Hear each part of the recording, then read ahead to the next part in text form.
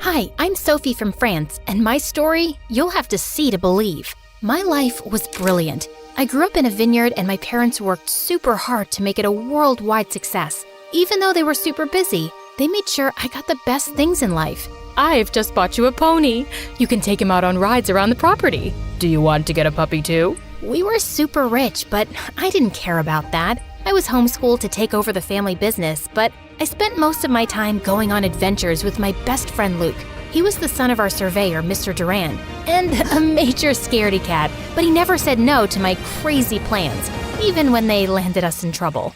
Come on, Luke! Let's go to the lake and search for sea monsters. Are you crazy? We'll catch a cold, and besides, it's against the rules. Rules schmools.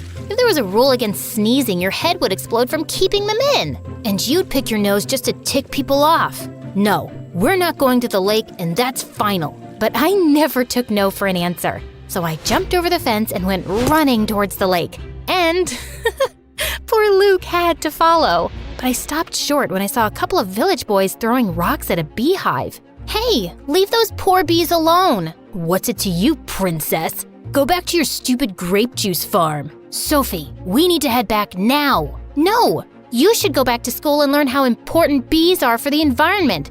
What, Luke? Those aren't bees, Sophie. They're hornets. Just then, a rock tore through the nest, and all the hornets flew out, and they were pissed. But instead of going after the village brats, they attacked Luke and me. We ran for our lives, but we got stung so much that by the time we got home, our faces resembled beach balls, and it hurt. And Luke went ballistic. I told you we shouldn't go. You never listen to me. I'm sick and tired of being your babysitter. Babysitter? The stings really mess with your head. I'm your friend. Friends listen to each other. You're not my friend. Your parents hired me to keep you out of trouble. Luke, stop it. We're honored to serve in any capacity. You might be, but I'm not. She's a reckless maniac. I'm sick of getting hurt because of her. I quit. Mom, what's going on? Sweetie, you're an adventurer, and we didn't want to hold you back. And Luke was the perfect balance to your hyper-personality. So, we paid him to keep you safe. We were only doing what was best for you. You think this is best for me? My entire relationship was a lie. What else have you been lying about? Are you two even my parents, or is someone paying you too? I stormed off to my room and didn't speak to anyone for days. Luke left for the city without saying goodbye, and I felt humiliated that I was such a loser. No one would be my friend if I wasn't rich. Mom and Dad arranged playdates with other kids, but it wasn't the same. Every day I missed Luke, and every day I hated him more. But things at the vineyard got worse. Our wine sales went down, and then a freak storm destroyed more than half the vineyard. We had nothing left, and the bank seized the family estate. Suddenly, we were homeless. Don't worry, darling. As long as we're together, we'll be fine. The Durands have invited us to stay with them for a while. Stay with Luke? But he hates us. Beggars can't be choosers, love. And it's been years. I'm sure he's over all that. It'll be cramped in their small house, but it's temporary. But my jaw nearly fell to the floor when I saw their house. It was a mansion with fountains in the garden. Mr. and Mrs. Durand had made a fortune by making the right investments and were super nice. But Luke, I had to blink hard because I couldn't believe how handsome he'd become. His eyes were still as green as I remembered, and the small dimple still appeared near his lips when he smiled. Suddenly, he reached out and touched my hair. You've still got bugs in your hair. Oh, thanks. I didn't know it was there. I guess I'm a real bug magnet. Yeah, you always did attract the creepy crawlers. That was weird, but at least he wasn't angry or rude. After lunch, I was strolling around trying to let out a quiet burp when suddenly I slipped and fell in the pool. Strong arms pulled me out of the water, and I was face to face with Luke, and to my complete humiliation, I burped in his face like a bullfrog.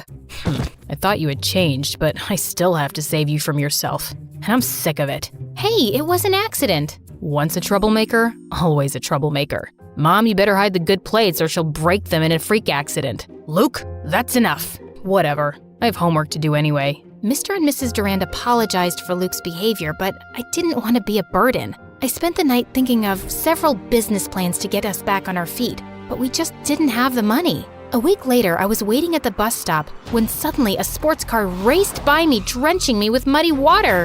Hey, watch where you're going. I am so sorry. I didn't see you there. You're headed to school, right? Let me give you a ride and we can get you cleaned up. My name is Bella and I'm kind of a big deal there. You should stick with me because you're obviously new and don't mind me saying so, but you look like you got dressed in the dark. I just moved here from the village. OMG! Love that for you. I've always been a city girl. Last year when we went to my family's, Bella talked non-stop till we got to the school, and by the time we were sitting in first period, I knew her entire life story. She was an only child, her mom and dad were rich politicians, and she loved corgis. They have the cutest, slappable butts. I've wanted one for so long, but my parents say I'm too irresponsible, and my boyfriend is super scared of dogs, and OMG, there he is! Babe, come meet my new bestie! Oh wait, I totally forgot to ask your name. It's Sophie? Whoa, did you just read her mind, Luke? I didn't know you had super normal powers. No, I know her. She's the family friend I told you about. The reckless one. Even turtles look reckless to a chicken like you. Guys, do you know what this means? We can be besties together! Bella was the sweetest girl imaginable. She didn't care whether I was rich or poor. She just liked me for me and took me everywhere with her, even on dates. Oh, wow, babe, this is such a cute bracelet. But you know I'm allergic to pink. But it looks so cute on you, Sophie. OMG, you should totally have it. Bella, you're crazy. Luke got this for you. I don't mind. See? Our boyfriend doesn't mind. Put it on her, Luke.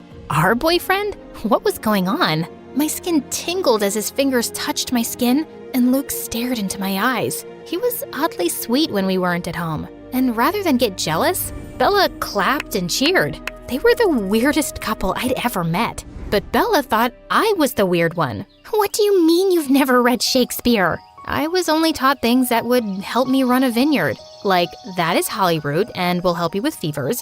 And that thing you're taking a selfie with is poison ivy. Yikes! Hey, you should make TikToks. OMG, this is the best idea I've ever had. We can go on nature walks, and you can talk about what's poisonous and what isn't. Incredibly, Bella's idea was a hit. I went viral, and people in school started calling me Nature Girl. I even started getting sponsors, and one day, my fans challenged me to participate in Mr. Beast's Squid Game. The contest was tough, and as expected, many people joined the fight. I did my best to win the game, but I lost during the tug of war. Still, it was the best adventure I had ever done. I made tons of new friends as well. Not to mention, seeing Mr. Beast personally is the coolest. My heart jumped when I saw him heading my way. Hi there. Thank you for joining our version of Squid Game. You were great. Thank you, Mr. Beast. We all had a blast, even though we lost. Just being part of your content alone is an experience of a lifetime. Well, making people happy is what my content is all about. I'm glad you had fun. I really did, and it's been quite a long while since I had fun like this. Really? Why is that? Well, sometimes life could get rough all of a sudden. Things happen without warning. That is so true, but no matter what, never stop walking the road to happiness. Never forget the quote, "A journey of 1,000 miles begins with a single step." I felt my eyes sting as Mr. Beast gave me a hug. And just like what Mr. Beast said, I never stopped walking the road to happiness. I kept on seeking adventure, teaching my fans about plants through TikTok. Bella supported me 100%. Eventually, the money I got from my sponsors were used to set up a small grocery shop in the city. And little by little, we were saving up to move out. Life was getting better, but Luke's behavior at home was getting worse and worse. He was rude to his parents and ignored them all the time. One time, Mrs. Durand asked them to pass the bread, and he accidentally dumped them all on the floor. What is wrong with you? That's no way to behave with your parents. You have no idea what you're talking about. Stay out of it, please. This isn't you, Luke. You used to be so sweet and caring, even if you were pretending. His eyes softened, but then he shook his head and pushed past me. I'm not the boy you used to know. It's okay, Sophie. It's just a phase. I didn't get what his problem was. He had everything he could ever want. Loving parents, a roof over his head, and a great girlfriend. But things with Luke and Bella were getting weirder. The old feelings were coming back and made me nervous. So when Dad announced we'd be moving to our own apartment at the end of the month, I was relieved, but also bittersweet. Late one night, I was packing up my things for the move when I heard footsteps on the roof. I freaked out and picked up a baseball bat to investigate. There was so much crime in the city. We never had this problem in the village. What if there was more than one burglar? But it was only Luke. You scared the farts right out of me. Oh, great. Just what I need. A damsel in distress. I'm the one holding the bat, smart Alec, and I was always the brave one while you were scared of your own shadow. I sure was a coward back then. Remember that time you couldn't sleep and you made me push all those sheep from a fence so you could count them? They were goats, and Farmer Jack was so mad. He made us shovel horse poop for weeks. You have to admit, it was fun pretending to be my friend. I was never pretending. He looked at me like there was so much he wanted to tell me, but he couldn't. His lips were so close, and my heart beat like crazy. I wanted him to say more, but I also wanted him to shut up and kiss me. But Luke pulled away suddenly, looking angry. Forget it. You won't understand. Had I almost kissed my best friend's boyfriend? What was wrong with me? It was a good thing we were moving out in a few days anyway. On our last day in the house, Mr. and Mrs. Durand held a farewell party for us. They invited all their friends, including Bella and her parents, and held a mini promotion of our little grocery store and even showed my videos on a big screen. Luke looked handsome in a suit, but I had to look away. I still felt guilty about the other night and confused by his hot and cold attitude. But suddenly, he was standing right in front of me. Hey, wanna dance? I shouldn't. Why? Do you think you'll trip and fall? No. Then come on. He whirled me onto the dance floor, and I felt like I was dancing on air. It was magical and thrilling. Then his lips came close, and all the voices in my head fell silent, but the music suddenly stopped. Luke, what are you doing? Bella's parents are watching. You should be dancing with her, not the poor grocery girl. Yes. Sophia can't bring you any connections or wealth. I'm sorry, dear, but we have to think of Luke's future, and that is with Bella. I was so shocked my mouth fell open. My parents were furious. Is this how you feel about us? Why did you invite us to stay with you? Why throw us this party? Because they want to rub in your faces how rich they are now. They always envied you, and they didn't throw you this party. Bella and I did. It was all Luke's idea. He's been planning this party for weeks. I just helped with the decorations. Suddenly, all the guests left saying they were disgusted, and Mr. and Mrs. Durand looked panicked. What's going on? I'm so confused. Let me explain. When we were kids, I loved being your friend. You were awesome and brave, but my parents wanted to cash in on that friendship and started charging your parents for protection services. I hated it. We did it for you, son, so you could have everything rich kids had. I never wanted any of that. And even here in the city, you insisted I date rich girls so you can make connections with their parents. You two have always used me for your own gain, and I'm sick of it. And look what it got you. You have luxury cars, you live in a mansion. But I can't be with the girl I love.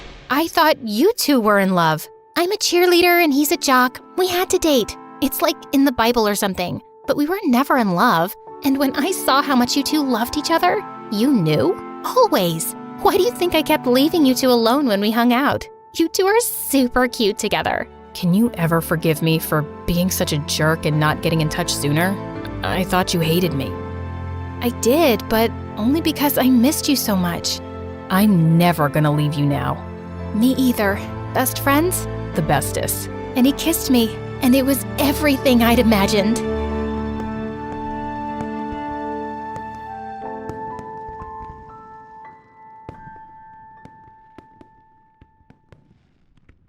I bet some of you think that your parents are annoying or embarrassing, but mine are downright evil. It took me a long time to realize that my life wasn't normal, and it all started when I was little. My parents had very high expectations of me. We're talking about crazy stuff.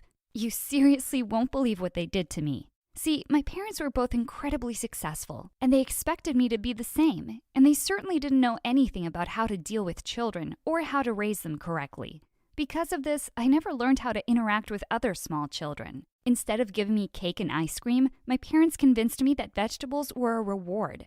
I didn't get candy either, just vitamins. When I was 3, my parents had already started dressing me in fancy pantsuits. I never got them dirty or anything either. My parents encouraged me to develop my professional skills at a very young age. I only read textbooks or watched the news. The weirdest thing was that at the end of every week, I needed to make a report about what I had learned and how I could improve. Sometimes these reports were 10-page essays. Other times, they were full presentations. My parents told me I was going to grow up to be the best businesswoman of all time. They had my entire life planned out and had decided to train me towards it as young as possible. I didn't realize what was fun until I was about 4. I always felt jealous when I watched the neighbor kids playing with each other. Even though I'd never had a friend before, I felt so lonely. I decided to make a report about how a companion would increase my productivity. I got all dressed up in my little pantsuit and did a 45-minute presentation in the middle of our living room. They were impressed, and I really thought I'd won. My parents agreed to get me a companion, but it wasn't exactly what I expected. That's when my parents decided to hire a new nanny. At first, I was disappointed. I thought another adult just meant more fun evenings reading news articles and organizing files. Well, I'm happy to say I was wrong. My nanny was the only thing I had in my life growing up. She was my everything, and nothing at all like my parents. I was shocked when I first met her. I had only ever worn gray, white, or black for as long as I could remember. My nanny walked in on her first day wearing a bright, flowy dress. She danced and sang songs, and even taught me different ways to do my hair.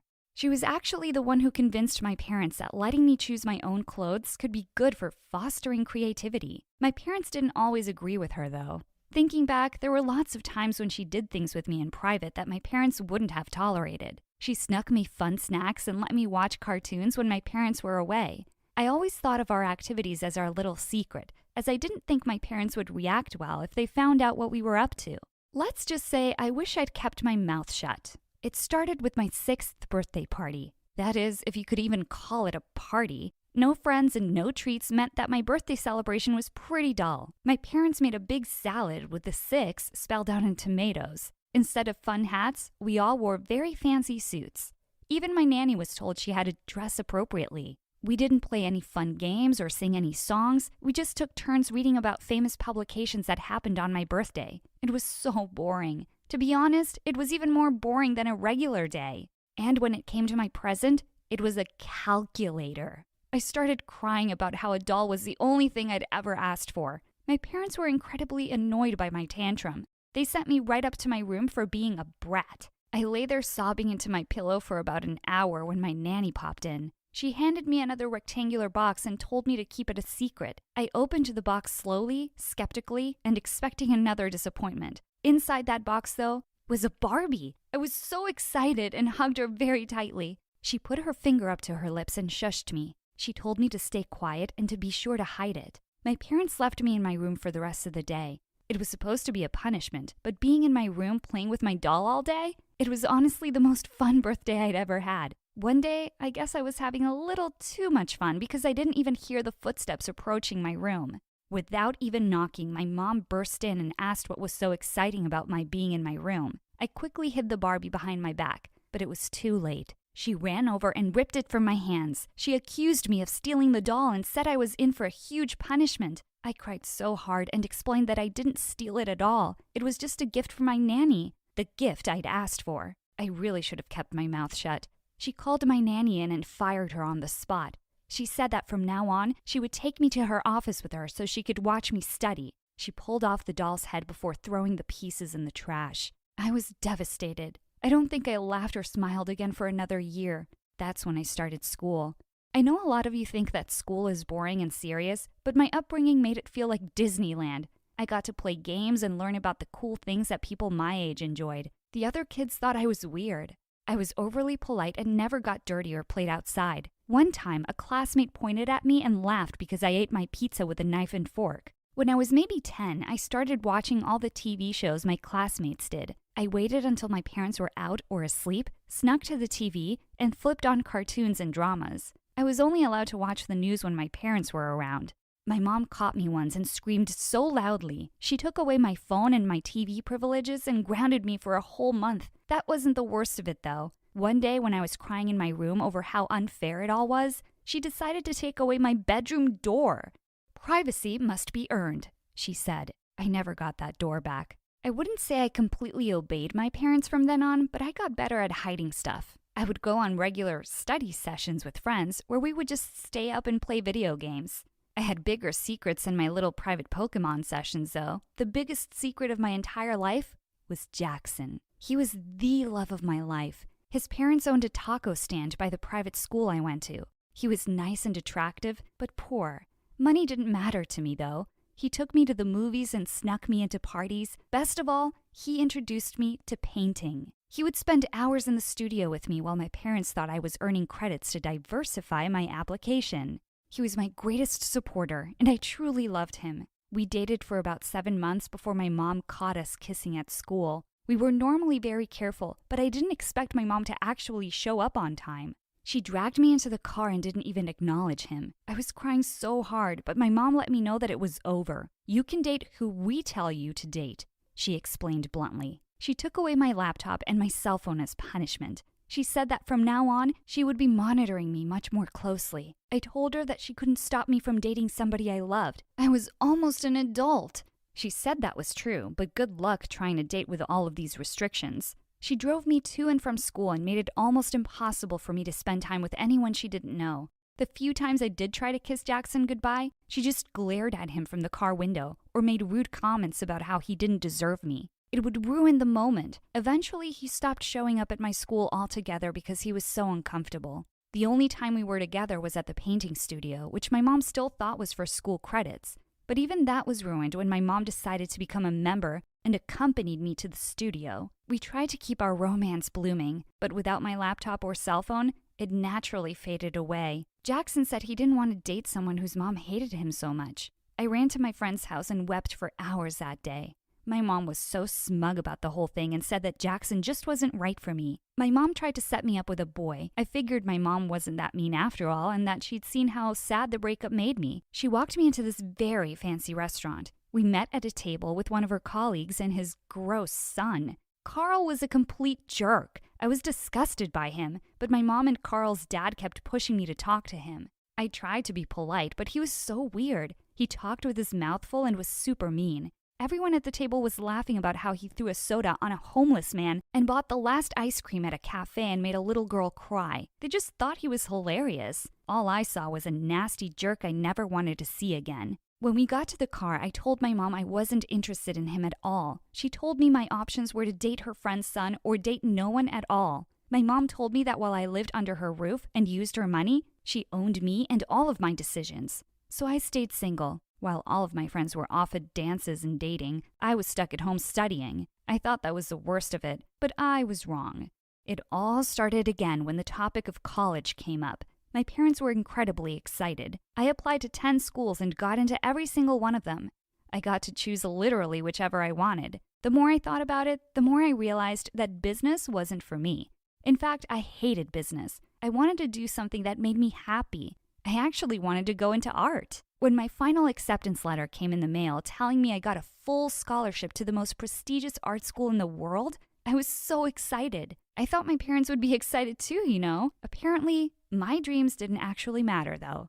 After I received an award for my academic achievements, my parents took me out for a big fancy meal with all of their colleagues. I should have been happy too, but something didn't feel right. I slouched deeper and deeper in my chair as they continued to talk about how much better I was than everyone else and how it was all because of their excellent parenting. Worse, when all of their colleagues started asking them what their big secret was to raising a perfect daughter, they talked about how I studied all the time and they enforced strict rules. They even laughed about how they broke up my relationship with some bum. I was going to talk about my big plans privately with them, but they were being unbearable. I got so angry when they started making fun of how sad they felt for the parents of pathetic art students. In fact, I was so angry that I decided now was a better time than any to share the great news. Actually, I shouted over the voice of my mother boasting, I have something I'd like to tell all of you. I've never seen my mother flip around so quickly in my whole life. She had an evil glare on her face that almost made me change my mind, but I felt I had to do it.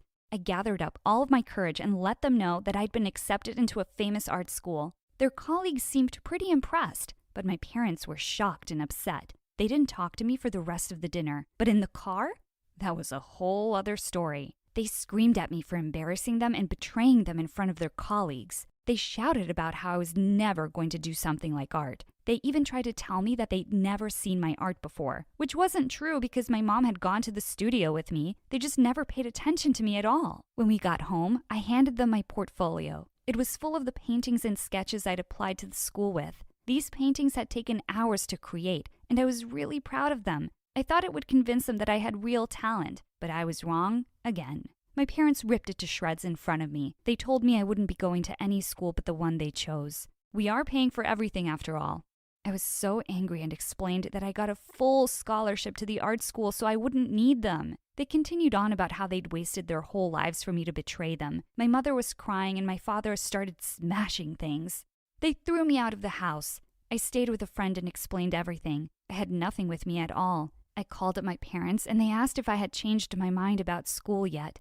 When I said no, they told me I wasn't welcome back. I asked if I could at least come and pick up some of my stuff. I was stuck wearing the same elegant evening wear from the dinner before. They agreed, but I felt as though they had an evil plan. When I showed up, they handed me a little plastic bag full of paper. "What's this?"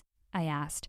My parents laughed and explained it was the art I loved so much. I told them it wasn't funny and pushed past them to run to my room. It was completely empty. They explained that they'd sold all of my belongings to make back some of the money wasted on me. They'd literally sold all my possessions just to get their revenge, only because I wasn't interested in business. All of my furniture, clothes, and even priceless gifts and photographs were gone, and they said that I would regret everything. I went to art school in the fall. I had to rely on food and clothes from my friends. Luckily, my scholarship covered most of my supplies, and I got a job pretty quickly thanks to a little help from my friends. It wasn't all bad in the end. During my first day working at a grocery store, I ran into none other than Jackson.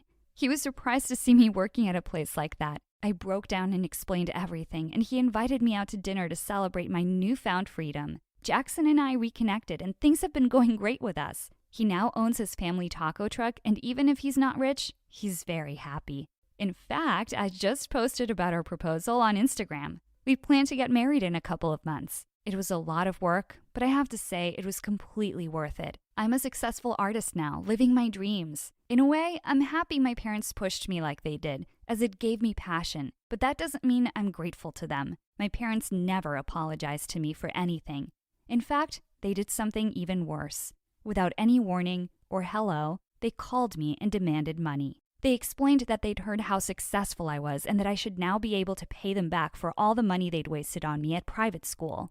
Plus, they said I owed them for embarrassing them for bringing that taco boy back into my life. They told me I had 1 week to break up with him, or else. I don't know what else means, but I don't think I ever want to find out. Jackson said that my parents are just being dramatic, but I know my mom, and whatever she has planned can't be good. Hi, I'm Estella, which means star. Isn't that cool? Also, I'm the oldest MSA girl here because my story happened in the 70s. But trust me, it's interesting enough, and you'll learn a thing or two about hope. So please like and subscribe. My life was not exactly good. We could only eat once a day, and our house was falling apart, just like my family. Our dad was always angry, and we were very poor. But there was a time where everything was fine. Back when my brother Lucio and I were little, Dad was a good dad, and Mom was there. They were the most loving parents in the whole world. They always played with us in the park and bought us toys. We weren't rich, but our family was happy. Until one day... I got fired. They scammed me. What? They scammed me. We lost everything. He never told us who scammed him. We tried to ask him how we could help, but he just ignored us and sold our toys and Mom's jewelry. However, things to sell ran out, and Dad didn't know what to do anymore. Maybe we can work, selling things or, I don't know, something. Yeah, Dad. We can sell matches or... No. What? Why? You can't leave school to go to work. But... I said no. We will put you in a public school and your mom and I will see what we can do. So go study or something. We fought with Dad many times, but he wouldn't let us work, so we gave up. At least Mom was still there, right? Mom, what are you doing? Lucio and I had woken up in the middle of the night and found Mom cleaning the house like crazy. Oh, I'm just cleaning the house, darling. At 3 a.m.? Mom, I know you like cleaning, but... Suddenly, she ran to us and hugged us. Promise me you'll help your dad. Promise me you'll shine brighter than any star in the sky. What? Are you okay, Mom? Yeah, what's going on? Just promise me that, can you? We promise. Next morning, Mom left. The house was completely clean, and all her clothes were gone. We looked for her everywhere, even asked the neighbors, but no one had seen her. It was the worst day of our lives. We cried a lot, and Dad wasn't the same after that. He got angry. He was angry every day, so we tried not to bother him. We started to work after school, and Dad tried to stop us, but after a while, he just made us promise that we wouldn't drop out of school. And we didn't talk about Mom, but we always hoped that someday she'd come back. Dad worked cleaning shoes, and Lucio and I sold matches. We walked through the neighborhoods after school, and at the end of the day, we met at the grocery store to see if we could buy any food. We didn't earn much, but we managed to save for 1 or sometimes 2 meals a day, and that was a win for us. Our lives weren't the best, but we tried to be positive. You won't believe how much Hey, what happened? Are you okay? I didn't sell any matches today. I went to hug him and tell him that everything is gonna be okay, and without him noticing, I dropped a $1 bill behind him. Don't worry, Lucio. I'm sure tomorrow you'll sell a lot of matches. I hope so. Wait, what's that? Look, Estella, $1. Today must be our lucky day or something, because I have $3 right here. You know what that means? Hot dogs! We bought 2 hot dogs, and then we sat on a street corner to eat them. We haven't had a hot dog in almost a year, and it was delicious. But our happiness didn't last long. Hey kids, can't you give a bite of that? What? No, go away. There's nothing yours here. Didn't your parents teach you not to be selfish? It's none of your business. Suddenly, the guy ripped the hot dog out of my hands and ran away while laughing. I tried to follow him, but he was running too fast and it started to rain. So I went back to Lucio. At least you still have your... Oh, Lucio's hot dog was on the floor. Well, our lucky day ended. Fudge! Sorry, Estella. I always ruin everything. That's not true. The one who ruined everything was that freak who stole my hot dog and threw yours on the floor. But... No, don't even worry. We'll buy hundreds of hot dogs one day, okay? Let's go home for now. Our dad came back from work that night, and he was angry. It sure didn't go well. And when he found out we wasted the money, he got super annoyed and locked himself in the bedroom. Everything seemed to go from bad to worse. Until one day, things began to change. I was walking around the upper-class neighborhood selling my matches. But that day, the cold was horrible. So I came up with the best idea of all. Walked into the huge garage of a house. There were hundreds of cars, and it was so warm. But oh no, there were people coming. Yeah, all my parents' cars are the latest model. My favorite one is... What the fudge? A girl caught me hiding among the cars, and her expression was really scary. What happened? Is the car okay? Yeah. I thought I saw a rat. Come on, we better go to the pool. I was saved. After a while, I made sure there was no one there and went out quietly. But the girl from before was looking at me from the garage entrance. Who are you? What were you doing? Were you trying to steal one of our cars? No, I can explain. It was really cold out there, and your garage looked like a very warm place, so I went there. That's all, I swear. Suddenly, her expression changed. She looked less intimidating. Oh, I see. Well, you can warm yourself in the fireplace at my house. It's better, trust me. Come on. Really? Thank you so much. Yeah, but don't steal anything. By the way, what's your name? Estella? Nice to meet you, Estella. I'm Cielo. Her name meant sky in Spanish, and something about that made me smile. She gave me a tour of her house, and it was like a mansion, and so warm. But I knew I couldn't stay that long. I should get going. You know, Mom always said we need a cleaner. Do you happen to know anyone who needs a job? What? Are you serious? Do you know someone? Well, me.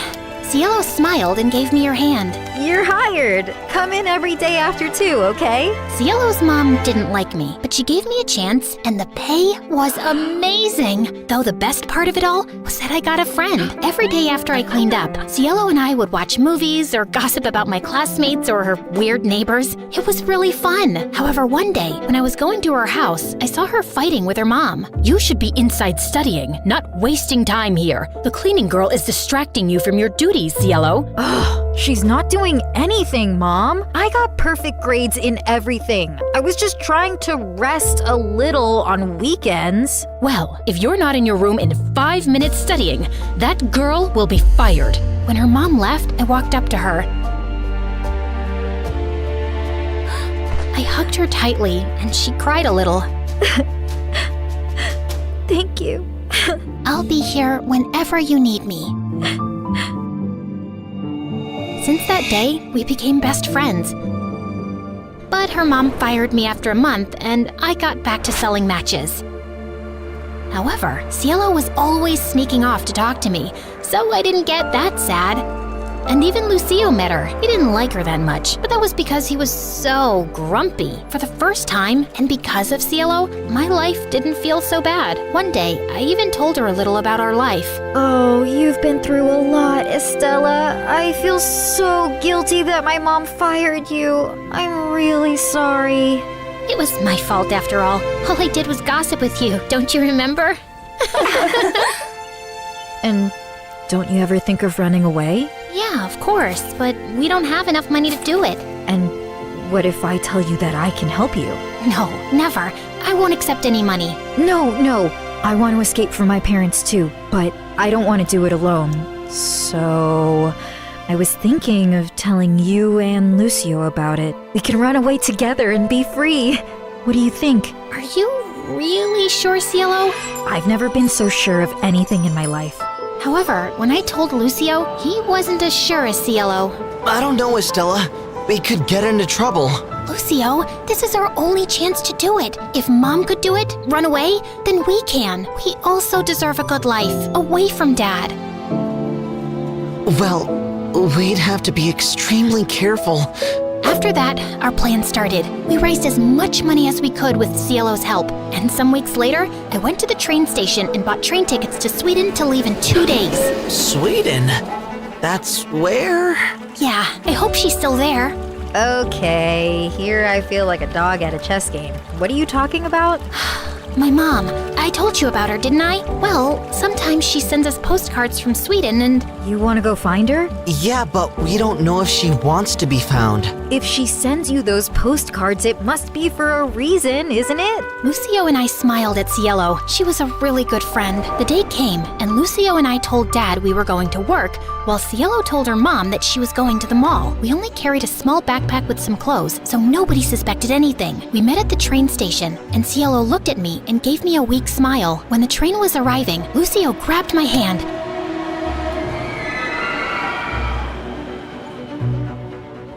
Cielo, what do you think you're doing? A woman ran to us and grabbed Cielo's arm tightly. Do you think you could just run away from home like that? What's going on with you? You and Dad are always fighting, and you only talk to me to tell me to study. You guys never really pay attention to me. Who put those ideas in your head? Was it her? I knew she'd be a problem. Police! Police! Leave them alone. They didn't do anything. Run, guys. A policeman approached Cielo's mom, and before he could notice us, Lucio pulled my hand and we ran out of the train station. We hid behind a dumpster and saw the policeman running in front of it. After being there for a while, I started to cry again. Shh, come here. Listen, we can fix it. We still have some savings from your last job. We can... No. What? Why? We can't do it without Cielo. We can't leave her behind. You're right. The same day when we arrived home, we lost all hope of escape. Dad found all our savings and was upset that we hid it from him. So he kept it somewhere else and said it would only be for food. But then winter came and I didn't have any winter clothes. You should wear the jacket, Estella. I can stand the cold. I'm like an iceman. Yeah, sure. Oh, come on, lighten up. Today we will sell a lot and eat hot dogs. What do you say? I don't know. It's fine. I've had enough. You have to stop this. Cielo is fine in her nice little mansion eating whatever she wants. Stop worrying about her. She's not well, Lucio. You know it. She's better off than we are. We didn't talk for the rest of the week. And then I got sick on New Year's Eve, and Lucio was the one who always took care of me, but I knew he was very upset, so I didn't tell him anything. And the room I was in was very nice. Lucio was on a chair looking at me. I'm glad you're okay. I was so worried. What happened? You collapsed from the fever and you almost froze, but I found you early. You were in a coma the whole week. Are you still mad? The past is in the past, and you won't believe it, but I found a really good job. Cielo, she helped secretly. He grabbed my hand and I gave him a weak smile. We'll be fine, Estella. We'll shine brighter than any star in the sky. I got you.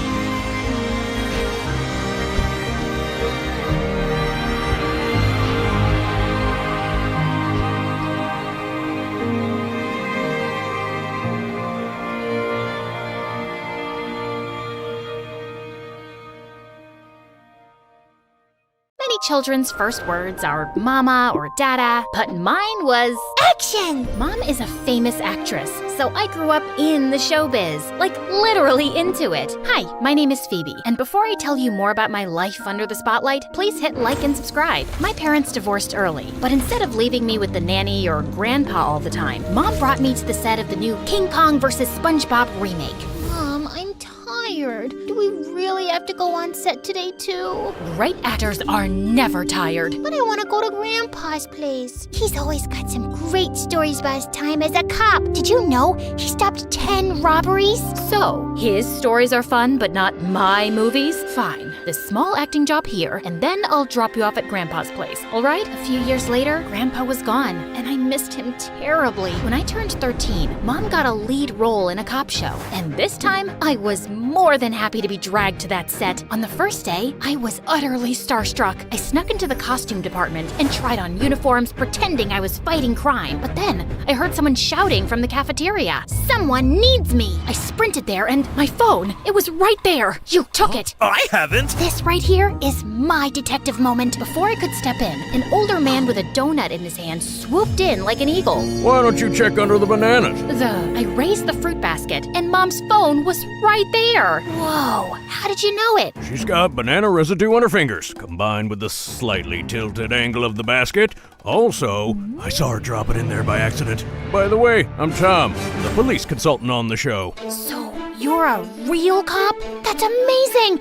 Can I see handcuffs? When he did, I snatched them and tied them around his wrists. Aha! I knew you were an extra, pretending to be a cop like me. A real cop wouldn't have fallen for that. Which is why these are fake. Those, however, are not. Is this guy a cop or a magician? So cool. I want to be like him one day. Phoebe, the super cop. I started following Tom around, asking him a million questions. Can I see your car sirens? Do you have a dog cop? Is Terminator a good guy or a bad guy? Tom was more than happy to answer me, and he even shared his secret to success. Food. Never solve a crime on an empty stomach. So he ordered food to show me how to eat like a cop. The best Chinese in all of LA. Come to Mama. But as I was about to dig in, Mom pushed Tom away, and what's this? Ugh. Where's the chef's lunch? This? It's like ants' food. I'm a human. Mom dragged me home, and that night I only had soup for dinner. The next few days, I could feel her watching Tom and me, until one evening when I was changing for bed.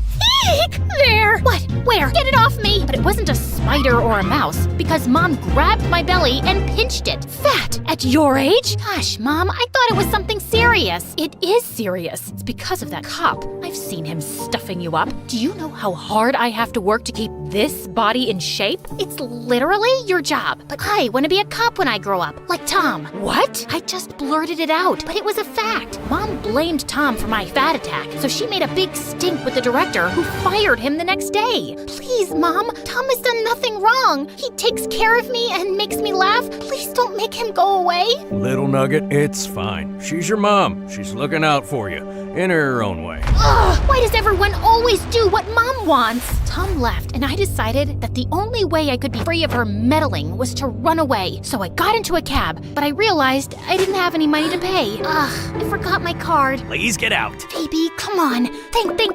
But this is an emergency. My poor parrot caught parrotitis, and only my loving touch can save him. And if I don't get there in time, he might start squawking, and it could lead to an epidemic of man flu. You know, where guys are pooping like birds. Ew, no time to waste. Let's go. But when I stepped out of the cab near Grandpa's house, Mom was waiting for me. You didn't really think that would work, did you? I'll run away again until you won't catch me. Mom looked at me all seriously, and even her curls seemed to deflate. She wasn't the superstar, just my mom. I'm sorry about Tom. I'll ask the director to hire him back. And what about acting? It's your dream, not mine. Fine, no more acting for you. But promise never to run away from me again. You really scared me. Wow, I was wrong about her. She really cares. To show me she was serious, Mom organized a lunch at this 10 Michelin star restaurant the next day. But as we were on our way, the car banged, stopped, and started smoking. I played a mechanic once, and I'll have it fixed in no time. That's not even where the engine is. Since Mom was useless, I called Tom, but when he arrived, he wasn't alone. This god just stepped out of the car and... This is Robbie, my son. He's only 15, but there isn't a car he can't fix. How can this make that?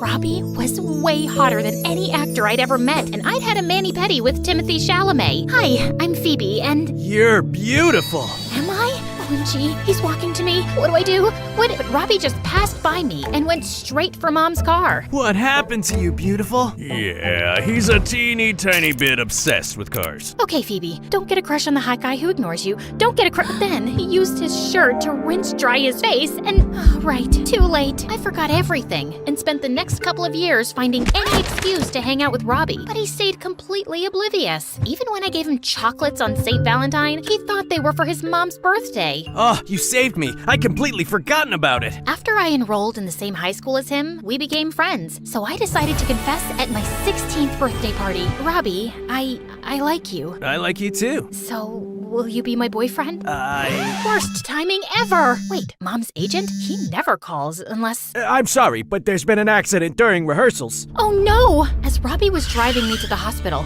I didn't care that we were together alone. I was just worried about Mom because she insisted on doing her own stunts. But I was relieved to see only her leg and arm were in a cast. Everything else seemed fine. Mom, you're okay. Okay? I can't act anymore. Can't they cast someone else? The show hasn't even started. For the first time ever, Mom looked a bit unsure. They can't. The producer convinced me to put a lot of money into this show. If the investors realize I'm not on set, the show will be canceled, and how much? We'll lose everything. I'm sorry, Phoebe. It's okay, Mom. I don't care about the money. I'm just happy you're fine. I thought the scary part was over, but the next morning, Robbie told me he was going to Europe for his auto project. As if that wasn't enough, Mom's hospital bed was empty. We're higher. No, not like that. I looked out the window, and Mom had convinced all the nurses to be her extras. She tried to do a high kick and just fell down. But even if she was clearly in pain, she got up and tried again. She'll never give up. I have to help her. That's enough, Mom. I'll do it. What? We already look alike, and with a bit of makeup, I can age myself. I'll pretend to be you. The production will continue. Doing my stunts is not easy. You taught me when I was little. It will all come back to me, I'm sure. And so, Operation Double began. Mom had me learn all the names of her friends, copy her, move her voice, even brush my teeth with the same toothpaste. Come on, who's gonna smell my breath? The art is in the details, but it wasn't enough. For the first couple of shooting days, everything went fine until... The next scene is the roof jump. We're so lucky to have you. You've done this a million times. Sure, but as I looked down the roof, everything went woozy, and I slipped. Help! Get me down! Are you sure you're okay? You don't look like, yourself. Oh no, I just had a bad day. I'll do better next time. But I could see the suspicion in his eyes. This is too much. Let's call it off. And no, I said I'll help you, and I will. That night, I went online and found Mrs. Krugel, Coach to the Stars. Will it be horrible? Yes. But it will be worth it. She seems like a lot, but I don't really have any other choice if I want to help Mom. So I sent Coach a text, and the next morning, I was woken up by Coach playing a full set of drums in my room. How the devil did you get in here? Did you want to give me a heart attack? No time for it. You've got laps to run. And push-ups and high kicks, and, of course, jumping from a 6-story building onto a net. I want a parachute! But the worst was the food. Coach had me on this crazy strict diet, and she weighed every bite of food before I put it in my mouth. I started stashing snacks under my mattress and bribing the staff for candies, but she was always a step ahead of me. We can't afford anything less than perfection. Can't you hear my stomach? It growls so much it sounds like a lion. And as with any wild animal, we tame it. I had pizza delivered through the bathroom window, then chicken nuggets hidden inside my gym shoes, but she found it all. Nothing ever worked. As the days passed, I also noted another change. Whenever I got out, boys tripped over themselves to look at me, and I even had a couple of talent agents ask for my number. In the shops, people always smiled, and I got discounted clothes and gifts. I guess pretty privilege is a real thing. The only one who didn't seem to like my new look was Tom. Just a salad for lunch? How about a nice burger? Shh! Don't let Coach hear you. Coach? What coach? She's like a ninja. Always knows what I eat, even when she's not there. Soon, the shooting was over, and Mom was well enough to come to the wrap party, just in time to get all the praise for my hard work. You moved like you were 10 years younger. Only 10? Seeing Mom back in her element made me really happy. Darling, thank you. You really saved my career. But now, I've got my own life waiting for me. Robbie was back, and I hadn't been able to see him during filming, but I hadn't forgotten his words. I like you too. The next day, as I walked to my locker, I saw Robbie kissing another girl. What in the holy cake frosting is happening? I pushed the girl away and slammed Robbie against the locker in one of my superstar film moves. I'm away for a couple of months and suddenly you have a girlfriend? You said you liked me. Phoebe, I do like you, but like a little sister. You could have said it on my birthday. With your mom in the hospital, I didn't want to give you any more bad news. I was really angry, but as I watched Robbie check on his girlfriend, I realized he never looked at me like that. Before I could make things worse, I ran back home. I spent the next few days eating chocolate, watching MSA, and wallowing in self-pity. The first heartbreak is always the hardest. It will pass. You don't know that! Pass me the cookies! But even after Robbie texted me to apologize, I couldn't get out of my funk. I'm not angry at him. I'm angry at myself for wasting all that time chasing after him. And just as I was about to turn into a slime monster, Tom came to my rescue. Come on, get up. I got a surprise for you. Robbie has a secret twin. No, and there's more to life than boys. Even my own. Here. He handed me a flyer. Police Academy early admission? It's in 3 weeks. Didn't you want to become a cop? In focusing on other people, I had forgotten my dream. But it's not too late. I can still become the best cop ever. But after eating my feelings, I was completely out of shape. I would never pass the selection unless... Rise and shine, you useless slob! Great. Can't you go a little easier this time? Easy is for losers!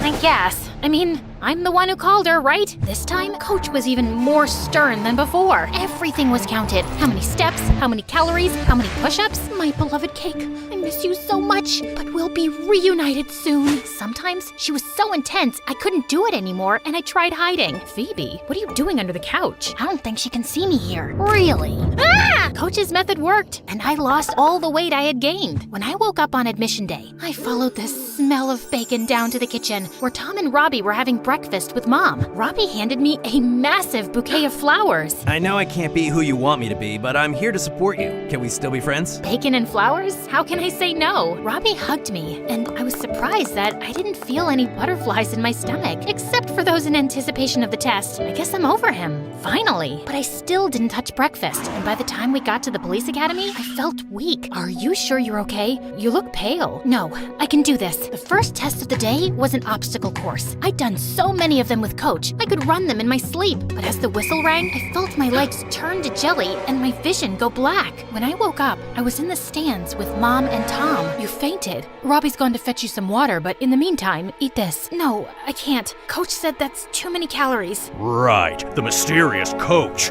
Where is she? I've been meaning to have a chat with her. She's been filling your head with all this nonsense about skipping meals and looking fit. What Coach? Mrs. Krugel. They looked at me in confusion, so I took out my phone to show them Coach's website, but when I Googled it, nothing came up. I don't understand. I've hired her to help me train for Mom's role. I trained you, no one else. But Coach, does it mean I made her up? The next day, Mom took me to a psychiatrist, and after I told her everything, she confirmed Coach did not really exist. She came to you every time you felt insecure, right? It's clear you created her as a defense mechanism, but I'm afraid you developed an eating disorder. Doctor was right. I'd used food as a tool to make me feel better and more secure with myself, but it became very unhealthy. And how do I get better? With time and therapy, but mostly being kind to yourself. Coach wasn't easy. She kept visiting me over the years, pushing me to make the wrong choices, but Mom was with me every step of the way. She recognized the part she had in giving me the wrong ideas about food and changing her own way of seeing herself. I was okay now, but I wanted to help others. I studied psychology at the university and worked with charities to teach young girls about body image and food. And what about becoming a cop? I'm still helping people. In my case, can't put the bad guys behind bars. And Robbie? Well, I was the bride of honor at his wedding. And it turned out his girlfriend's brother was just my type.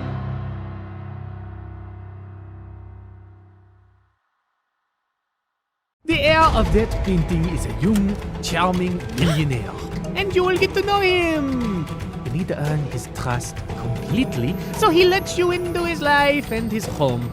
Then, when the time is right, you will steal the painting from a high-security vault inside his house and bring it back to me.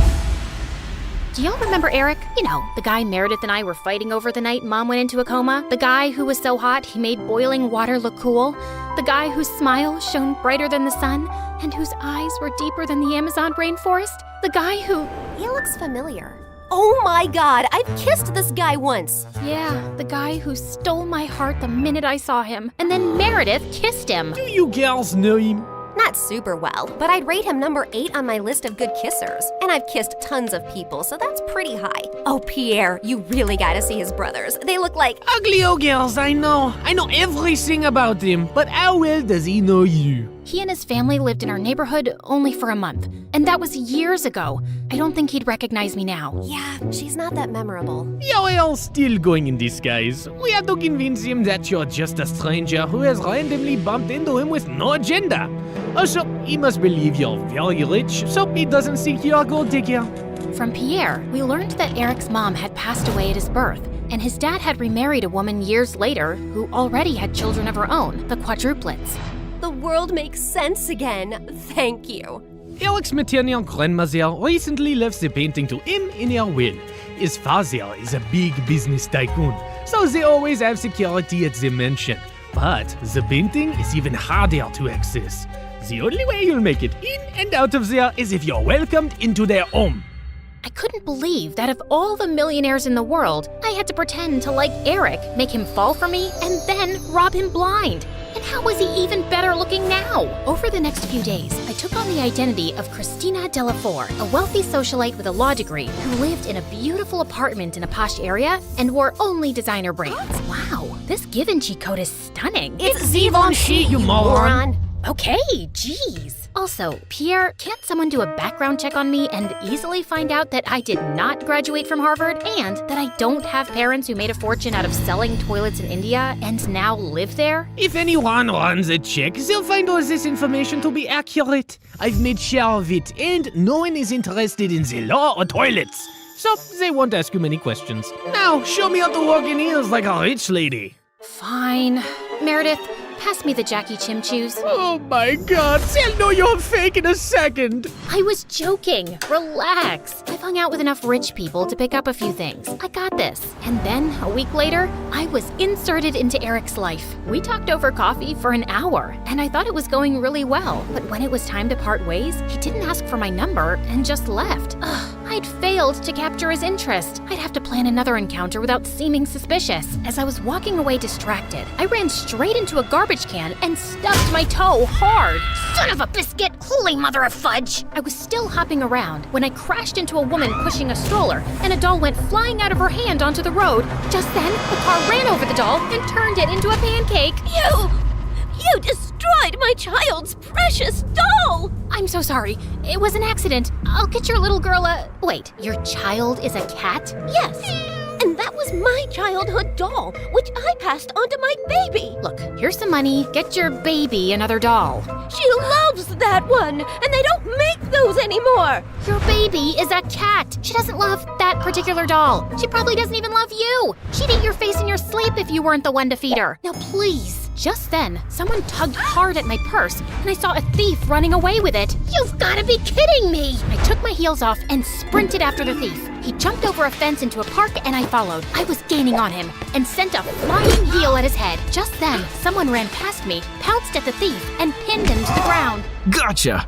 Eric? The park security immediately arrived on the spot and took the thief away. Aren't you glad I followed you and came to your rescue? My rescue? I hit him with my shoe to slow him down and was about to catch him, but then you swooped in at the last minute, and now you want credit? Whoa, easy. I was just flirting with you. Oh, sorry.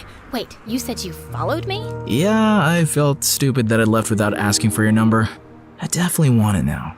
You became even more interesting when you stubbed your toe, murdered a doll, yelled at the cat lady, and chased a robber.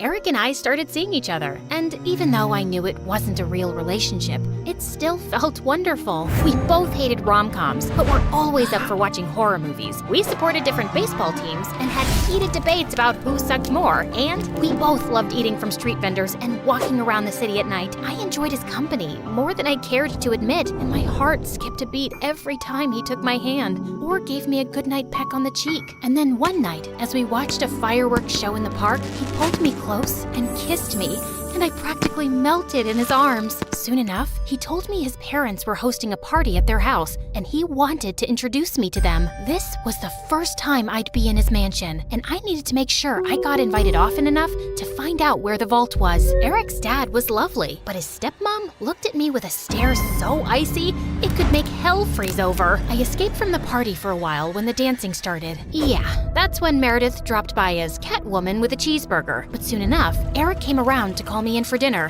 where the quadruplets also joined us. So, Eric told us your parents sell toilets in India. Yeah. It's a great business because everyone needs a toilet, right? And you know the population of India. Multiply that with toilets and you have a fortune. What is the population of India? Well, I don't have an exact figure. It's just a lot of people. Suddenly, I had a queasy feeling in my stomach. Didn't you get made fun of as a kid? If you were in my school, you'd be called the toilet princess. Grabber queen, duchess of poop. Guys, cut it out. You're not in high school anymore. Wait a second. Have we ever met before? What? No, I really don't think so. Oh God, why was my stomach churning? You know I'm really good with faces, and you remind me a lot of this girl we met in a neighborhood in Connecticut years ago. Guys, remember? She had a twin sister. Oh yeah, I remember those twins vaguely. The blonde one was prettier, right? Dang it! Has to be someone else. I'm an only child, and I've always lived in Boston until I moved here. Yeah, Eric told us you're a lawyer from Harvard. So who's the baddest person you put behind bars? Not that kind of lawyer. I'm actually an environmental lawyer. I was really feeling sick now. Maybe it was that burger I ate? Like you have trees as clients? What do they pay you with? Leaves? Hey, why are you turning green? You love trees so much that you're becoming one? Can you guys stop? You're not even that funny. No, look at her. She's green. I think I'm gonna hurl. Eric called the doctor immediately, who said I had food poisoning. He gave me some medicines, and Eric insisted I stay over for the night in one of their guest rooms. I fell asleep immediately and woke up a few hours later feeling thirsty. As I made my way down to the kitchen, I realized I had the perfect opportunity to try finding the vault. Just then, I heard some low voices from some room, and I slowly crept up to find Eric's stepmom talking to one of the bodyguards in the library.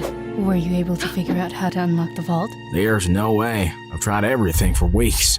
All I have to use a tiny explosive device to destroy the lock. The vault is all the way up in the attic. No one will hear a thing. But we have to steal a painting the day after tomorrow while your husband and Eric are away on business. Are you ready for this? And then he pulled Eric's stepmom into his arms. I can't wait to run away with you, James. I'm so tired of seeing you secretly, and I am completely ready.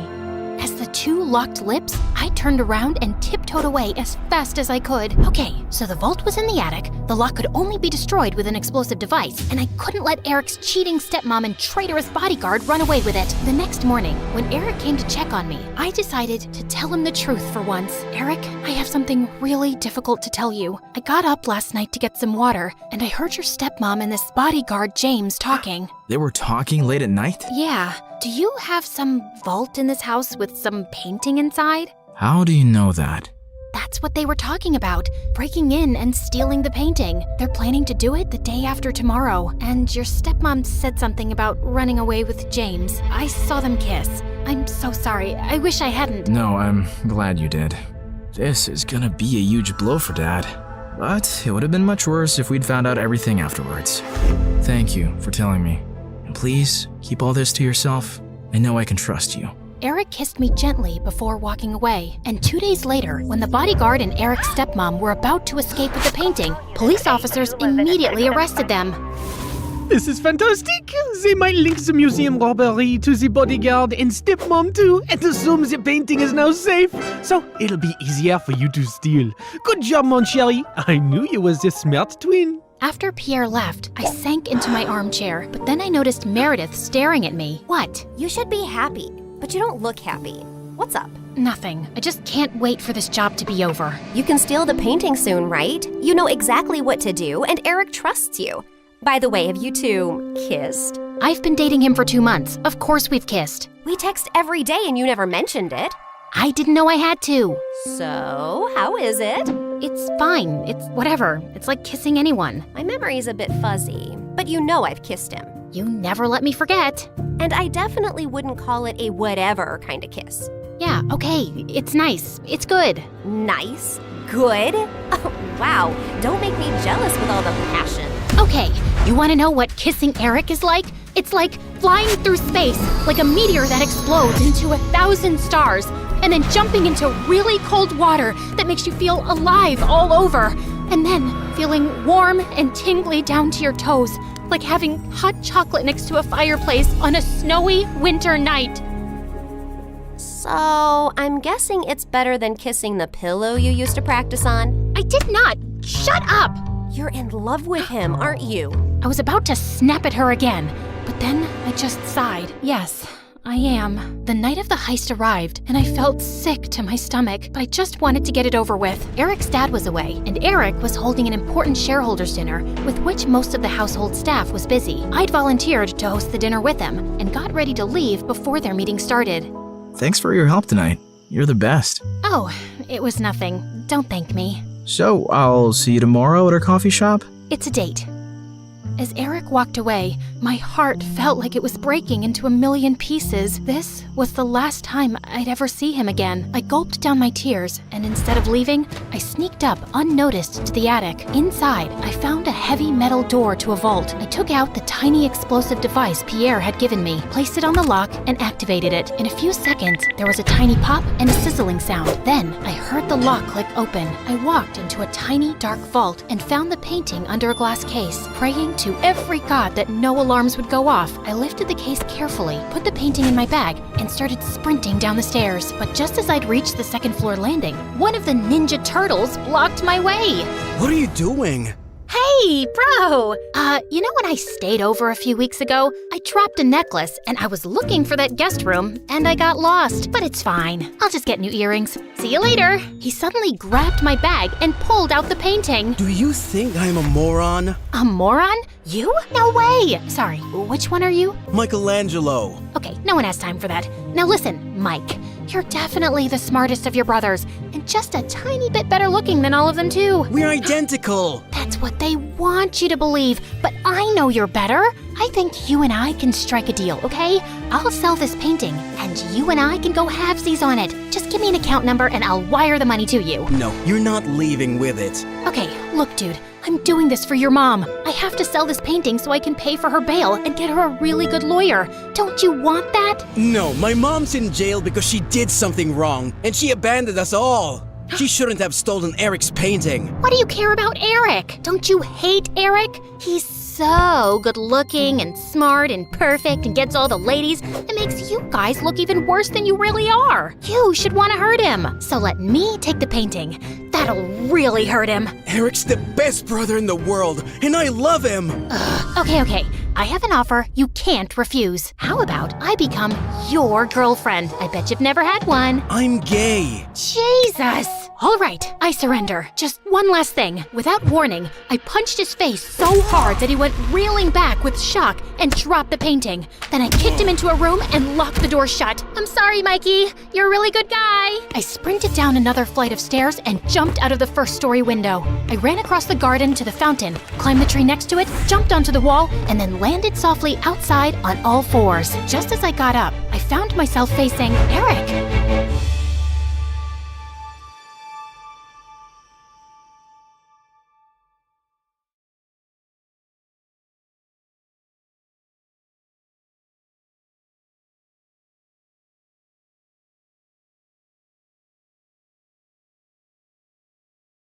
I was walking towards the lockers one day when I noticed the 3 most popular boys in school looking at me, like I was some kind of snack. It was the first time in 2 years they'd noticed me. Then they were suddenly smiling at me. What's going on? I got so nervous, I crashed straight into an open locker door and my books fell to the floor. Wow, what an entry. Seriously? Her? The nerd?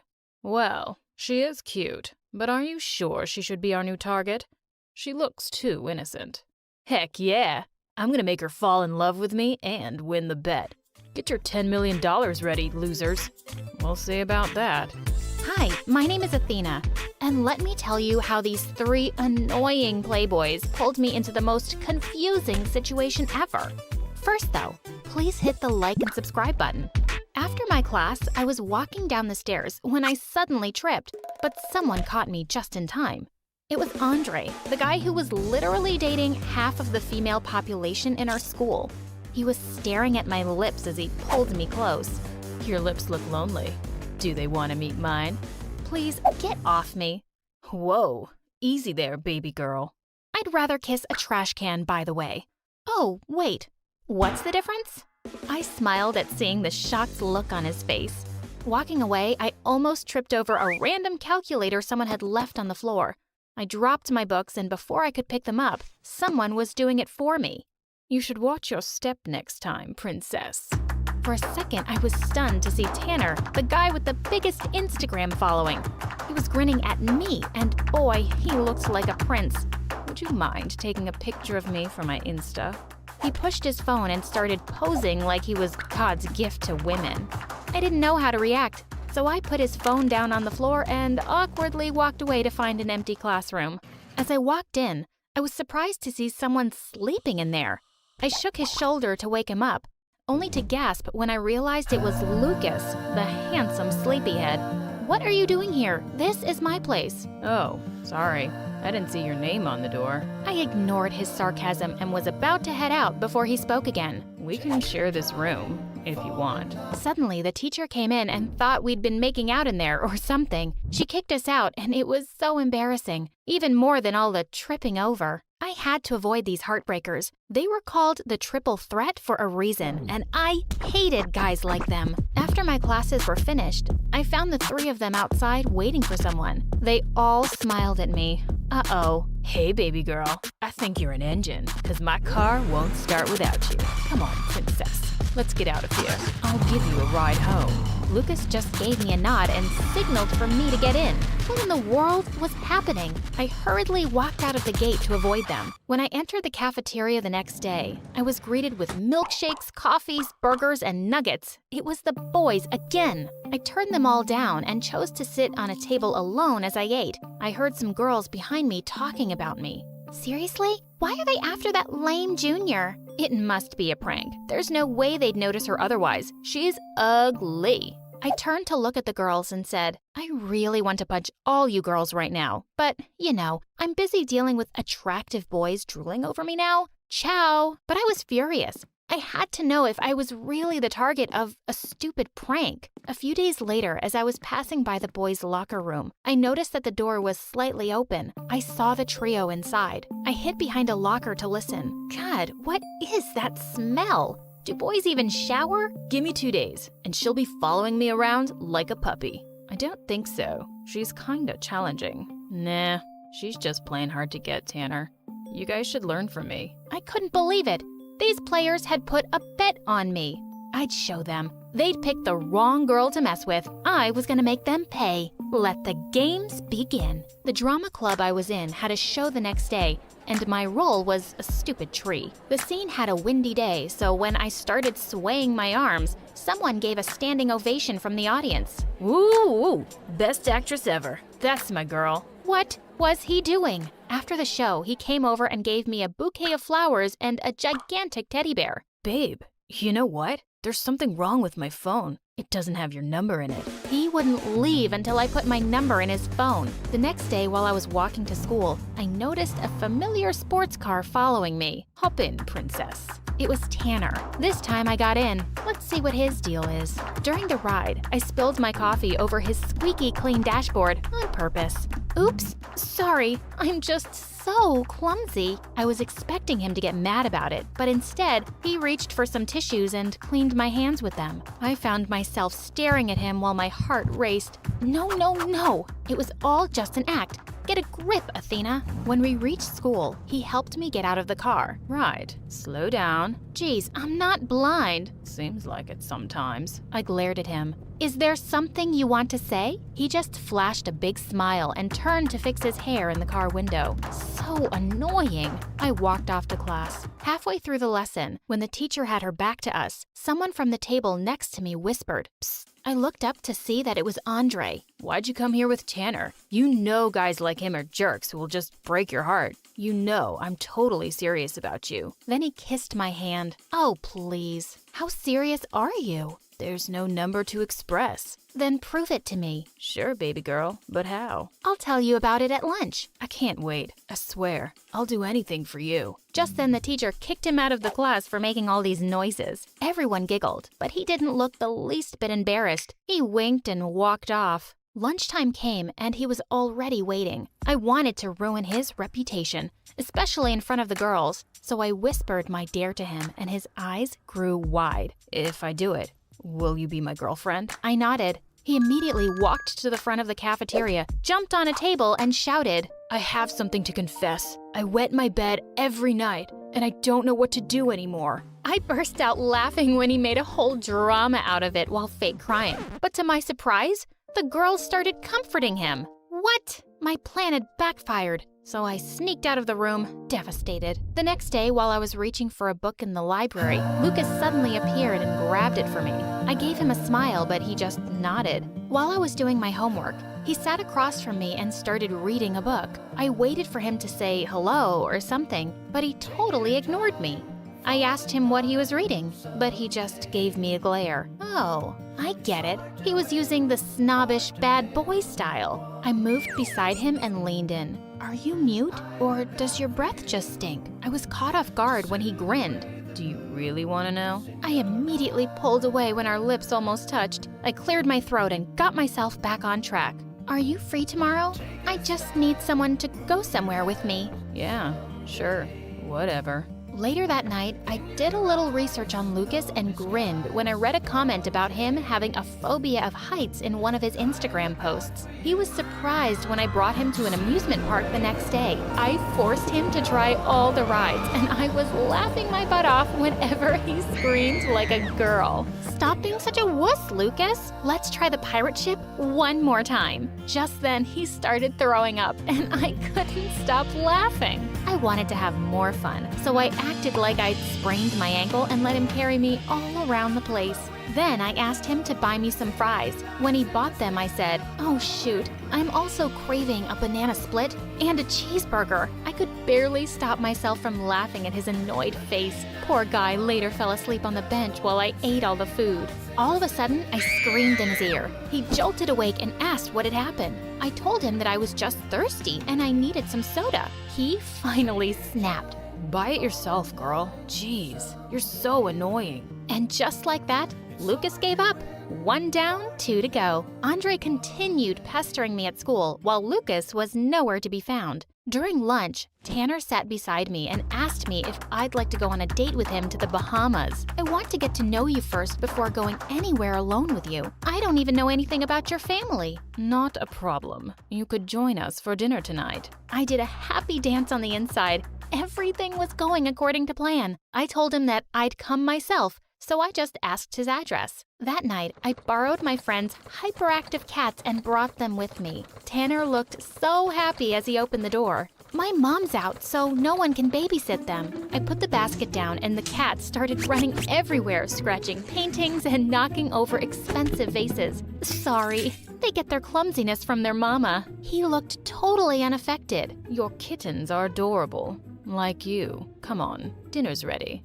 And they're all waiting for you. His parents looked so sophisticated, and I was surprised to see that he had 4 little sisters. They all flocked around me like it was their first time seeing a girl. I started fake crying when dinner was served. What's wrong? I don't eat chicken.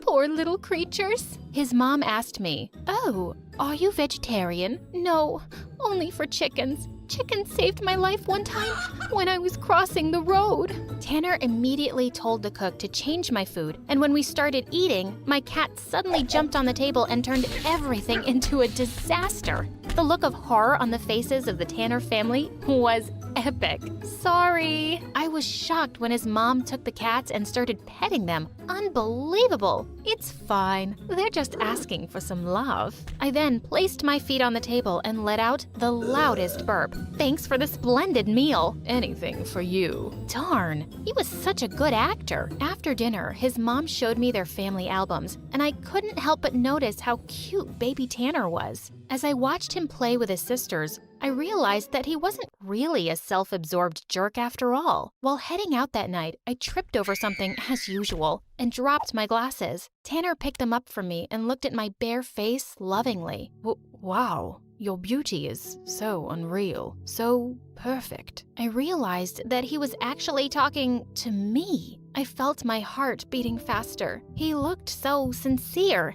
and it made me feel like I was the most beautiful girl in the world. Apparently, my efforts to get rid of him hadn't worked tonight, but why was I smiling? The next day, Andre sneaked in through my window. Why are you here? There's a party nearby. Come on. I told him that parties weren't my thing, and besides, I didn't have anything to wear. Say no more, baby girl. Come with me. I needed to mess with him more, so I went with him to the mall. He bought me a cute red dress and gave me a makeover. Wow, you look like someone I know. Who? My next girlfriend. Oh, please. I went to the party with Andre, and everyone was shocked upon seeing me. They thought I was a totally different person. While dancing with Andre, I couldn't help but notice Tanner and Lucas looking at me from across the room. A girl walked up to Tanner and started dancing with him. For some reason, the sight made my blood boil. I excused myself to the toilet, and when I came back, Andre was now dancing sweetly with another girl. Of course, he was a player, so I wasn't surprised. Lucas followed me when I went outside to the garden. I'm sorry about what happened the other day, Athena. I was so stupid for doing such a horrible thing to a pretty girl like you. Oh, wow. From a jerk to a Romeo. He really wanted to win that bet. I really like you, and I hope you feel the same way. He looked so genuine that I almost got carried away. I was about to say something, but then someone snatched me away from him. Tanner, what's your problem, dude?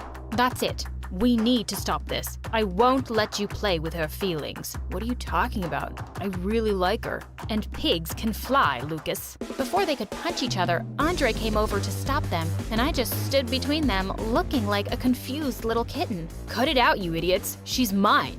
Stay out of this, loser. You're hopeless. She was about to say yes to me. Excuse me? I don't even like you. Shut up. You know what? Take the Dawn money. Here's 10 million for each of you. Just leave her alone. Best decision ever, Tanner. I was shocked. Did he just give away $20 million?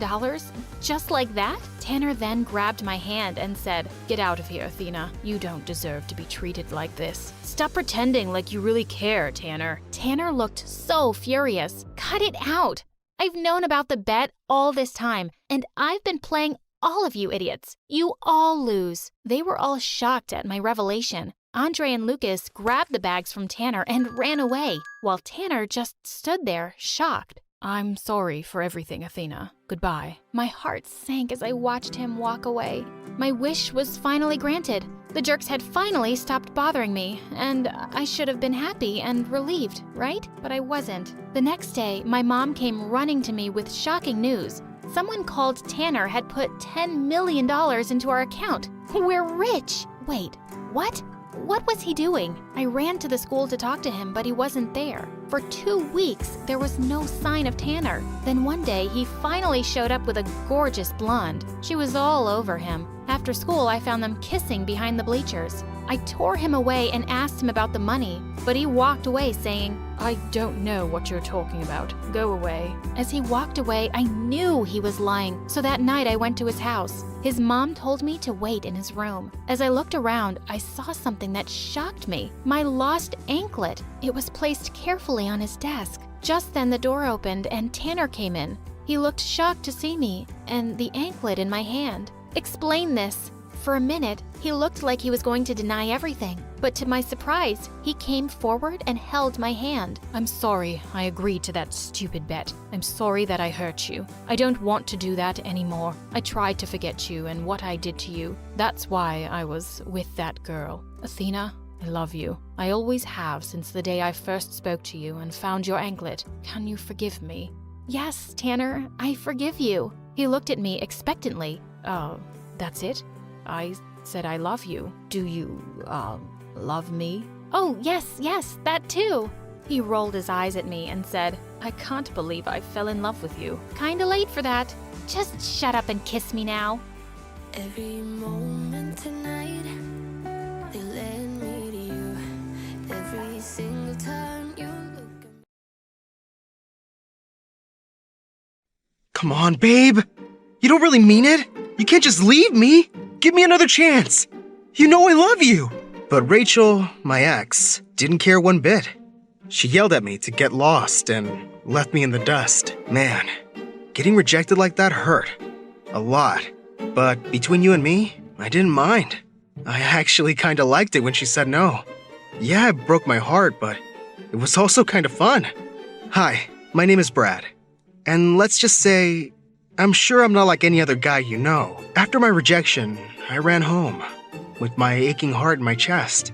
As soon as I got home, was barely through the door, when two of my sisters, Clara and Trish, ran up to me. They were both asking me for help, frantically, and I could barely hear what each one of them was saying. Things had been really hard since my mom had gone, but I had a lot of things to deal with, and my sisters just couldn't seem to understand. Clara was crying and saying that she needed new shoes because her old ones were worn out. She said, "The kids at school all make fun of me. Can you take me to get new ones?" I told her I was too busy to do it right then. But before I could leave, Trish was crying too. She said her friend was having a party and that she needed to get a present. She said, "This is the first time I've been invited to anything." But I said, "Sorry. I'm way too busy with stuff." I went to my room and I got on my computer to message Rachel. I wasn't ready to give up on her yet. I typed, "If you take me back, I'll give you my dad's car." But while I waited for a reply, I messaged a few other girls from school. It doesn't hurt to have some backups, right? While I was typing away, my third sister, Lindsay, burst into my room. She said she was hungry and wanted a sandwich. But I said back, "Make it yourself. I'm busy here." She saw that I was chatting to girls online and not studying, but I didn't care. She left without a word, and I went back to my business. Eventually, Rachel messaged me back and finally agreed to meet up with me the next day so we could talk. Jackpot. Just then, my dad suddenly appeared in my room.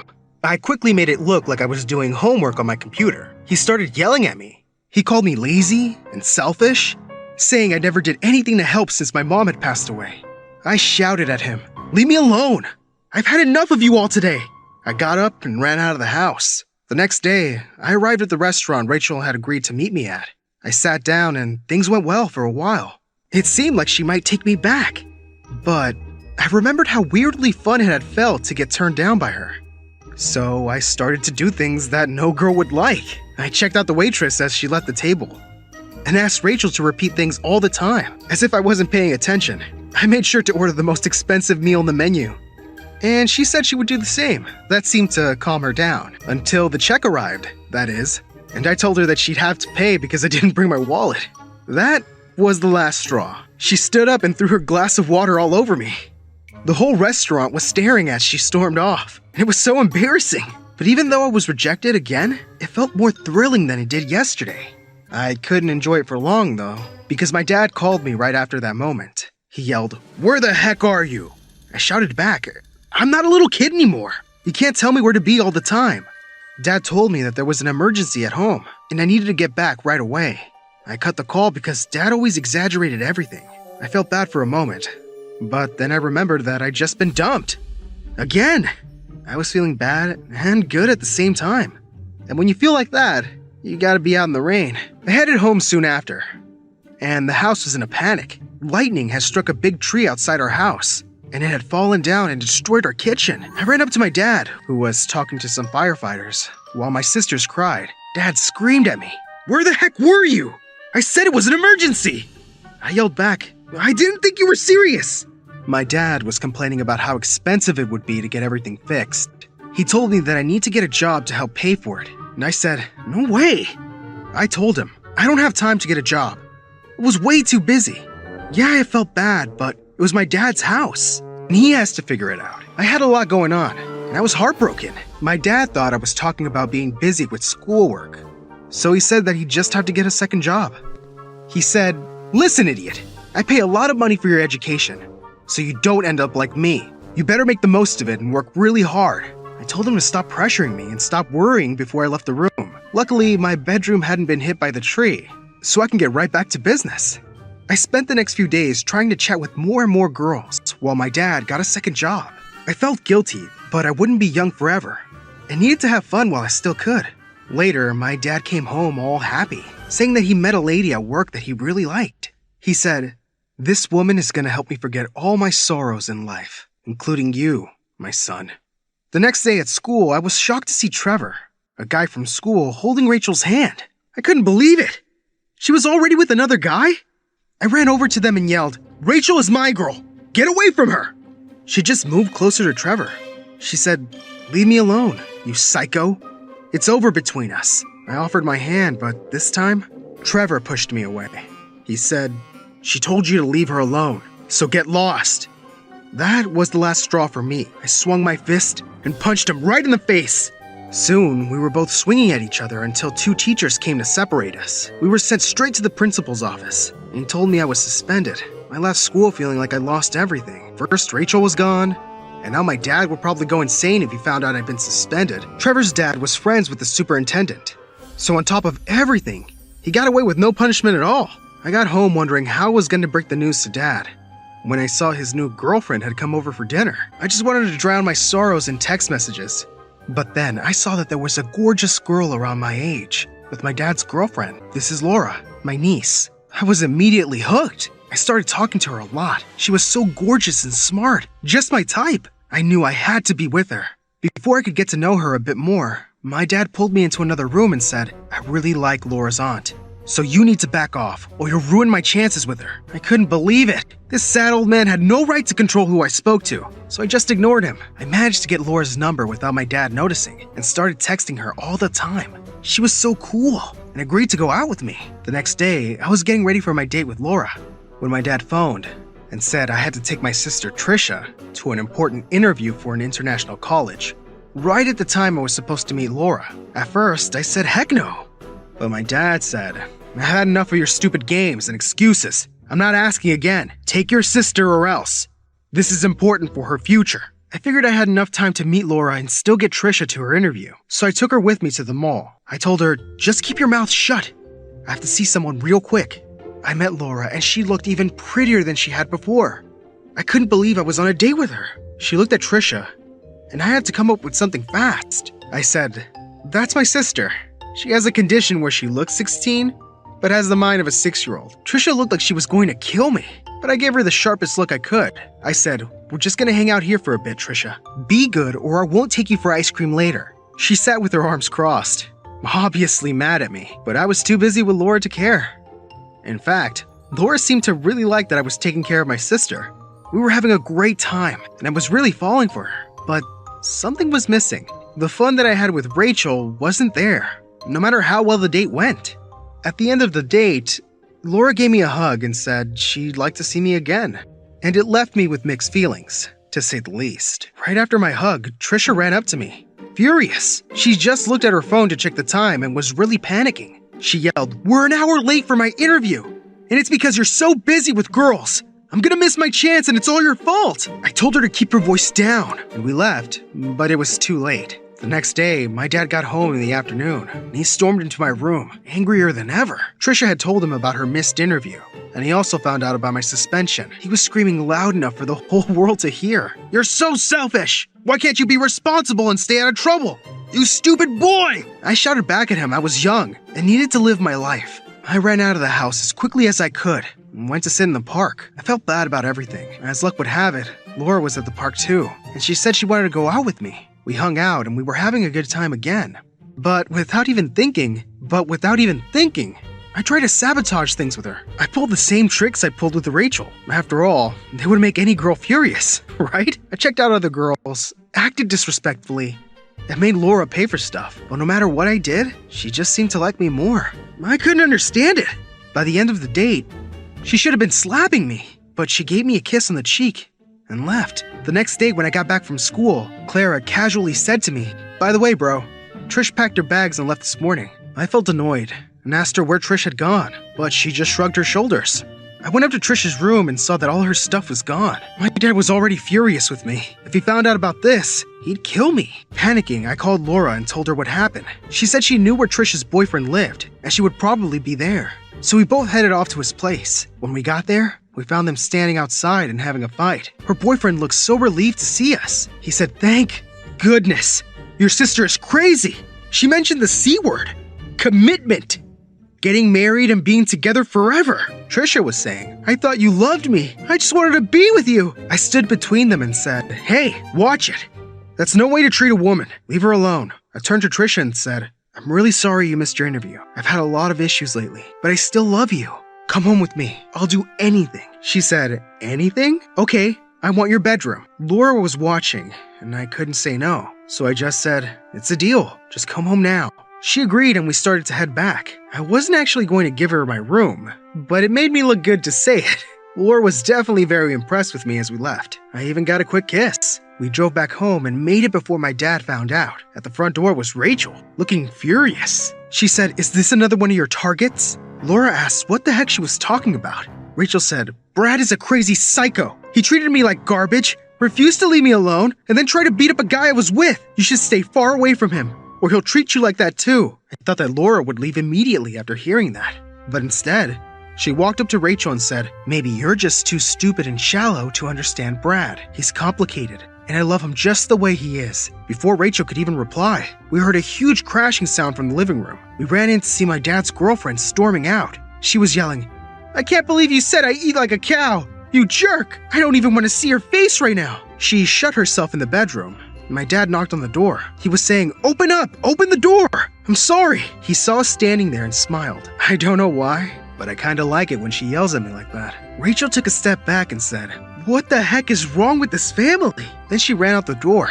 We all couldn't help but laugh. I've been seeing Laura for a few weeks now, and we're really happy. Since I've been with her, I haven't wanted to spend all my time looking for girls. And my dad is happy that I'm helping around the house more too. Things finally feel less crazy now that I found Laura. It feels great to be with someone that finally understands me.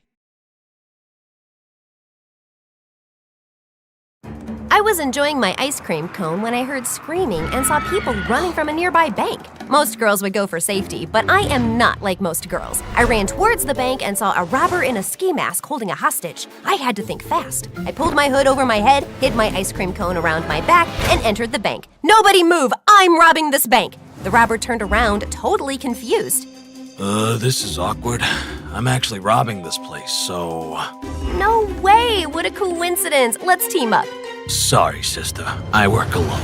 As the robber moved his gun to talk to me, I threw my ice cream, splattering him in the face. I moved like the Flash, grabbed his gun, pointed it at him, and he surrendered immediately. Hi, I'm Astrid, and all I've ever wanted to be is a hero. Fun fact, I'm actually the youngest girl to ever go through Navy SEAL training. Well, thanks to my military family. I'm the youngest girl of 5 brothers, all in the Marines. I know what you're thinking.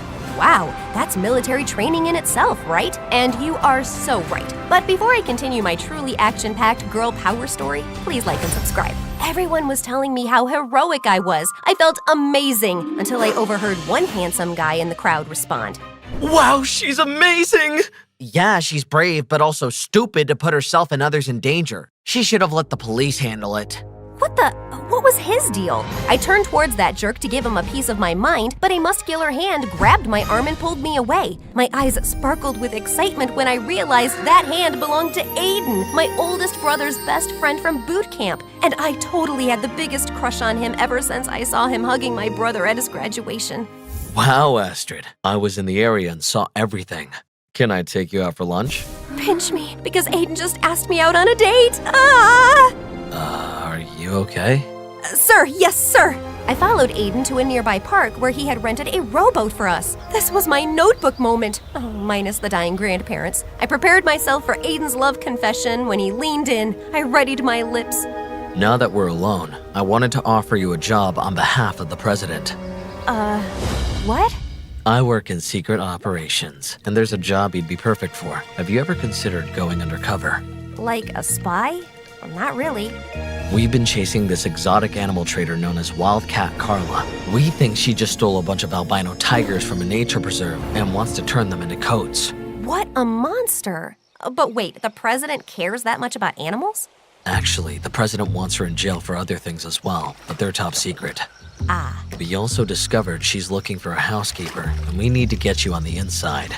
So, you want me to pretend to be a housekeeper just to collect evidence on this Carla cat girl? Just because I'm a girl doesn't mean I'm good at cleaning. No, but you were raised by a military family, and I've been to your house. It's spotless. He had a point. We have a saying at home, cleanliness is close to godliness. We need a girl so it's not suspicious, especially one who can defend herself just in case. Someone I can trust completely, and it's only you who comes to mind. Mind? Aw, I wish I was closer to his heart than his mind. And if you're able to confirm that Carla has the tigers, we'll pay you $3 million. I'm in. That wasn't a bad deal. I got the job easily, but when I showed up, I realized this place was a dump. No wonder no one else wanted this job. I turned a corner cleaning when, crash! I slammed into one Mr. Tall, Dark, and Handsome. To my shock, it was the same jerk who called me stupid after I had saved all those people at the bank. Thankfully, he didn't recognize me. Achoo! Then this thirst trap started sneezing everywhere. Suddenly, Wildcat Carla came running in. What have you done, you stupid girl? My son, Mason, is highly allergic to dust. And he sneezed right on Carla's face. I'll fix this. I grabbed Mason and ran to the bathroom, throwing him into the shower as fast as I could. As water poured down on us, Mason stopped sneezing. If he wasn't known as a jerk, or I was so worried about keeping my job, I would have considered this romantic. I turned off the water, but Mason kept blinking at me. You good? Yeah, you saved me. You can stay, for now. And Carla disappeared back into the darkness. I'm sorry. Don't be. I'm just a housekeeper. But if I save a few lives, I guess that's a win-win. No, I mean about my mom. She can be a lot. Sure you're up for this? Why wouldn't I be? You look delicate, and it's a tough job. And then I grabbed him with one hand and pulled him to his feet in one swoop. Mason was floored, literally. How's that for delicate? I walked off like the awesome boss I am. The look on Mason's face told me he would not make that mistake again. The next day when sweeping, I saw Carla enter a suspicious warehouse on the edge of her property. I was just done setting up some microphones when… Well, if it isn't my hot housekeeper. The name is Astrid. I'm throwing a party here tonight and I want you to clean it up for me, since you are my employee. And then, with a flip of his hair, he walked away before I could answer. I showed up to the party that night with a new +1, my mop. Romantic, right? But Mason's friends were bigger jerks than he was. They started having mess-making contests and would force me to clean up after them, laugh, then make a mess all over again. You better stop unless you want me to kick all of your butts. Before I could even wind up my fist, Mason snapped his fingers and security escorted those losers out. She is my housekeeper, not yours! Hello? I don't need you to fight my battles for me. I can clean up after myself. But as I stepped forward to give it to him, I slipped on a spilled drink and clumsily fell into Mason's arms. My face instantly flushed. Looks like you need to be a better housekeeper. Want to dance? But before I could reject him, this pretty girl pulled Mason away and started dancing with him. Ew! Don't dance with the help, dance with me. My stomach clenched. What a rude and privileged girl. But also, oh no, was this jealousy I was feeling? Stop it, Astrid. Don't get attached. Suddenly, this muscular dude came up to the two of them and pulled Mason away. That's my girlfriend, jerk! He threw a punch at Mason. Out of instinct, I jumped in, blocked it, then flipped the bully onto a nearby table, shattering it. Mason looked at me like I was Wonder Woman. How did you do that? My parents taught me karate straight out of the womb. It wasn't a total lie. That was incredible! I want you to teach me how to fight, just like that, starting tomorrow. Wait, what? That night, I called Aiden and told him everything. Astrid, you can't get involved with Mason. His mother's a criminal. I'm not getting involved. I want you, dummy. Actually, that's not a bad idea. You should get Mason to fall in love with you. Maybe then he'll tell you his mother's secrets. I don't want to be his girlfriend. He's called me stupid when I saved everyone at the bank. You're undercover, Astrid. This is your chance to get him back, make him fall in love with you, and then show him who's really stupid. I guess he had a point. The next morning, Mason burst into my room as excited as a schoolgirl. Training time, it's Astrid and Mason's training time. Gosh, he was annoying. But why did he look cute being excited? Ugh, focus, Astrid. Aiden's idea was already paying off because Mason took me into the warehouse through a key card he kept in his jacket. Noted. But inside, no tigers. show me what you got. And what he had was pathetic. Mason got tired after 2 tiny punches. You're gonna need more focus if you want to defend yourself. Yeah, I know. Mom tried to teach me how to fight once. I got 1 punch in and she spent 3 hours telling me everything I did wrong for 1 punch. She was right, I should just give up. No, Mason, you have what it takes. Just, you have to believe in yourself. You got this. He got back up, more confident than before. Sure, he wasn't perfect by the end of the day, but he had thrown some solid hits. He even hugged me. Thank you for believing in me. Anytime? Hey, my mom wants you to come with me to her zoo tomorrow.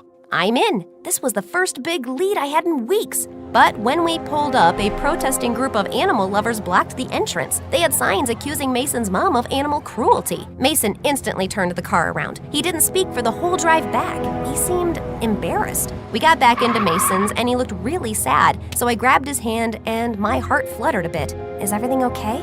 I have to be honest with you, Astrid. My mom didn't actually order you to come to the zoo with me. I like you, and I was worried you'd say no. You're the strongest, most beautiful girl I've ever met. Aw, thanks. My mom's been accused of some bad stuff. None of it is true, but I understand if you don't want to be with me. Mason, I work for your mom, and I don't want her to get the wrong idea. I had to wrap this mission up as soon as possible. I knew Aiden said I could hurt him, but that doesn't mean I should. Besides, I actually started to like him. That night, when Mason was asleep, I snuck into his room and stole his key card from his jacket.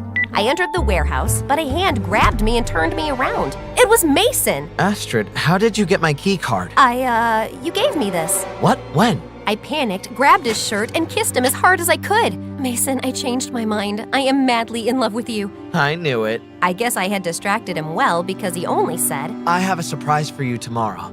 The next day, I was shocked to see a helicopter waiting for us. Mason flew us up to have the most romantic dinner of my life on top of a frozen mountain. I had the chef make you one of everything, since I wasn't sure what was your favorite. He held out a rose like the absolute gentleman I realized he was. I really have to pee. I called Aiden, but he was totally aloof. For all we know, those tigers could be coats by now due to your puppy love routine. I'm just doing what you told me to do. Well, do it better. You're running out of time. The next morning, I woke up with a horrible cold, probably from the snow, and Mason was sitting on the edge of my bed staring at me like I was an art exhibit. I should have brought you a coat too. This is all my fault. Let me take care of you. And before I could say anything, Mason sprung into action. Wow, you're really good at this. I love nursing things back to health. Did you know I always wanted to be a vet? No way. Way? I love animals so much. Their cute little faces, they're the best. I would never do anything to hurt them. You can still be a vet if you want. You don't understand. After my dad left us, there was only Mom, so I couldn't say no to her. And she wanted me to follow her footsteps in her business. And what kind of business is that? If I show you, will you promise to keep it a secret? I nodded. This was my chance. And Mason pulled me out of bed. He took me inside the warehouse and used his key card to open the secret door behind a punching mat. Whoa! Shh! Mom can't know I took you here. We walked down some secret steps into a huge pen where I was confronted with all the tigers. I instantly took a pic and hit send to Aiden. Gotcha. Hey, you can't do that! Sorry, just instinct. Well, just don't send them to anyone. My mom is protecting these endangered animals from being experimented on. Are you sure? Yes, of course. That's what she told me. Had I just made a huge mistake? Maybe Mason's mom wasn't the Cruella de Vil I was told she was. Gotta pee again. I ran up the stairs and called Aiden. Great job, Astrid. The special agents are on their way because of you. Tell the police to stay where they are. Carla is protecting the tigers, not turning them into coats. He's lying to you, Astrid. I don't... Suddenly, 2 strong hands grabbed me. It was Carla. I knew I never should have hired you. Mom, let go of my girlfriend! We turned to see Mason standing in the corner, distraught. Some girlfriend. This little double agent just called the cops on Mommy's operation. Astrid? You what? I can explain, Mason. Your mom wanted to turn the tigers into coats, not save them. Mom, is this true? And by the sheer look on Carla's face, I could tell it was true. Just then, the military burst into the warehouse, arrested her, and rounded up all the tigers safely. And then a familiar arm wrapped itself around me. Great work, Astrid. It takes a lot to pretend to fall in love with someone just to get information out of them. You've earned this.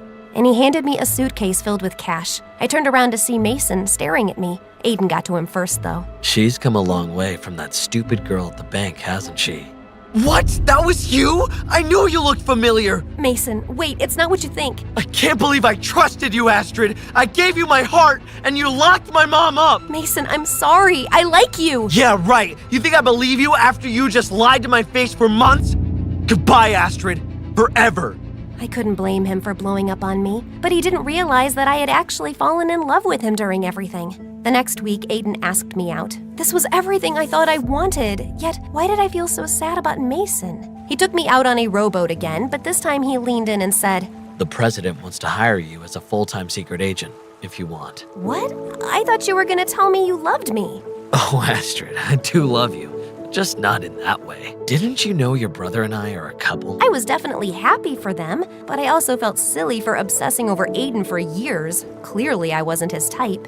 So, what's it gonna be? You want the job? But I politely turned him down. Going undercover wasn't worth it if it meant hurting someone I cared about. I texted Mason a novel of an apology, but he blocked my number. I guess I deserved it.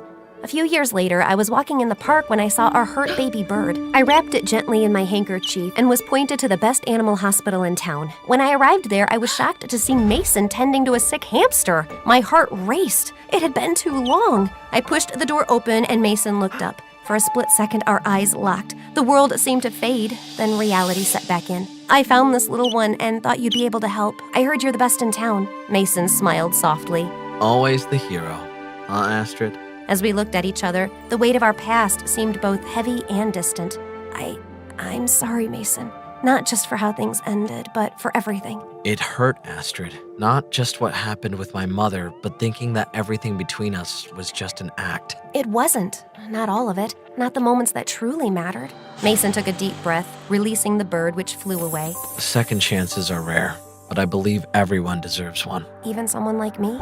He reached out, wiping away a tear with his thumb. Especially for someone like you. The room suddenly felt lighter, and we both felt hopeful. We knew there were tough times ahead, but together, it felt like we could do anything.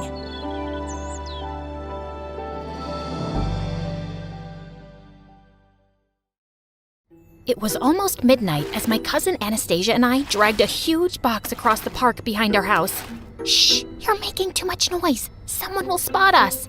This is so heavy, and I'm trying to hold in a fart. Look, why don't we just tell the truth? The truth is no good. The truth sets you free. No, lying is better, you moron. I thought I was supposed to be the pretty one, and you were the smart one. Now hand me the shovel. Anastasia and I dug a hole, took one last look inside the box, and then threw it in. Sorry it had to end this way, buddy. Then we turned around and saw Aunt Lisa standing behind us. We'd been caught red-handed. Hold up. Did you guys actually think we killed somebody and buried a body? We're just kids, jeez. Here we've just buried a $1,200 doll belonging to Aunt, and now she's found out her precious baby is eating dust. Aunt screamed, cried, and vowed to punish us both. I wasn't too worried. What more could she do to me anyway? Hey guys, I'm Victory from LA. Before I continue, please like and subscribe. My mom named me Joy at birth, but when I was 5, my parents got divorced and Dad won full custody. He changed my name to Victory because he won and all. Life with Dad was perfect. He ran a successful business and we lived in a super-sized mansion. I loved singing, so when I turned 10, Dad got me into professional classes. By 13, I was winning every major talent show in town. But soon after my 18th birthday, everything changed. Dad was accused of selling company secrets to a rival firm. After his case went to trial, all our accounts were sealed. Dad decided to send me to his sister in New York. I don't want to leave. I can get a job and help you out. No, honey. You'll stay with Lisa till the trial is over. It'll be great, trust me. She even has a daughter your age.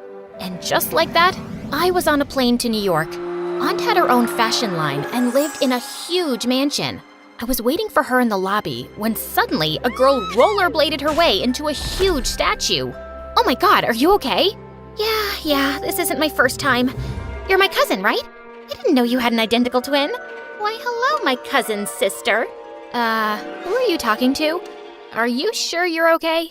Just then, a glamorous-looking woman I knew as Aunt Lisa from photos walked in. Don't worry, she's okay. The doctors say she has an unusually small brain. You'll get used to it. You must be Victory. Welcome to our humble abode. I welcome you to our abode, which is the humblest. You must be tired. Why don't we eat something? Tired you must be. Why don't something be eaten? Stop repeating what I'm saying. I'm not. I'm welcoming my cousin. So excited to have you here, Hickory. It's Victory. Yeah, what did I say? Hickory. Yeah, I get it. Your name's Hickory? It sounds the same in a normal tone, too. I'm not deaf. The rest of dinner was just as crazy. Anastasia kept dropping her food everywhere, drank soup straight from the bowl, then chased the waiter with a fork because her souffle was deflated. After we were done, Aunt showed me to my room, which was smaller than the closet I had back in LA. I know it's not what you're used to, honey, but all the other rooms are pest-infested. Yeah, it's bad. You can share my room, but I have this really weird butt allergy, so I might ask you to scratch me at night. I could do it myself too, but there's something amazing when someone scratches it for you. You know what I mean? This room is just fine, and thank you for being so accommodating. Don't thank me just yet. You'll have to earn your stay here. Good night. I wasn't sure what she meant by that, but the next day, it became clear. Aunt said she was really short-staffed, so I had to help with chores. I was stuck making tea, cooking breakfast, doing the laundry, and cleaning her weird collectible dolls. She had a whole room for them, far bigger than the rat hole I was staying in. Not a speck of dust on my babies. These are very expensive.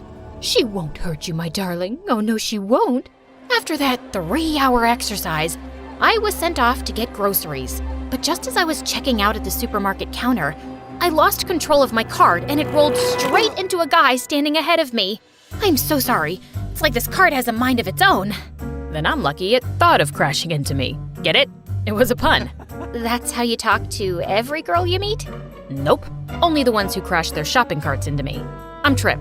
Trip helped me with the groceries and asked me out for coffee. We got talking and exchanged numbers. Later, Trip offered to drop me home, but when he saw where I lived, his mouth fell open. You're staying with Anastasia? Good luck. I was their neighbor and she had the biggest crush on me. She walked up to my doorstep one day in a wedding gown, saying I had to marry her. We were 10. She kept stalking me till we finally moved a few years back. She'll drive you crazy. And sure enough, the entire next week, Aunt was busy with her work, and Anastasia made my life hell.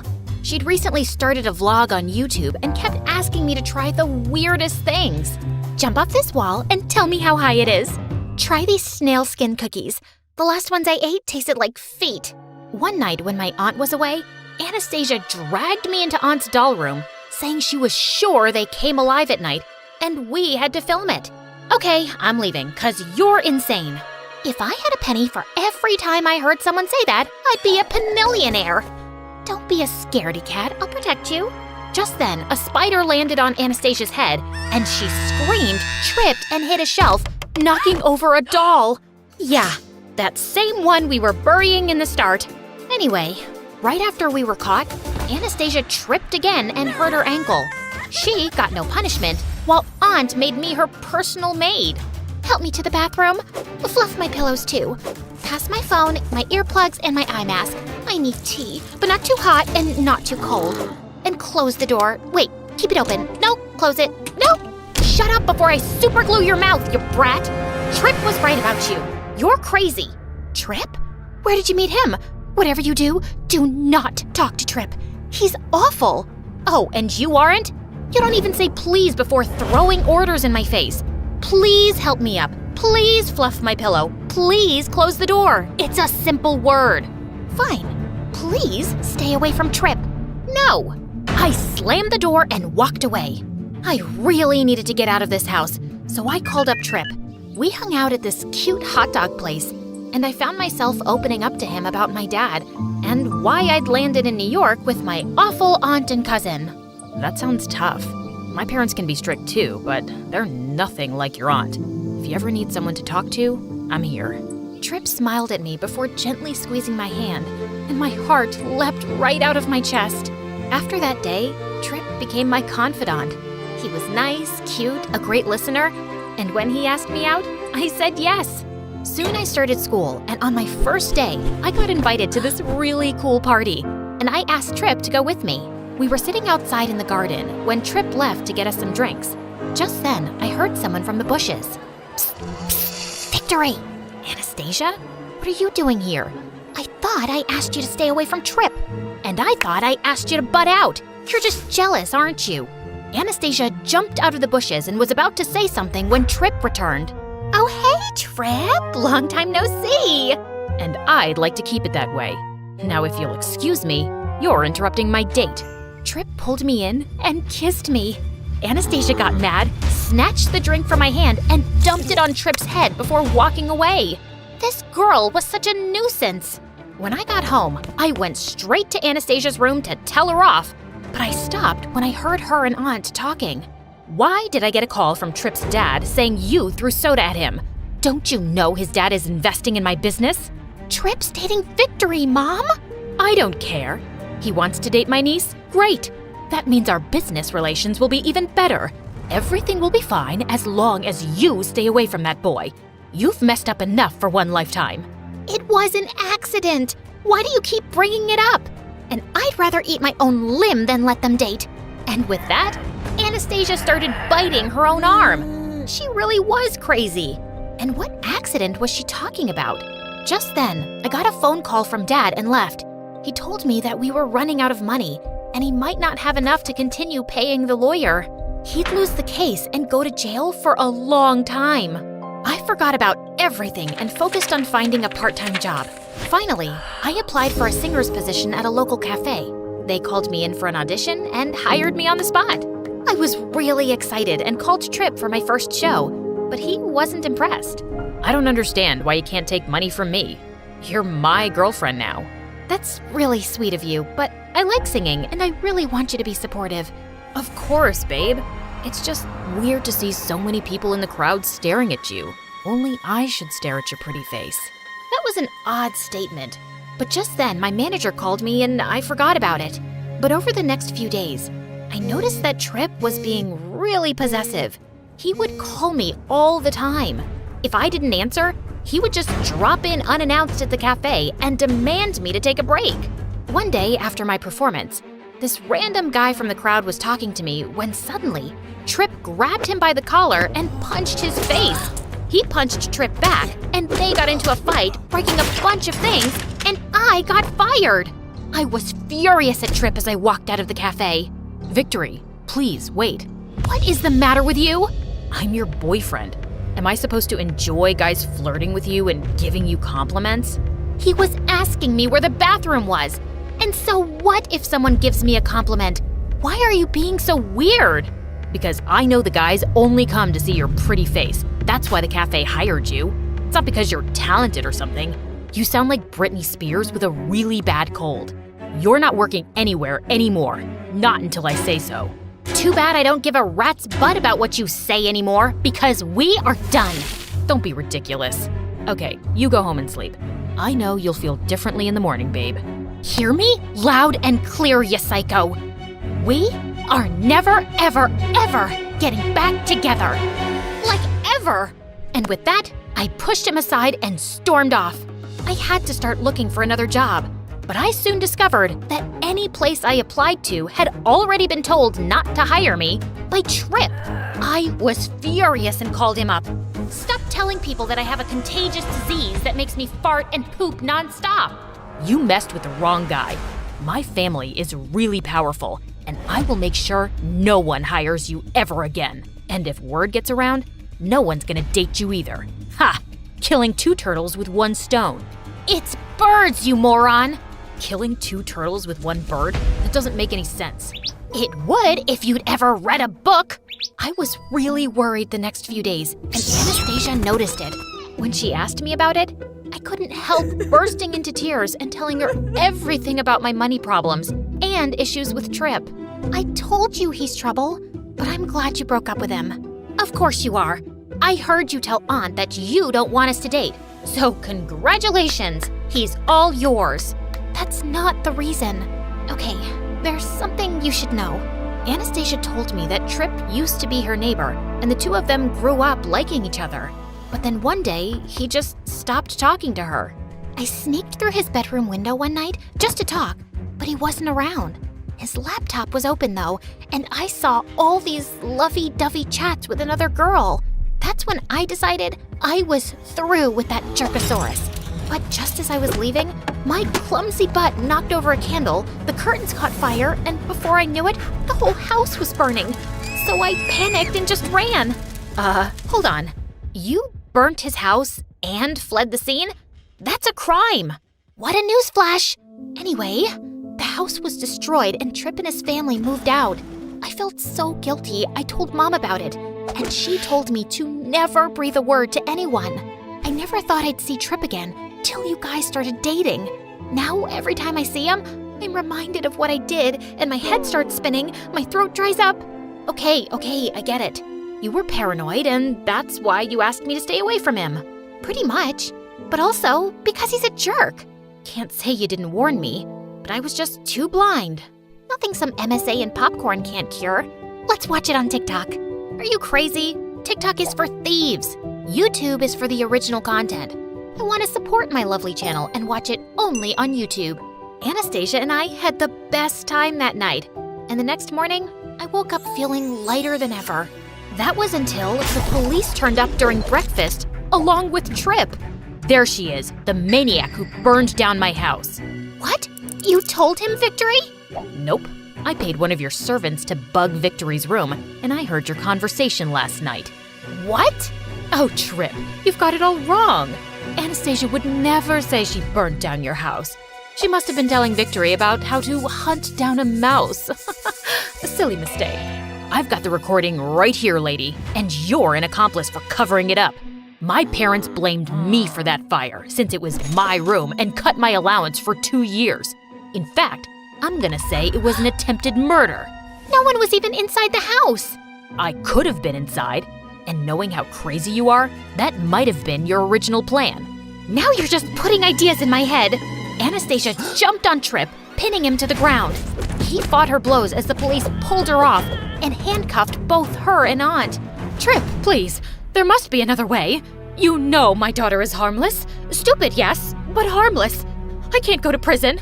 Who will look after my precious babies? The police took the two away. Of course, Tripp's parents immediately withdrew all their investment in Aunt's business, and she was pretty broke after buying those stupid collectibles.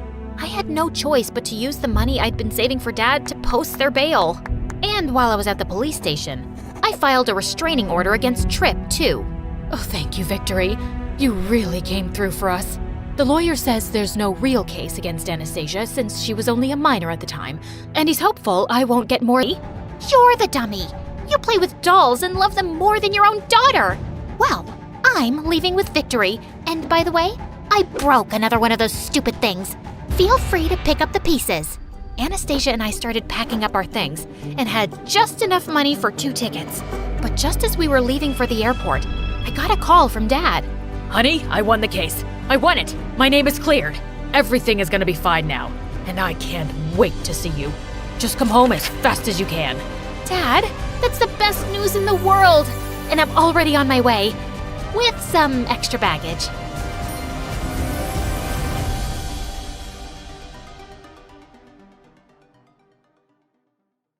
I was staring at my reflection in the window, challenging myself to make the goofiest faces I could think of. I opened my mouth as wide as I could, stretched my cheeks as far as they would go, and pulled my ears while crinkling my nose. Carson! Only I was right in the middle of class, and the teacher had been trying to get my attention. I turned around to find everyone staring at me, laughing. You're off in space again. What is the answer? The answer, right. Yeah, come on, Space Cadet, what's the answer? That jerk was Diego, the captain of the wrestling team, son of the coach and class bully. Since we won the national championship last year, he believed he was God's gift to the school, and he never missed a chance to mock me. The only person not laughing was Mara, the girl who dressed like she was from a different decade. On Mondays, she was a flapper from the 1920s. On Wednesdays, a hippie from the 60s, and on Fridays, she was a goth girl from the 1990s. She didn't like me, but she hated Diego more. Anyway, I had absolutely no idea what the question was, so I couldn't answer it. I panicked. The answer is that I really have to pee, and I ran out of the room. Hold on for a quick sec. I forgot to introduce myself. I'm Carson, which you already heard the teacher yell. I always seem to do and say things that other people find, well, weird. But I guess you already know that too. I try not to, but honestly, I can't help it. See, even that was weird. Oh, and can you do me a huge favor and hit like and subscribe? So I'm the only boy in an all-girl household, and they all have an opinion about me. He's just a unique boy, that's all. He's a total weirdo. I think my aunt must have dropped him when he was a baby or something. Oh, he's just, a bit strange. I think my sister gives him too much sugar. That was my younger cousin Brenda and my aunt Peggy. They moved in with us after my uncle left for a vacation and decided to never come back. It didn't matter what I was doing. They always whispered and judged me, whether it was brushing my teeth. Why is he holding the toothbrush upside down? What's wrong with him? His mother never taught him right. Eating dinner. Why does he take such small bites of food? His mother never taught him right. Or just playing video games. Why does he grin like that when he plays? His mother. According to my aunt, it was my mother's fault that I was weird. Anyway, back to where we left off. I ducked into the bathroom for a moment of quiet before I had to face the humiliation of going back to class again. Let me guess, you spaced out again, got called on by the teacher, and you said you had to pee? I looked over to see Finn, the one person in the entire world who understood me. We've been next door neighbors since we were kids, and he has always treated me like a little brother, even though we were the same age. And what makes you think that? Maybe I just came in here to do some push-ups. Right, because everyone comes to the boys' bathroom to work out. I hate that you know me so well, Finn. You think anyone will notice if I hide here for the rest of my life? Diego again, huh? Isn't it always? Car, buddy, idiots like Diego are so worried about what people think of them, they bully others to make themselves feel better. Don't let him win. Get back in there. Talking to Finn always made me feel better. The big difference between us was that he was super popular and I wasn't. Girls literally hung themselves on him like Christmas ornaments. Hey, Finn. Did you see my new selfie on Insta? It's with my new Ferrari. My selfie is on my dad's private island. Wanna come? My selfie is jumping out of my own airplane on my dad's private island. But Finn didn't care. He was always so focused. To be honest, I don't know why he even hung out with me. People don't take the time to get to know Carson. Sure, he's a little odd, but who isn't? Finn was the reason the wrestling team won the national championships. He was the best wrestler on the team, which made Diego furious. Diego hated anyone who was better than him. And the biggest college recruiter in the country was coming to school in a month to see Finn and not him. But Diego had a plan to fix that. He just needed the opportunity. Little did anyone know that he was about to get it. I was on my bike riding home from school singing my favorite commercial jingles at the top of my lungs. Oh, oh, Ozempic, liberty, liberty, liberty. When I heard a voice from behind me. Where are you going, weirdo? I saw Diego and a couple of his friends on their bikes racing toward me. It wasn't enough for him to humiliate me in school. He also liked to do it outside of school by chasing me down and posting embarrassing photos on social media, like sneaking rubber lizards into my backpack, dumping paint over my head, or tossing me into various garbage cans. I pedaled as fast as I could, but they were catching up. Up ahead were the railroad tracks and the crossing gates were coming down. I needed to make it across, but the train was coming. I realized I wouldn't make it, slammed on my brakes, and stopped inches from the tracks as the train came roaring by. I turned to face Diego and his friends. Well, well, well. I sense a great photo opportunity here. Get away from me, Diego. Or what, weirdo? He pointed to a pile of dog poop on the ground. Oh man, we need to get a photo of you with your face in that. I looked around. The train was still passing. I had nowhere to run. Diego pulled me off my bike and threw me on the ground. Just as he was about to push my face into the poop, I heard a voice. Leave him alone, Diego, you jerk. I turned to see Mara sitting on her bike on the other side of the tracks. Unlike me, Mara never cared about what others thought of her. Do I think Carson is weird? Yeah, but he should stand up for himself and own it. Insecurity is like catnip for bullies like Diego. Ooh, looky here, it's Mara, the other weirdo. And you're going to stop me? No, but my brother is. And like out of a superhero movie, Finn's bike sped up the road, stopping between me and Diego. He jumped off, standing face to face with Diego. Get out of here, Diego. If it isn't Finn coming to the rescue, why do you even care about him? Because I do. And if you want to get to Carson, you need to go through me first. Out of the corner of my eye, I saw one of Diego's friends recording all of this on his phone and suddenly realized what was happening. This was Diego's plan all along. I jumped to my feet to try and stop what was was about to happen. I'm good, Finn. Thanks so much. I think this was a great bonding moment. Everyone can go home now. No, I'm done letting Diego bully you. Bully me? Don't be ridiculous. I was going to put my face in that dog poop anyway. I'll do whatever I want to your weird friend and your freak sister. And then Diego shoved Finn hard. Finn snapped and punched Diego, knocking him to the ground. Diego started laughing. You get that? Got it! The next day, Finn got called into the coach's office where he was watching Diego's video, carefully edited to only show Finn hitting his precious son. You punched Diego because you're jealous that he's team captain and you aren't? That's not true. He attacked my friend and then he shoved me. My son doesn't lie. You're off the team. Diego's plan was a total success. Over the next week, Finn didn't speak to anyone, including me. I tried to get his attention by jumping in front of him as he walked down the hallway, locking the door of the boys' room as he tried to go inside, and even holding onto his leg so he couldn't walk. But none of it worked. He was so depressed. But something else was happening. Diego stopped bullying me. He wasn't picking on me in class or tripping me in the cafeteria, and I could bike home without worrying he was following me. I had to know why, so I rode my bike up to him as he was leaving school. Why are you leaving me alone? You haven't mocked, insulted, or shoved me once since. Since you helped me get your buddy Finn kicked off the wrestling team. But I didn't. Oh, yes, you did. I couldn't have done it without you, weirdo. And now the recruiter is coming to see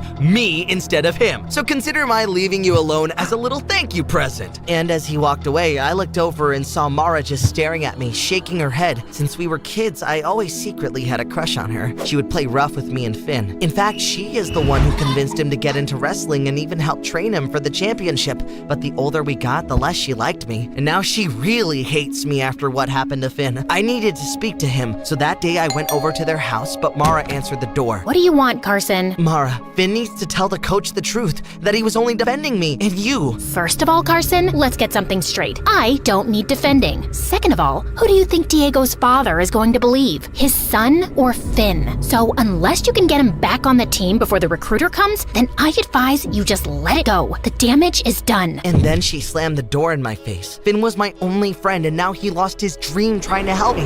I knew I had to do something, but what could I do? That night at dinner, I sat silently as Brenda and Aunt Peggy piled on. So, how does it feel to ruin your friend's life? If I did that, I would never show my face at school again. I don't know how you live with it. I agree. That will haunt you forever. Maybe you should switch schools, but I doubt that will even make a difference. If only you could have stood up for yourself instead of having your friend do it for you. This would have never happened. As I sat there, I could feel my blood starting to boil, like I was about to transform into the Hulk. I know what to do. Maybe you could challenge Diego to a wrestling match, and if you win, he has to admit the truth. I stood up, slammed my fists on the table, and erupted like a volcano. That's exactly what I'm going to do! Yeah, right. Carson's gonna challenge Diego to a wrestling match? Talk about an epic humiliation. His mother should have gotten Carson a therapist a long time ago. But that night, as I lay in bed, I knew that's what I had to do. Brenda was right. If I didn't try to fix this, I wouldn't be able to live with myself. I stormed up to Diego the next morning as he was talking with his friends by his locker. Diego, I challenge you to a wrestling match 2 weeks from today after school. Sorry, what now? You want to wrestle me? Yes, in front of everyone, the entire school. Diego and his friends burst out laughing, but I was dead serious. Wow, you're even weirder than I thought. This is like a dream come true. It would be my pleasure to embarrass you in front of the whole school. Sure, this is your opportunity to completely humiliate me in front of everyone, but if I win, you have to tell everyone the truth about what happened with Finn. Oh, you've got a deal. 2 weeks from today, this is going to be like Christmas coming early. Now, all I had to do was beat the captain of the wrestling team in a wrestling match. I had 2 weeks to prepare. I just needed someone to train me. Are you some kind of idiot? I couldn't think of another way to help Finn. And how do you help Finn by humiliating yourself in front of the entire school? Diego is going to destroy you, Carson. Unless you train me. Please, I'll do anything to help fix this. I don't care if he humiliates me. My life can't get much worse than it is right now, so I at least want to try. Well, you weigh about the same as Diego. Okay, I'll train you, but he's still probably going to— Thank you. And then I made the mistake of trying to hug her. She flipped me over and pinned me to the ground. Training starts right now. For the next 2 weeks, Mara and I trained in the mornings, during lunch period, after school, and at night, even in the rain. It was like something out of a Rocky movie. When she wasn't teaching me wrestling moves, I was running or lifting weights in the school gym. And one day as we were practicing, Mara flipped me over and pinned me down. Please, I need a break. I can't take it anymore. Suck it up, Buttercup. Only 1 week left until you face Diego, and he won't let up, so neither will I. And for the first time, I saw the hint of a smile, and for some crazy reason, it gave me a burst of energy. I made a move and flipped Mara over, pinning her down. Yes, that was great, Carson. Meanwhile, Diego and his friends were putting up flyers all over the school advertising our wrestling match like it was the event of the year. Something strange was happening. For the first time in my entire life, I was feeling a sense of confidence, and people were noticing. People who never even looked at me were saying hello. What's up, Carson? Hey there, Carson. And at home, even Brenda and Aunt Peggy were seeing it. Hey, Carson, why do you put so much salt on your food? Hey, Brenda, why don't you mind your own business? And no, Aunt Peggy, it's not my mother's fault that I like salt. The two of you sit here every night criticizing me and my mom while living under our roof. If you have a problem, go get your own place and stop mooching off of us. I thought their jaws were going to hit their plates. The day of my match with Diego finally came, and the gym was packed. I think every student and teacher in the school was there, ready to see me get humiliated. Mara was in the front row. Diego made his father the referee, which wasn't fair, but there was nothing I could do. You've got this, Carson. I believe in you. And then she gave me that smile that sent electricity through my veins. Diego's father blew the whistle. Diego immediately got me in a cradle and nearly ended the match before it began. It's over, weirdo. But I got out and flipped him. The crowd erupted in cheers. This infuriated Diego, who got me in a headlock. I couldn't get out. I could see Diego's father smiling. The crowd started chanting my name. Carson! Carson! Carson! I struggled as hard as I could, but Diego had me. Come on, Carson. You can do this. And then I looked over to see Finn walk in and sit down. I felt a sudden burst of power, picked Diego up, and threw him back. Yes, Carson! Diego couldn't believe what was happening. I was holding my own and the crowd was cheering for me. I had him pinned. I was going to win. And then I heard Diego's father say something in his ear. Don't you dare let him win. And then Diego headbutted me in the face. The crowd screamed, "That's illegal!" That's my boy. I grabbed my bloody nose. Diego flipped me over and pinned me down, winning the match. Diego's father raised Diego's arm up in victory, but the crowd was booing. Mara and Finn ran over to me. Mara held a tissue to my nose to stop the bleeding. You did amazing out there. He had to cheat to win. I can't believe you did this for me, Car. You truly are such an incredible friend. But I lost, and you won't get back on the team. It's okay, buddy. Diego was stunned at the crowd's reaction. He never faced this before. Cheater! Cheater! Cheater! The crowd went crazy, and then something incredible happened. The school principal had been watching the whole thing. He walked up to Diego and his father. Our team was the national champion this year, and I will not tolerate a coach who encourages cheating. You're fired. You can't fire my dad. Well, I just did, and you're off the team permanently. And then the principal raised one of my arms in the air and Finn the other, the real winner of the match. And the crowd went crazy. Mara grabbed my shoulders and hugged me. Finn was back on the wrestling team, and a few days later, the recruiter came to see him and even offered him a full scholarship to the best wrestling program in the country. Car, I don't know how to thank you. None of this would have been possible if you didn't. You deserve this scholarship more than anyone. You truly are the best friend in the world. Finn, why are you making my boyfriend cry? Yeah, she said boyfriend. Mara and I finally started dating and became the most popular couple at school. We even ended up going to the same university. Who knew being weird would end up being awesome after all?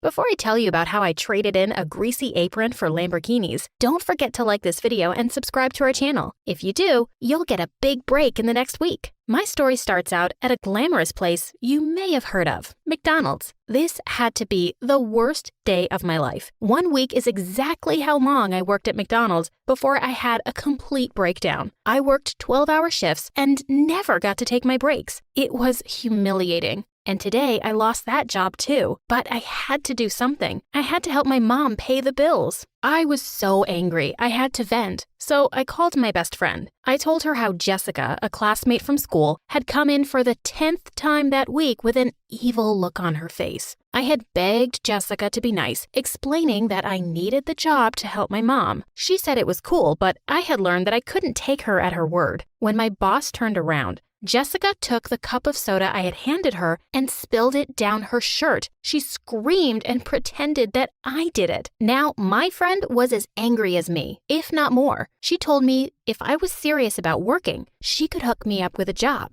Her parents were super rich and offered her a job as an assistant at a giant tech company. My friend was desperate to have someone else take it so that she could spend her holidays cruising around Europe. I showed up for the interview in my best outfit. A secretary told me to sit in a crowded room and wait for my name to be called and to help myself to some refreshments. I got a cup of coffee to look mature, but as soon as I turned around, a strict and powerful-looking woman appeared. She asked if I was here for the interview, and I said yes. It must be her interviewing me. I was shaking so hard that I spilled coffee all over her very expensive-looking blouse. A teenager in the corner started laughing hysterically, and the woman turned as red as a tomato and looked like she was about to explode. I tried to play it off and excused myself to the bathroom for a quick break. Well, it was longer than I expected because I accidentally locked myself in there. I freaked out and started crying. I tried to climb over the stall and ended up ripping my dress and messing up all my makeup. I still ran over to do the interview,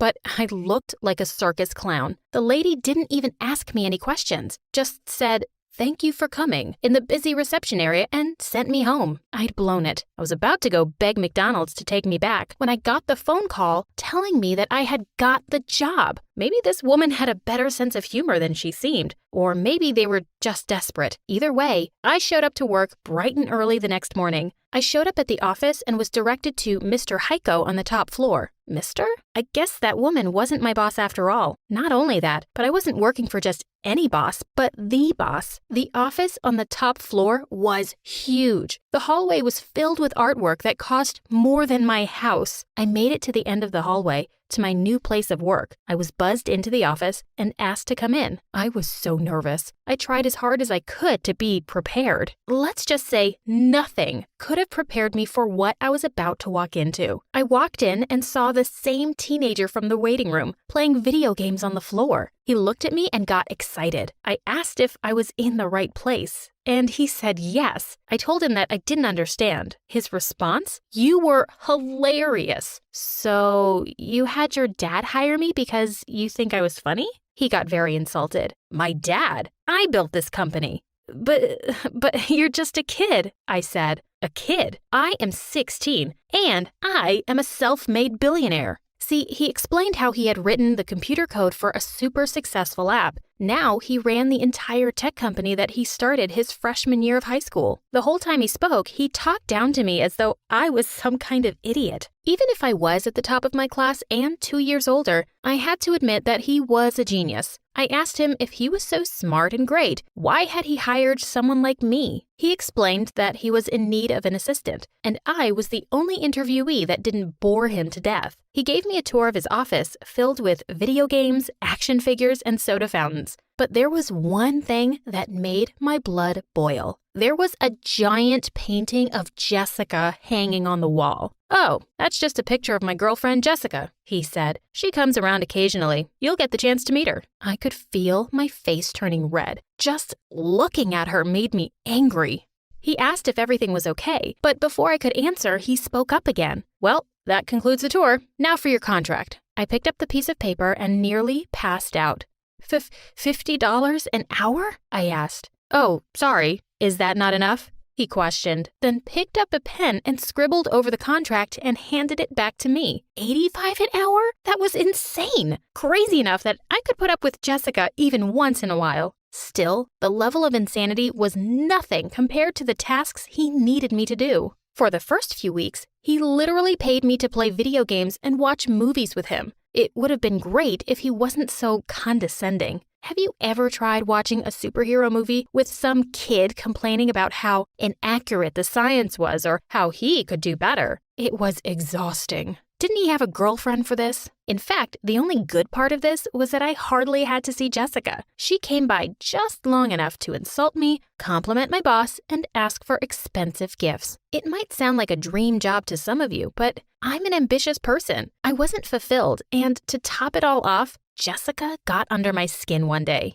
I was alone in his office, tidying up his video games when Jessica walked in. Without hesitation, she went into his desk and took a few $1,000s from his wallet. I told her that maybe she should ask first, but she just laughed at me. "Wow, from a waitress to a babysitter," she said, looking me up and down. "That's it. When he came back, I confronted him over why I was here in the first place. He didn't seem to actually need me to do anything. I told him that I needed to feel like I was actually doing something besides hanging out. He seemed disappointed, but agreed to let me take over some more assistant duties. As my first duty as your assistant, you should probably know that Jessica was taking money from your wallet. Now, any normal person would have at least been upset, but he just acted like it was all normal. In fact, he got super defensive about the entire thing. He told me that's just how relationships work, and I would know about it if I had ever been in love before. Idiot. He might have been some 16-year-old genius that ran a multi-billion-dollar company, but he was a complete idiot when it came to the real world. If he wasn't such a jerk, I would almost feel bad.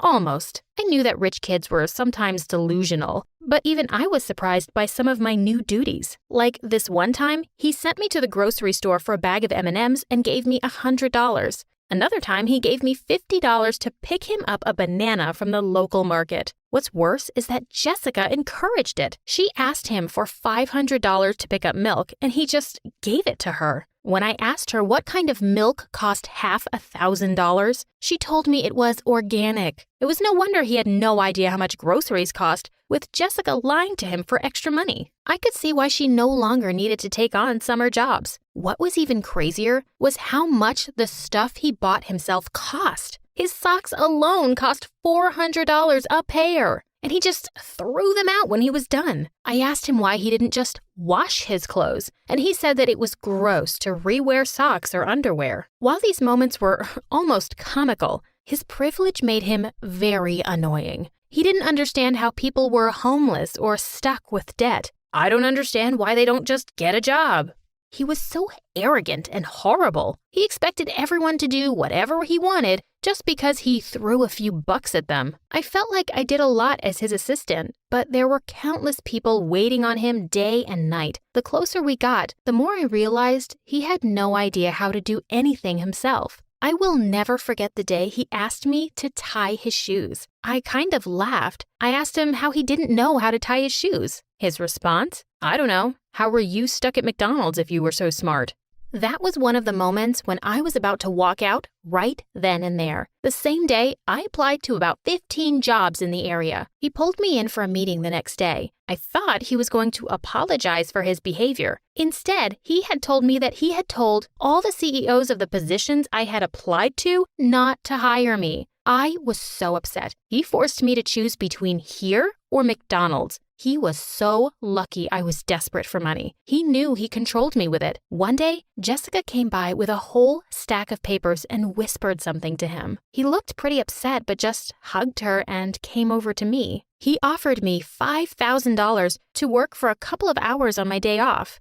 It wasn't so out of the ordinary. This was the same guy who paid me $400 to test his pens and $1,000 to use my umbrella since he forgot his. Of course, I agreed. Right after dinner, I drove off to the location he gave me. I was expecting an office or something, but it was a mansion. His mansion. I was pretty excited to see the inside of it, but it almost broke my heart when I saw what I was there for. There was a cake and balloons, but just the two of us. Apparently, both of his parents had forgotten it was his birthday and went on a trip to the Bahamas. He didn't want to be left alone, and I was his best friend. I asked him about Jessica, but he explained that she had ditched him last minute. He said it was a family emergency again, that her grandmother was in the hospital. Sad story I would feel super bad about if I hadn't checked Jessica's Instagram earlier. She was in Disneyland and wasn't even trying to hide it. She came by to drop off her homework for him to do while she went away for a week to spend time with her grandmother. Turns out, this happened every year. They had never spent a birthday or holiday together. Not only that, but he did all of her homework. I saw how she managed to keep her grades up. I don't know if I made the right decision, but I decided not to show him the photos. He was already sad enough. Instead, I decided that from here on out, we would actually be friends, and I would teach him how to tell when people were using him. Even though I was desperate, I couldn't accept the money he offered me to come that night. It felt wrong, even if I wanted the $5,000. The next day, I showed up with a bag of M&Ms as a belated birthday gift. I apologized that I couldn't afford anything spectacular. He just cried. He really did look so grown up in his fancy suits and expensive cars, but seeing him cry over M&Ms made him look like such a child. I took him under my wing as my little brother. He was just a kid right now and needed my protection. I introduced him to some of my friends so he could interact with people under the age of 65. He was super excited to have something close to friends for the first time in his life, but that also made him very vulnerable. I made sure that he kept his wealth a secret and to hang out with people like a normal kid. He seemed to love it, but everything changed one night. See, he was hanging out with my friends and me when Jessica came back from her grandmother's, aka Disneyland. We were having fun, but after he had set down his phone for an hour, he had 35 missed calls and over 100 texts. Apparently, while he was busy having fun with us, he had forgotten to submit one of her summer assignments. She was livid. Even though I tried to tell him he did nothing wrong, he looked really sad and left early. I was going to ask him about everything the next day at work, but he texted me to not come in. After a week of asking me not to show up, I took matters into my own hands. I walked right up to the office and right in the middle of a fight between him and Jessica. When I walked in, she immediately asked what I was doing there. "I thought I told you to fire her. She's a bad influence," she shouted. My boss looked so uncomfortable and said he didn't want to fire me. So she walked out, leaving my boss and me all alone. Again, he sat there and cried. There were a lot of tears over the next few days, and I did whatever I could to comfort him, even when I was off the clock. I made him promise never to take her back because she was using him. He agreed, but then ruined everything in an instant. He leaned in and tried to kiss me. I pushed him away and told him I only thought of him as a little brother. He looked so embarrassed. I let myself out and did not come back. Luckily, I had saved enough money to earn myself a shopping spree. I was out downtown when I saw them. My worst nightmare. He and Jessica were walking along the street, him holding tons of bags from Gucci and her yelling at him. She said how pathetic he was and how she could always do better. I thought about ignoring it, but it was like watching a witch harass my own brother. I ran up to them and yelled at her for being such a jerk. I said how she should consider herself lucky that anyone puts up with her, let alone a great guy like my friend. She told him to defend her, but even I was shocked by what happened next. He told her to leave. She told him that he would regret it and stomped off. She tried to take the Gucci bags from him, but he handed them to me instead. He thanked me again and then did something that kind of irritated me. He handed me a check for $100,000 as a thank you. I ripped it up in front of him. "Don't you get it?" he said. "If you don't want to date me and don't want my money, why are you so nice to me?" "Because you're my best friend." He almost cried right there. I don't think he had ever been that happy before. You would never believe what happened next. He fired me. But it's not what you think at all. See, he decided to help me with my studies, so one day I could join him. I invited him to dinner at my home. Some home cooking would do wonders for him, I'm sure. As happy as I was to see him being a kid, it was quite an ordeal to talk him out of an expensive gift from my mom. He had a long way to go, but he learned. Now, years later, we are 50-50 partners. He is all the brain, and that's where I come in, managing our business. We are the best of both worlds, and our business is thriving. I was sweating as I set up the camera in the teacher's lounge. Even though my best friend Sophia was watching the door, I had a sick feeling that we were going to get caught. "Hurry up," Sophia whispered. I fumbled with the camera, hiding it behind a pile of files. Then we got out of there as quickly as possible. No one was in sight. Sophia and I giggled as we ran away. "I can't wait to see what happens," she said. Have you ever had a teacher you just couldn't stand? Well, that's what it was like with Sophia and Miss Talbert. Since the start of the year, Miss T has been a real pain to Sophia, and by extension, me. She was so stuck up. Even the way she walked was annoying, like she had a stick up her butt. So when Sophia and I got stuck with her for the whole year, we pretty much knew it was game over. One day, Miss T showed up to school wearing a pink jumpsuit that really didn't look good on her. She left the class at one point to get more chalk when Sophia turned to me and said out loud, "Oh, God, what was Miss T thinking? Is she trying to look like the Pink Panther?" I tried to warn her with my eyes, but as Sophia turned back slowly, she saw Miss T standing right behind her, her face purple with rage. After that, she was out to get us. We couldn't even look at each other without Miss Talbert giving us a hard time. Whenever we had extra classes with her, we started ditching them. One afternoon, we were skipping class and watching TikTok videos in our spot behind the cafeteria when Miss Talbert caught us. She gave us detention for a full month. Oh my God. Sophia couldn't believe that we'd be stuck in school every Friday afternoon. She cursed Miss Talbert all through detention and kept saying she hated her and would get back at her. During one detention, we noticed that while most of the teachers disappeared off campus the second the school day was done, Miss T stuck around on Friday afternoons. Her car was one of 2 left in the parking lot. We decided to spy on her. Sophia grabbed my hand and pulled me towards her classroom. I had to admit, I always got a fluttering feeling in my tummy when Sophia touched me. Weird, but good weird. We snuck up to her classroom and peeked inside.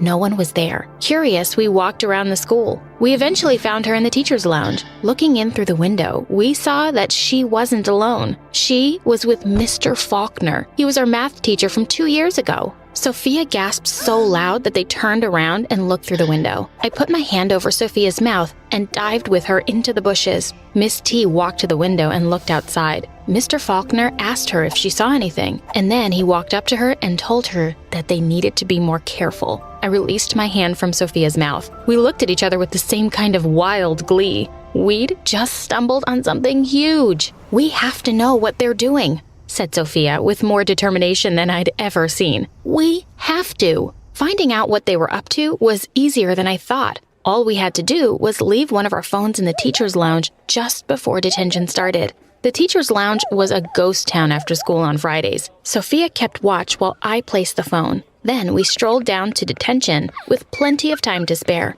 Those 2 hours took forever. When detention was over, we raced out of there, grabbed my phone from the empty lounge, and got out as fast as we could. That evening, we grabbed a bowl of popcorn and sat down to watch the video. It was hilarious. Talbert and Faulkner were clearly in love. Faulkner told Mrs. T they should forget the school's policy. Miss T told him that they needed to be smart about their relationship and that it couldn't interfere with their work. That was when Faulkner said something that had Sophia and I rolling on the floor. "You are my work," said Faulkner. "You're my masterpiece, my inspired novel, my hit song." "That's so lame," said Sophia, clutching her stomach from laughing so hard. We spent the rest of the evening reenacting that scene, laughing. Sophia thought this was just too juicy not to be posted online, but I told her we'd get expelled if it was traced back to us. She looked really annoyed at first, but then she reluctantly agreed. The next morning, I woke up to hundreds of messages from my friends and people from school. I got up and checked my notifications. Apparently, one of the posts on the TikTok channel Sophia and I shared had thousands of views and comments. I checked my phone and almost died of shock. It was the video from the teacher's lounge. How had it been uploaded? I deleted it immediately, but I already knew it was too late. When I got to school, all the kids were cheering for me. Mark, this guy that all the girls thought was a total babe, walked by me and smiled. I found Sophia as soon as I could and scolded her for going behind my back and uploading the video. She started crying and said she was sorry. My heart melted immediately, and I couldn't stay mad at her. Actually, with all the attention we were getting, I couldn't decide if I should be happy or upset about the video going viral. My confusion didn't last too long. Sophia and I got called into the principal's office in the 4th period. We went into the principal's office. Long story short, every adult in the building was a fire-breathing dragon. Miss T and Faulkner were in the office, and they were furious. Talbert had clearly been crying. Faulkner looked like somebody had punched him. I didn't let Sophia take the fall for it. I just couldn't. I straight up told the principal that it was all my idea and Sophia had nothing to do with it. The principal freaking flipped. She started yelling about how I was a disgrace to the school and that I was suspended for a week. Then she told me to get out of her office. I waited outside for Sophia. Through the door, I heard the principal tell her that she needed to find a better friend. Hanging out with a rotten apple like me would hurt her chances of going to an Ivy League college. What came next really hurt. I could hear Sophia say, "Yeah, she's really spoiled. I shouldn't be friends with someone like her. It's already started to affect my grades. I heard the principal say there would be a disciplinary meeting for the 2 teachers as well. Faulkner stormed out of the office, followed by Miss T. Our eyes met. If looks could kill, there would be a dead Amy in the corridor. She said in a low, scary voice, "I'll make you pay for this, Amy." Before I could explain anything, she was gone. Then Sophia came out, and I could swear I saw a grin on her face. Maybe I'd imagined it because the next second, she looked pretty sad again. Instead of going to class, we went behind the cafeteria and quietly sat there. She squeezed my hand and said she was sorry she'd gotten me into trouble. I told her I felt very hurt that she had agreed with the principal in the office. She just looked at me with those big blue eyes and said, of course she didn't mean a word of it. How could I even believe that? Before I knew what I was doing, I leaned in to kiss her. She pushed me away. She was horrified and disgusted. I have to go, said Sophia. She picked up her bag and basically ran away from me as I tried to explain to her how much I loved her. No, what had I done? What was wrong with me? Why did I just blurt it out? She was going to hate me now. My parents went insane when they found out about the whole thing, and they were doubly pissed at Sophia for letting me take the fall alone. They asked me why I even stood up for her. I wasn't ready to have that conversation, so I yelled at them and told them to mind their own business. I was grounded for a week. I was an overnight hit at school, though. Turns out, going against a teacher everyone hates makes you really cool. In fact, Miss T and Faulkner got fired. Also, Faulkner had broken up with her and put the entire blame on her. I was a legend around school. I was getting texts and calls from people I didn't even know existed, and getting invites to all the coolest parties. Sophia had always said she hated those parties, so we never went, but now I could go. This was awesome. I sneaked out late at night to a party that weekend. People greeted me like I was a celebrity. I was getting high fives and smiles from everyone. Then I saw Sophia a few feet away, dancing and laughing with a bunch of people around her. I was so shocked. I thought she hated these noisy parties. It really didn't look like her first one. What is going on with her? The next day, I noticed Sophia had blocked my number. I was devastated that my best friend had turned so cold-hearted. Eventually, I figured I could use the attention I was getting to forget about Sophia. Everyone seemed to think that I was a rebel, so I became one. I started hanging out with the other rebels, and I even started dating Mark. Mark had a motorbike and barely even went to school. I figured Sophia might even be jealous. Besides, if Sophia ever spilled my secret, dating him was a good way to cover things up. I spent the next few weeks doing extremely stupid stuff with my new friends. I was ditching school all the time and staying out late. We would go around the neighborhood on bikes and throw eggs at people's cars and houses. On one of our eggscapades, Mark was driving really fast and his bike slipped, and we both landed hard on the street. I had scrapes all over my arms and knees. After that, my parents pulled me aside and asked me what was going on with me. They told me that they barely recognized me with my crazy new hair, and it wasn't like me to behave this way. People had been telling them so many bad things about me. "You have no idea what I'm going through," I yelled. "Just leave me alone." And they did. I felt miserable. I sneaked out after Mom and Dad had gone to bed to Mark's place. We were just hanging out when Mark suddenly tried to kiss me. I pushed him off. He looked surprised and asked me if I was gay or something. How did he know? He simply shook his head and said, "Lucky guess." I ended up telling him everything. I said that I was sorry I'd been pretending to be into him, but I made him swear he wouldn't tell anyone. He was actually pretty sweet about it. He said it was okay and my secret was safe with him. But the next day, when I went to school, the most horrible thing happened. I was called into the principal's office again. What now? I went to the office. I saw Miss Talbert standing there looking furious. Wait, why was she back here? The minute she saw me, she jumped down my throat. Apparently someone had trashed her house. "You had the guts to go into my house and leave a threatening note?" she screamed at me. "Who do you think you are, you idiot?" All my protests that it wasn't me fell on deaf ears. I got suspended again. The minute I got home, I called Mark and told him what had happened. He said she was just out to get me and was probably making all this stuff up. I felt so angry at being set up by her. Mark told me to meet him later at a party that night, and we'd discuss how to get back at Miss T. I found Mark at the party, and he told me we should go talk in private. He took me to a dark, empty hall where I could barely see anything. Then, to my surprise, He took my hand and said, "I'm so confused about my feelings for you, Ames." Suddenly, he pulled me towards him and leaned in for a kiss. I nearly fainted. I pushed him off and jumped to my feet. "You know I love Sophia," I yelled at him angrily. "I will never love anyone else." I heard people laughing and the lights came on. I almost died of shock. Everyone I knew from school was there, even Sophia. I couldn't understand what was happening. Mark said, "You shouldn't have wasted my time all these weeks if you're into girls." Then he said he was really mad at me because I'd just pretended to like him, and it was him who trashed Talbert's house. Everyone was looking at me and whispering stuff. She told Sophia she loved her, and Sophia stopped talking to her because she's totally weirded out. That's why they don't hang out anymore. I ran out of there with tears in my eyes. I couldn't believe Mark would stoop to this. The next morning, things got even worse. Someone had made a video of what happened last night and had uploaded it to TikTok. I was ruined. There was no way I could show my face at school. When my suspension was over, I had to go back. No one would let me live this down. Everywhere I went, people made fun of me. I wanted to disappear. I also realized how terrible it felt to have your privacy violated. Maybe this was all karma for making that stupid video. Just when I thought my life couldn't get any worse, it did. I got a call from my dad saying Mom had been in a terrible accident. I rushed to the hospital.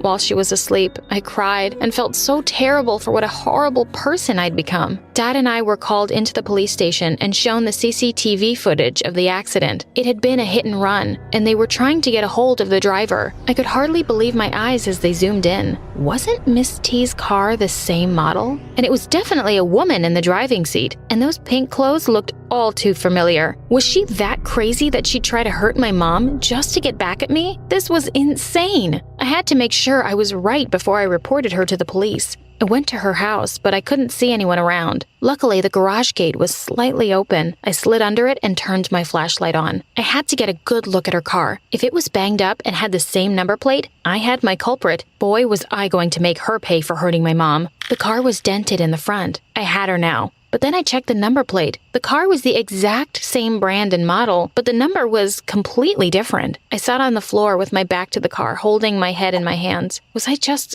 losing my mind? Suddenly, the light went on, and there was Miss T standing in the door that led into the house. She looked really surprised to see me. Weirdly, though, she didn't seem angry at all. I started crying, and she told me to come inside. I told her everything that had happened the past few weeks. She listened to me quietly, and once I was done, she said something that completely shook me. "I know it's not you, Amy. It took me a while to figure out who the real culprit was, and why they would want to hurt me." She took out her phone and showed me a few pictures of a young girl who looked a bit familiar. In one, she was standing with a doll's head in one hand and the rest of it in the other, and she was laughing hard. In another, she seemed to be trying to choke a frog. Miss T said that she had dated the girl's father for a while, and she noticed that the child's behavior was rather violent and disturbing. She told the girl's father when she nearly killed her pet hamster. After that, the girl seemed to be after her with a vengeance. She made her life miserable and was always playing pranks on her or telling lies about Miss T to her dad, who seemed to believe them. She could be very manipulative and sweet when she wanted to be. Eventually, Miss T had enough,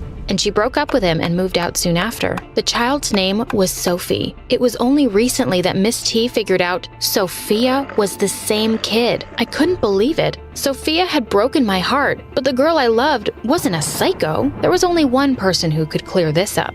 I looked for her everywhere the next day at school, but what I saw left me thunderstruck. I found Sophia and Mark making out under the bleachers. When they pulled away, Sophia asked Mark, "Does the idiot suspect anything?" I just knew she was talking about me. All my rage and love and hurt bubbled over, and I did exactly what she had done. I took out my camera. They talked about how they had both played me, and Sophia got her revenge not only on Miss T, but also lame, stupid Amy. I was furious, but to my delight, they discussed literally everything they had done to set me and Miss T up. I gasped. Apparently, Mr. Faulkner was only playing with Miss T. Sophia had bribed him to break her heart. And me? Sophia wanted to play me simply because she could. She was a psycho, all right. Now that I had her confession, the rest was easy. Mark was suspended for a month. Sophia's father was called in, and she had to leave the school for good. She didn't go quietly. There was a lot of kicking and screaming. I decided to get my act together and focus on my studies. Enough drama for me. Oh, and Miss T is my new math tutor. We may even be friends now, too. Hey friends, I'm January from Seoul, and I'm a huge K-pop fan. I mean, who isn't? But I'm a super fan. Now, before I tell you my story, please like and subscribe. My parents were super cool lawyers, but they weren't the coolest parents. They were so overprotective about me, just because I was born premature. Like, I was fine now, get over it. But no. No bicycle. It's the most dangerous ride. No dancing in the rain, you'll catch a cold. No, stay away from that puppy. It's full of germs and dirt. Sleepover? No, never. What if you get kidnapped or something? I nicknamed them Mr. No and Mrs. Never. Growing up, K-pop was my only escape. I was crazy about K-pop bands. To Anyone, Girls' Generation, Big Bang. And then Dream was launched. As soon as I heard their first song, I was obsessed. And it was because of Dream I found my best friend. It all happened when I ended up wearing the same t-shirt as a guy on my first day in 8th grade. Whoa, I guess great minds really do think alike. Hello, Dreamer. Greetings, my twin. Ashton and I instantly bonded. We even built a fan page for Dream, which exploded faster than a popcorn kernel in a microwave, pulling in thousands of fans. One time in our senior year, some bully started making fun of the K-pop posters on our lockers. Are you two still in middle school, obsessing over K-pop groups? You both are so lame, says the guy who cried in gym last week because his girlfriend was ignoring him. You little, I told you to keep your mouth shut. Now look what you made me do. With that, the bully ripped down the posters, and I lost it. I tackled him to the ground and pulled his hair hard. Right then, the gym teacher saw us and took us to the principal, and I got suspended. My parents were furious and blamed my obsession with Dream for it. You're not allowed to listen to that band's songs anymore. The lead singer, Tanya, she's a bad role model for kids. Just last week, I saw on the news how she slapped one of her bandmates during a concert. What does that have to do with me being suspended? You get so crazy over these K-pop bands. We've decided that after your behavior, we can't allow you to go to the Dream concert happening this weekend. We weren't too keen to send you in such a crazy crowd anyway. You're grounded. And then, Mom tore up my concert tickets. No. Oh my God, what did you do? I hate you both. I stormed off to my room, my blood boiling. I called Ashton and told him everything, and he promised to find a way for us to attend. On the night of the concert, just when I'd lost all hope, Ashton came to my room through the window with tickets in his hand. OMG, how did you manage to get them last minute? They must have cost a lot. Don't tell me you took the money from that piggy bank, the one you started back in kindergarten? Desperate times call for desperate measures. Plus, it's totally worth it. I got us special meet and greet tickets too. I'm so excited. Me too. My heart raced as we sneaked out and ran to the venue. But at the concert, the band's performance seemed really off. They weren't harmonizing and even kept bumping into each other. And then suddenly, Tanya smashed her guitar on stage, and her bandmates looked really frustrated. She can be such a drama queen. Hey, you know I adore Tanya, but that's the truth. After the concert, Ashton and I went for the meet and greet, but it turned out the band had canceled it. And suddenly, the fans got angry and went wild. They started running backstage, demanding to see the band members they had paid to meet. Chaos erupted, and fans, including Ashton, were grabbed by the guards. I ran and sneaked into a nearby van and hid under the seat. If they caught me and made me call my parents, it would be catastrophic. Moments later, the van door swung open, revealing a fuming Tanya. This show was a mess. The bands turned against me. They were so rude. As Tanya was climbing into the back of the van, I began to creep out from under the seat to escape, but Tanya saw me. Aha! Caught you. I'm calling security. No, please, look, I was part of the fans lined up for the meet and greet before things got crazy. I didn't want to cancel that. The band messed up. It's okay. I gotta go. No, nothing is okay. You know how tiring my life is? I'm exhausted with all these contracts, producers, and shows. I have no friends, my bandmates hate me, and now probably my fans too. I just need a break, but I can't even have that because the paparazzi are always on my butt. Hey, you're Tanya, a superstar. Ignore the haters and take that break. Run away for a while. Like it's that easy. But maybe I could run away. Hey, how about with you? Oh, no, that's not what I meant. That's a terrible idea. You stay right here. Bye. I rushed home before my parents noticed I was gone. I sent Ashton a text to let him know, crawled into my room through the window, and jumped into bed. But moments later, Tanya came in through the window too. You followed me? Why? I have nowhere else to go. Let me stay, please. Just then, Mom knocked on my door. I pushed Tanya into my messy closet and opened the door. January, I heard something. Achoo! You probably just heard me sneezing. Now, good night. Why are your clothes lying on the floor outside your cupboard? And how many times should I tell you to separate your underwear and keep them in the drawer? And why are you sleeping in the shirt I got you on your birthday? Gosh, your room smells like stinky socks. Mom, please, can you get off my back for once? I know you're upset because we didn't let you go to the concert, but that's no way to talk to— Good. I really don't want to talk right now. Good night. Once Mom left, Tanya jumped out of the wardrobe. OMG. Seriously? Your mom is so annoying. She reminds me of my nag manager. That's kinda rude. No, what's rude is that no one lets us have any freedom. We should have our fun without anyone breathing down our necks. Yeah, I guess you're right. Let's talk tomorrow. I need my beauty sleep. Saying that, she took the bed and made me sleep on the couch. The next morning, news of Tanya's disappearance was making headlines everywhere, and the police were on the lookout for her all over the city. Did you see this? Yeah, I love it. Fans and bandmates are worried sick. Tell everyone you're all right. Nah, people don't appreciate what they have till they lose it. Let everyone miss me a bit longer. Now, let's go out and have some fun. Of course, you'll have to arrange a disguise for me. But I have school. Skip it. Well, I did have a K-pop star asking me to spend a day with her, so yeah. I skipped school, made sure Tanya was unrecognizable, and then we went to the mall. While we were window shopping, we passed by a kid who was about to eat his ice cream, and Tanya stopped short. I want that. Okay, I can buy you some. No. I want that. His ice cream. It's the perfect ratio of chocolate to vanilla with my favorite toppings and sprinkles. Now here, boy, gimme it. I'm Tanya, the superstar. The boy refused to part with his ice cream and started yelling. Then Tanya knocked it out of his hand to the ground, grabbed me, and told me to run. What the heck was that? And are you trying to get attention by telling people who you are? Who would believe some stupid kid? Come on, let's check out some makeup. At Sephora, a sales girl was a bit rude to me, so Tanya messed up the arrangement of all the products on the shelves while the sales girl wasn't looking, then casually walked out. We both snickered as we saw her from outside, looking angry and confused at the mess.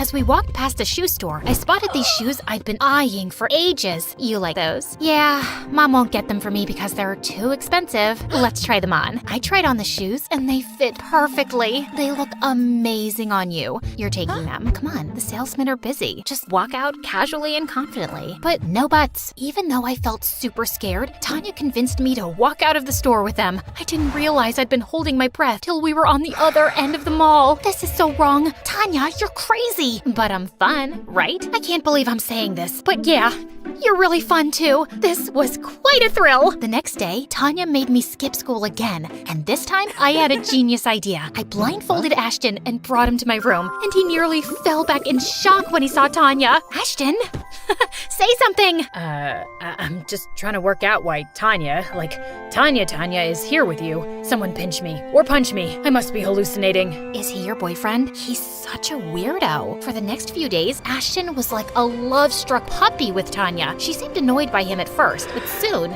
she seemed to be enjoying his endless compliments and warmed up to him. And together, the three of us had the best week. But then, my parents got a letter from school about my week-long absence. What is this? Where have you been going, January? Are you in some kind of trouble? Mixing with the wrong kind of crowd? Are you on drugs? You guys are always expecting the worst from me. I feel like I'm trapped with you both. Just let me live my life. I ran to my room and closed the door, and Tanya and Ashton were already there through the window. As I cried, Ashton hugged me tight. I know they can be harsh, but they're probably just worried. Worried? Are you kidding me? They're just control freaks. Some people just love to boss around others. No, they care about her. She's right. It seems like their only goal is to control my life. And if you want to defend them, Ashton, I don't want to hear it. You're supposed to be 100% on my side. Of course I am, but just go, please. After Ashton left, Tanya listened sympathetically as I let out all my frustrations. Then we both decided to forget all about being good girls. I was almost 18. It was time to act my age. The next day, my folks dropped me off at school, clueless about my plan. I ditched classes and hit the local tattoo parlor with Tanya. But once we got there, I felt scared. It looks painful. Oh, come on. Nothing screams, I don't care, more than a tattoo. I'm not sure about this. Scaredy cat. Fine. How about a piercing then? I thought I was getting my ears pierced, but Tanya dared me to get a belly button piercing. I didn't want her to brand me a coward again, so I agreed. To my surprise, I kinda loved it. That's my girl, taking control of your life. Hell yeah! Tanya kept extending her stay, and I was happy about it. We were having a blast together, and I really wished Ashton was still hanging out with us, but he never replied to any of my texts and even blocked me on social media. One day, as Tanya and I were out at the mall, she went to the bathroom. I was sitting alone when I heard a familiar voice. Can I sit here? What do you want? I've really missed you these past few days. Have you? You didn't try to call me or message me, and even blocked me on social media. So petty. What? I got messages from you to stay away. I was so shocked when Ashton showed me those texts, but I'd never sent them. And guess what? It turned out Ashton's number on social media was blocked from my side, but I was 100% sure I never did that either. How is this possible? Isn't it obvious? It's Tanya. She's playing some sick games. I could never stop being your friend. And Tanya keeps saying your parents are controlling, but she's been manipulating you herself all along. Just then, Tanya appeared, looking furious. Don't listen to him, January. He's lying. Why would he lie? Oh, please. He's crazy. Can't you see how he looks at you? He's like some psycho lover, completely obsessed with you. He even admitted it to me, and I had to tell him that you're not interested, which totally pissed him off. I saved you from that jerk, trust me. You don't need him keeping you down and suffocating you with his possessiveness. I turned to Ashton, totally horrified. Ashton, you really have feelings for me? That's the truth. My heart belongs to you, January, and I can't stand anyone getting close to you. You're like a drug to me. Okay, I can't do this. This is ridiculous. Huh? What's so ridiculous? Look, Tanya, I'm a big fan, but Ashton being obsessed with me is stupid. I know my BFF inside out, and you tried to come between us. You are no longer welcome in my house, so please leave today. And I hope your band members do kick you out, because really, you are not a very nice person. Tanya stared at us, screamed in frustration, and stormed off. Ashton and I just high-fived and hugged. We walked back home. But there, we were in for a surprise. There were cops everywhere. January, Ashton, you're under arrest for kidnapping Tanya. What the what? My parents weren't home, and Ashton had no choice but to let ourselves be taken away in the police car. Oh gosh, they were gonna kill me when they found out everything. I was ready for the shouting of a lifetime when Mom and Dad reached the station, but they turned angrily to the police instead. How dare you arrest our daughter and her friend? Seriously? You have them behind bars without evidence? My parents were pretty good at being lawyers, and in no time, we were out of there. I told my parents everything, and they both hugged me. Mom, Dad, I should have come to you and told you Tanya was hiding out in my room. No, I think this is our fault. We've always been so strict with you, you probably didn't feel comfortable coming to us and talking about it. But we promise you, from now on, we won't be so strict. We will let you learn from your own experiences. It's how you become a better judge of character, too. And no matter what, we'll always have your back. The next day, there was a media frenzy outside my house. Turns out, Tanya had given an interview to TMZ about how she was kidnapped by psycho fans, and now the public wanted a piece of us. I knew I just had to confront that two-faced diva once. A couple of days later, Ashton and I found out from Tanya's Instagram stories that she was at a salon getting a manicure, so we rushed there and surrounded her. I treated you like a friend, gave you a place to stay, and this is how you repay me? By telling everyone I kidnapped you? Why would you lie, Tanya? Why do you think so? I needed to be the center of attention. Sweetie, no publicity is bad publicity. I'm all over the news these days. I have public sympathy because I was the victim of a fan kidnapping. Plus, it was awesome manipulating you. It took my mind off of other things, like you were literally a puppet in my hand. Anyway, now my stupid bandmates wouldn't dare kick me out either since I've already gone through so much. Go away now and let me enjoy my manicure in peace. I'll make you pay, Tanya. Yeah, like people will believe you over me. Don't embarrass yourself, January. Just leave, or I'll spin some other lie and get you both arrested for good. Right then, Ashton and I started giggling, and he showed her his phone. Oh yeah, say hi to your fans, Tanya. We've been live for quite some time on your fan page. Just like that, everything was over for Tanya. Once the media found out the truth, she got kicked out of the band, and her fans turned against her. Next, she was canceled on Twitter. Then, my parents sued her for defamation and won the case too. The brat deserved it. Dream found an amazing new lead singer, and Ashton and I are still diehard fans. Don't let anyone manipulate you. Be your own boss.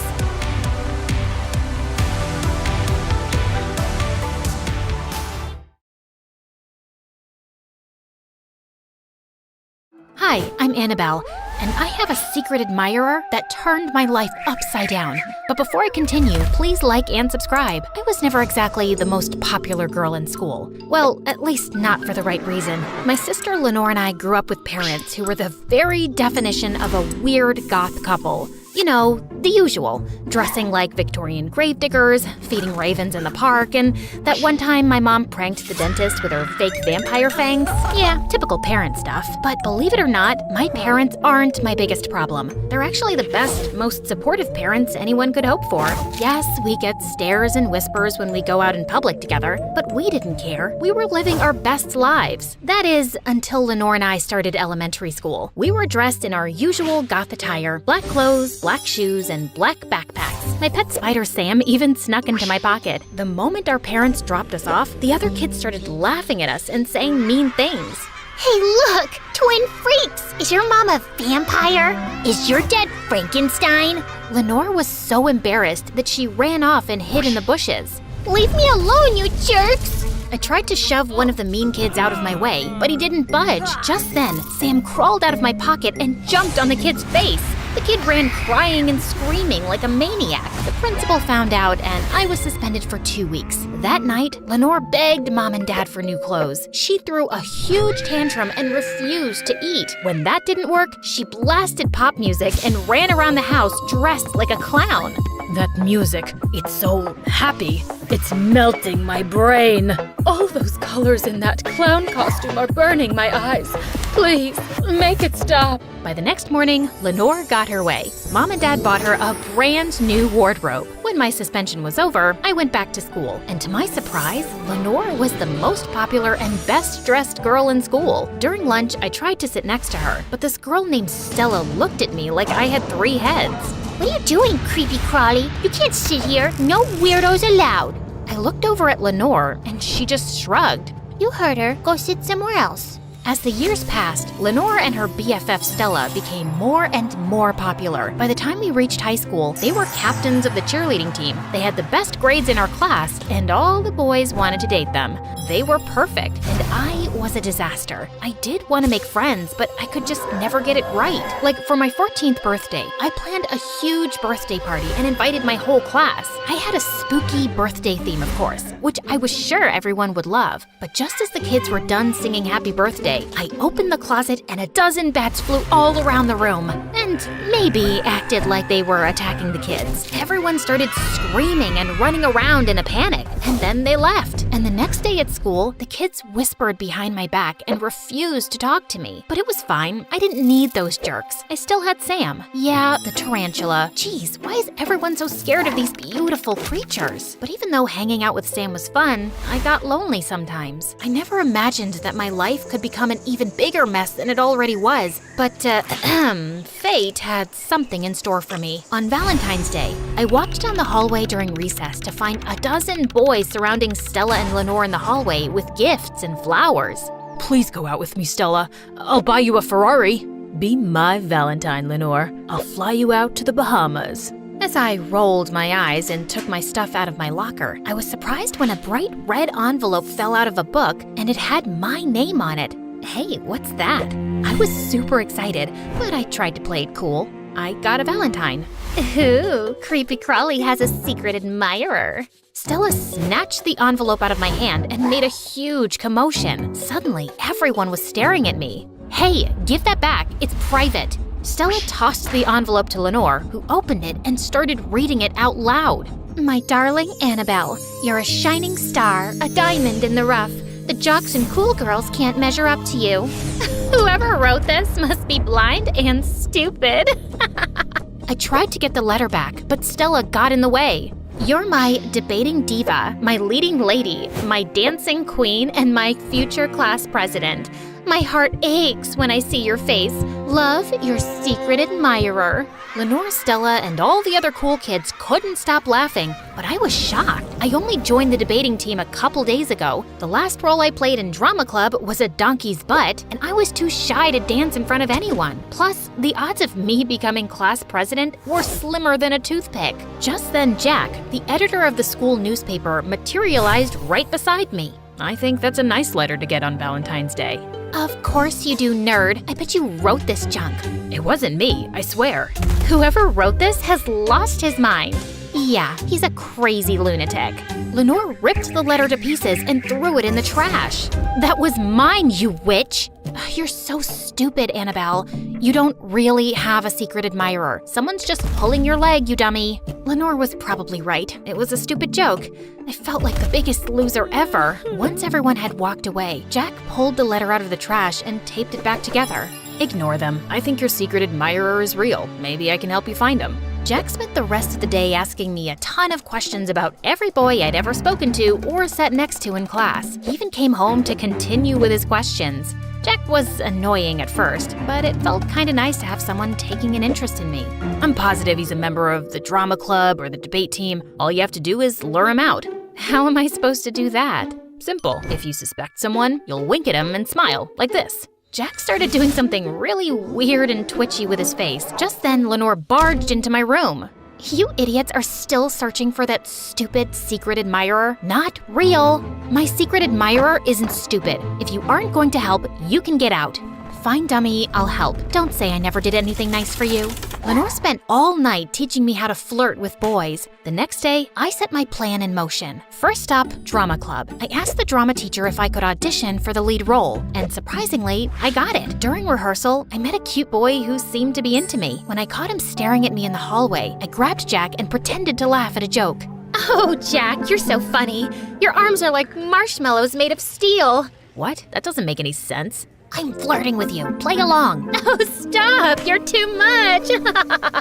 Drama boy immediately swooped in and asked me out on a date, and it was pretty sweet. He read me poetry and sang to me, but he swore he didn't write the love letter. My next date was a boy from the debate team. I studied for days to earn a spot on the team, but I ended up being so good that I kept beating the team captain, and every time he saw me in the hall, he gave me the meanest looks. I think he hates me. He's just playing hard to get. One night, me and Debate Boy stayed after everyone had left to practice, and the next thing you know, we were kissing. But when I asked him if he was my secret admirer, he got annoyed and blocked my number. A day later, out of the blue, Stella's ex-boyfriend Dylan, who was the best dancer in school, invited me to a party. I didn't think it was a good idea to go, but then I remembered something. OMG, Jack, what if it's Dylan? You know, this one time Dylan came over to my house with Stella, and he accidentally walked into my room when I was dancing alone. It could be him. Yeah, your secret admirer called you a dancing queen. But what about Stella? What about her? Stella broke up with Dylan 2 years ago. She's dated 6 guys since then. I took Jack's advice and went to Dylan's party. As soon as I got there, Stella marched up to me. I heard you're trying to date my boyfriend. Isn't he your ex? He's mine and he doesn't date freaks like you. She's not a freak. I think she's unique and much cooler than you. Stella got mad and stormed off. Dylan took my hand and pulled me to the dance floor. All eyes were on us, and I got really nervous. Then Dylan whispered in my ear, "You got this, dancing queen." I was beyond excited. Dylan just quoted a line from my letter. My nerves melted away, and we were dancing like superstars. The crowd cheered my name, and at the end of the night, Dylan gave me the perfect kiss. The next day, we were the talk of the school. The more time I spent with Dylan and all his friends, the more I started to realize that I'd been an outcast all this time because I'd never really tried to get to know the other kids at school. I hadn't given them much of a chance because they were different from me. They weren't bad at all, and I could make compromises and not bring Sam to school. Overnight, I became Dylan's girlfriend and even more popular than Stella and Lenore. Someone even nominated me for class president, and I actually won. Even Lenore was nicer to me now, and we'd hang out more. Life was perfect, except for Stella. Every time she saw me, she gave me death glares. She spread rumors and tried to make fun of me, but no one paid attention. My schedule got so busy that with being class president and spending time with Dylan, that I hardly had any time for Jack. Then one day, Jack caught up with me in the hallway. So, what's the verdict? Is Dylan your secret admirer? Maybe. I haven't asked him yet. Then I opened my locker and found another letter in a red envelope from my secret admirer. I started to open it, but I hesitated. What if my secret admirer wasn't Dylan? Then Stella appeared out of nowhere. She snatched the envelope out of my hand and ran down the hall and right up to Dylan. Hey, Dylan, I'm sorry to be the one to drop the bad news, but your creepy crawly girlfriend is a cheating witch. Stella showed Dylan the love letter. Dylan, it's not what it looks like. Stella read the letter out loud. Dearest Annabelle, I'm sorry I've been away for so long. You've kissed a handful of frogs, but that's over now. Meet me behind the bleachers after school and I'll reveal myself to you. Love, your secret admirer and one true love. Am I a frog? That seems to be the case, dummy. Shut up, Stella. Let's go, Annabelle. Your secret admirer is waiting. I didn't know what to do. The last thing I wanted was to break Dylan's heart. Dylan, when you called me your dancing queen, I thought you wrote me the letter on Valentine's. I thought you were my secret admirer. Who cares about some stupid letters? You already have me. Dylan was right, and he was sweet, but he wasn't my true love. I'm sorry, Dylan. I just need to know who it is. I really care about you, Annabelle, and I wish you'd change your mind. But if you don't feel the same way about me, then you should go. I thanked Dylan and gave him a kiss on his cheek. Then I snatched the letter out of Stella's hand and ran. I felt like a jerk, but I had to meet my secret admirer. He'd seen me when I was invisible. He really knew me. I wouldn't have ever had the confidence to make new friends, audition for the lead in the school play, or run for president if it wasn't for his first letter. Jack and I raced out the door and headed straight for the bleachers. When we got there, Jack turned to me. I'm your secret admirer, Annabelle. It was me all along. Jack leaned in to kiss me, but something didn't seem right. I didn't feel any butterflies. In fact, I felt pissed. What? You've been lying to me this whole time? If you liked me and sent me the first letter, why did you make me go after the other boys? No, it was just a little game. I wanted you to see the garbage out there to realize we're perfect for each other. Well, thanks to your stupid games, I just broke Dylan's heart. I got so mad I pushed Jack into the mud. Man, Stella didn't say this would be so complicated. Stella? What does she have to do with this? Did I say Stella? I meant melons. I'd sure like a melon right now. How about we go get one from the supermarket? I grabbed Jack and told him to tell me the truth. Fine, I didn't send the first letter. The new letter is a fake by me. I wasn't expecting you and Dylan to actually become a thing. I thought he'd just be one of those popular jerks who'd ditch you soon. But when you got all chummy, Stella came up with a plan to write the second letter so she could get Dylan back, and I could finally have you notice me. We really don't know who sent the first letter. Come on, just forget about your stupid secret admirer. I couldn't believe it. I ripped up the letter and threw it in Jack's face. My secret admirer isn't stupid. He's a dumb cow who's too embarrassed to show his face. Or maybe he's not even real. He's just a joke, like you. I punched him, ran straight home, threw myself on the bed, and cried into my pillow. Hey, what's up, creepy crawly? What do you want, Lenore? I heard about what happened with Stella and Jack. I'm really sorry. You were right all along. I don't have a secret admirer. The whole thing was just a joke, and I was too dumb to see it. Just leave me alone. After that, I moved on with my life. My parents bought me a new coffin to cheer me up. Lenore started being nicer to me, and Dylan and I managed to become good friends. Jack spent weeks begging me for forgiveness, but when Sam bit him on the nose, he stopped bothering me. I thought the whole secret admirer thing was behind me until one night. I'd just come home from a party. I went to a lot of those now that I was class president. I was super exhausted and immediately fell asleep. And then I woke up in the middle of the night. At first, I didn't know where I was, but soon I realized I was in my mom's home office, under the Victorian hardwood desk. Moonlight streamed through the windows, drenching the room in white light. I looked down at my hands and saw that I was holding something. It was my mom's ink pen, and I was holding a red paper with something written on it. Beside me were a handful of matching red envelopes. My heart clenched when I finally realized what was going on. I haven't written to you in a while, my dearest Annabelle, and that's because you don't need me anymore. I'm writing to you one more time to tell you that I'm so proud that you've accomplished everything you wanted, and I'm sure you'll achieve so much more. Love, your secret admirer. It wasn't my handwriting, not exactly, but I knew it was written by me to me. I knew I had a habit of sleepwalking and scribbling things on walls as a kid. I guess that had returned. I'd written that first letter to myself in my sleep. I was my mysterious secret admirer all along. Weird or not, I'd found my greatest cheerleader, gained confidence, made friends, become class president. Nice going, me. I rolled the letter into a ball and threw it in the trash can. Finally, it was over. Oh yeah, one more thing. You have to promise not to tell anyone. Pinky swear and cross your heart. It's our little secret. Shh. One more thing. You think I should call Dylan now? Comment below.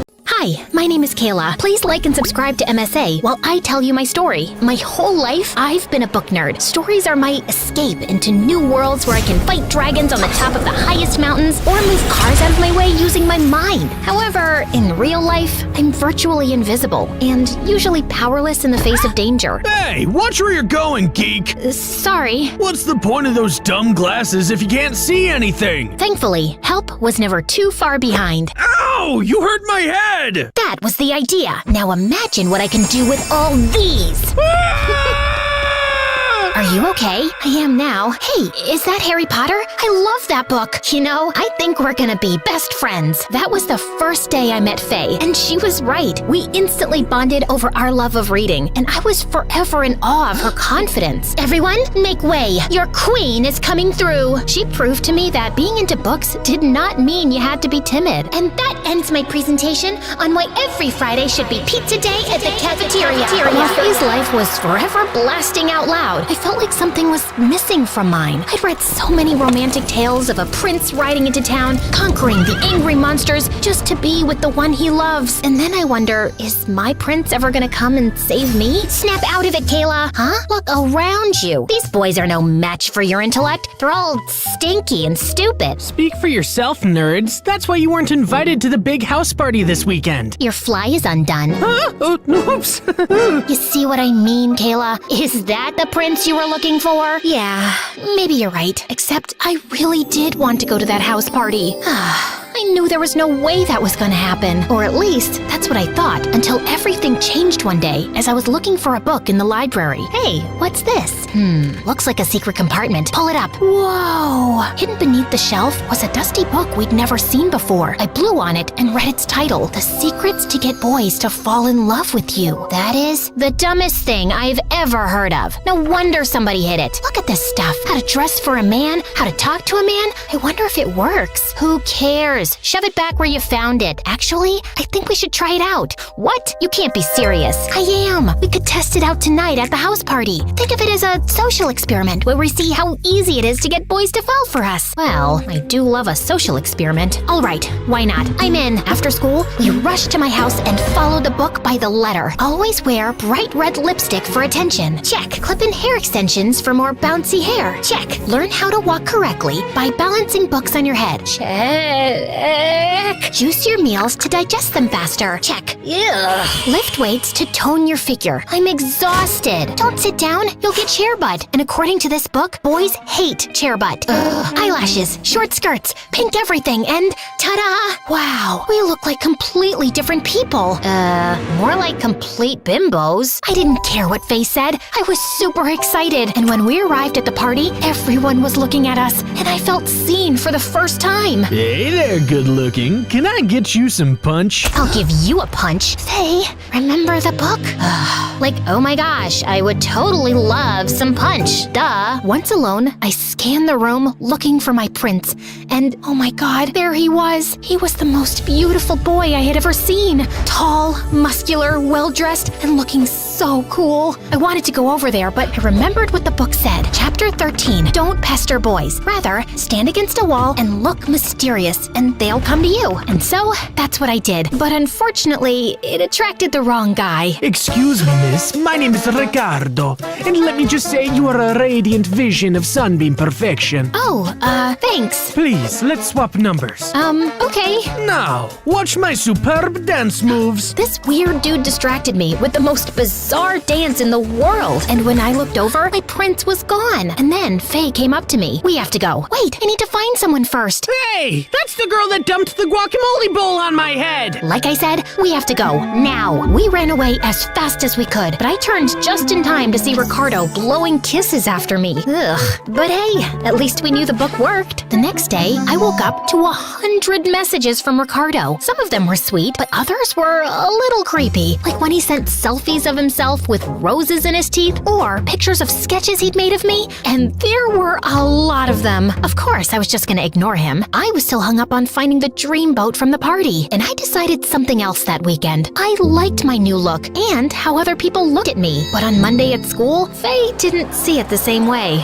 Excuse me, Miss Barbie, why are you still bimbo-fied? I think I want to try this out for a while. It makes me feel different, except it makes you look just like every other bimbo here. Can you stop calling me that, please? You know, I think we didn't fully commit to our social experiment, so let's read a few more chapters and then go to the arcade tonight. Why would we do that? Just then, as I opened my locker, an avalanche of teddies and gifts and love letters poured to the floor. Looks like Ricardo found me. Whoa, wait a minute. I'm starting to get the picture. You think you're actually gonna get your prince this way, don't you? You mean this guy? I don't even like him. Please, just come to the arcade. Do it for me, Faye. Hard pass. I'll be at the library where the smart people usually are. You're on your own. I hated to see Faye so annoyed, but I figured she'd get over it. Besides, I needed to continue my mission. That night, I read a few more chapters and then went to the arcade alone, where all the popular kids hung out. I felt super nervous by myself and considered leaving when— Hey, are you just going to stand there or are you going to play something? Oh my gosh, it was the hunk I saw at the party, and he was talking to me. Think quick, Kayla. What did the book say? Oh yes, chapter 7. Always laugh at boys' jokes.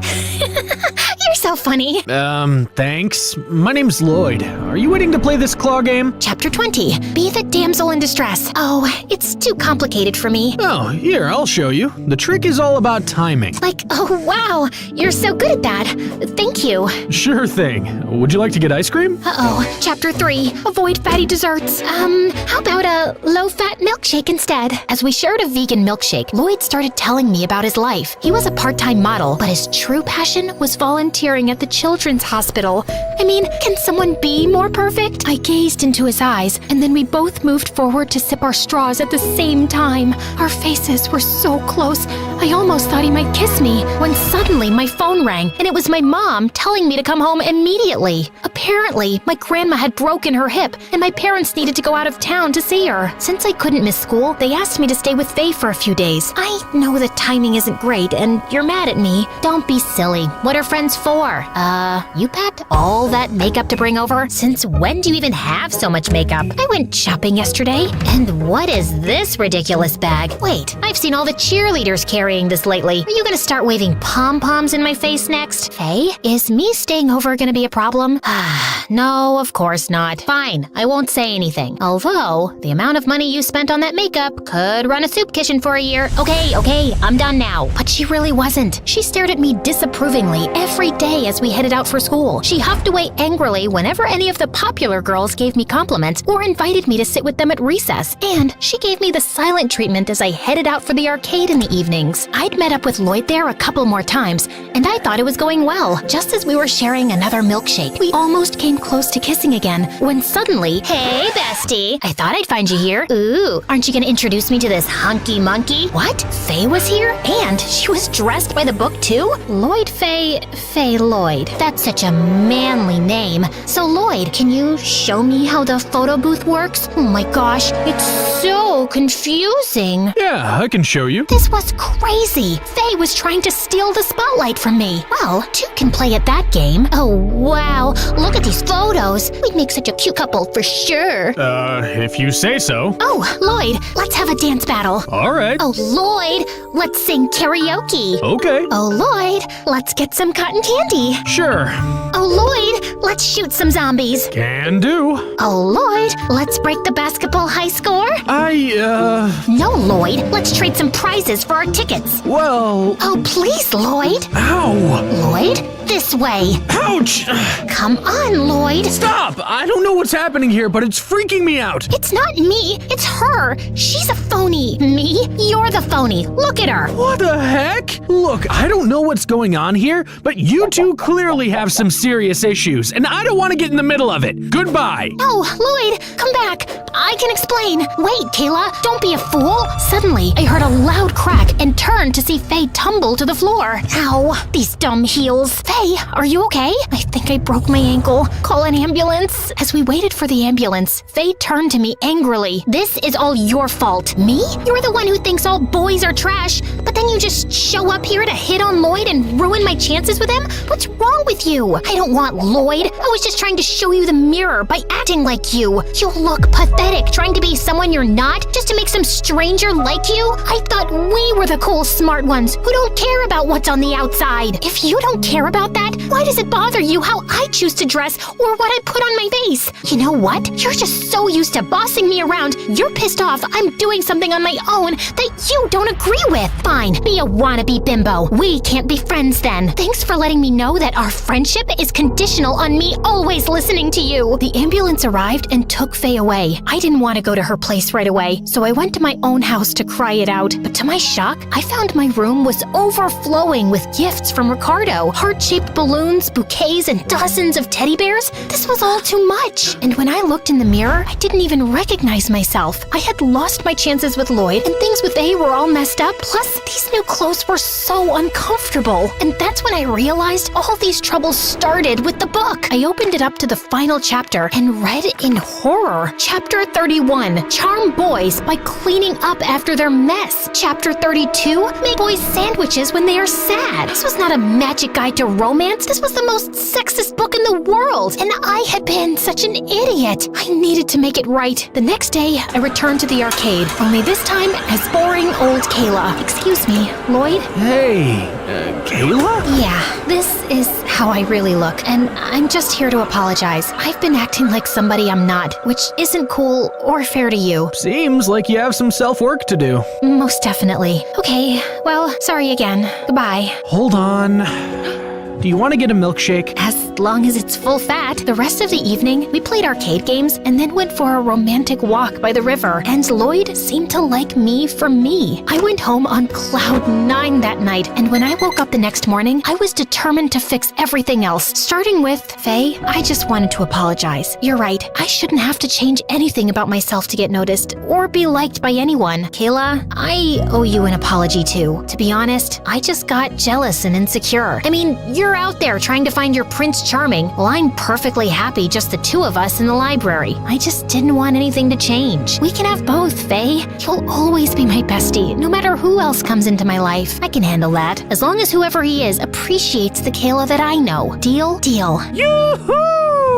Huh? It's me, Ricardo. I've been searching for you for days. Why are you ignoring my gifts? There was something crazy in his eye. Ricardo, you're coming on too strong. You broke into my house to leave me gifts, and now you're following me around? We don't even know each other. But we can spend our whole lives getting to know each other. We're meant to be. I love you. Ew, catch a hint, dude. She doesn't like you. No, I will not rest until you're mine. Ricardo grabbed me by the wrist, and I was about to panic when suddenly... Let go of her! Two boys battling over me sounded like a fairy tale in a romance novel. But now that it was actually happening, I didn't like it one bit. And that's when I remembered the book. The whack. Ow! You break my heart and now you break my head. I don't want to be here anymore. At least this book came to some good use. Girl, I am so proud of you.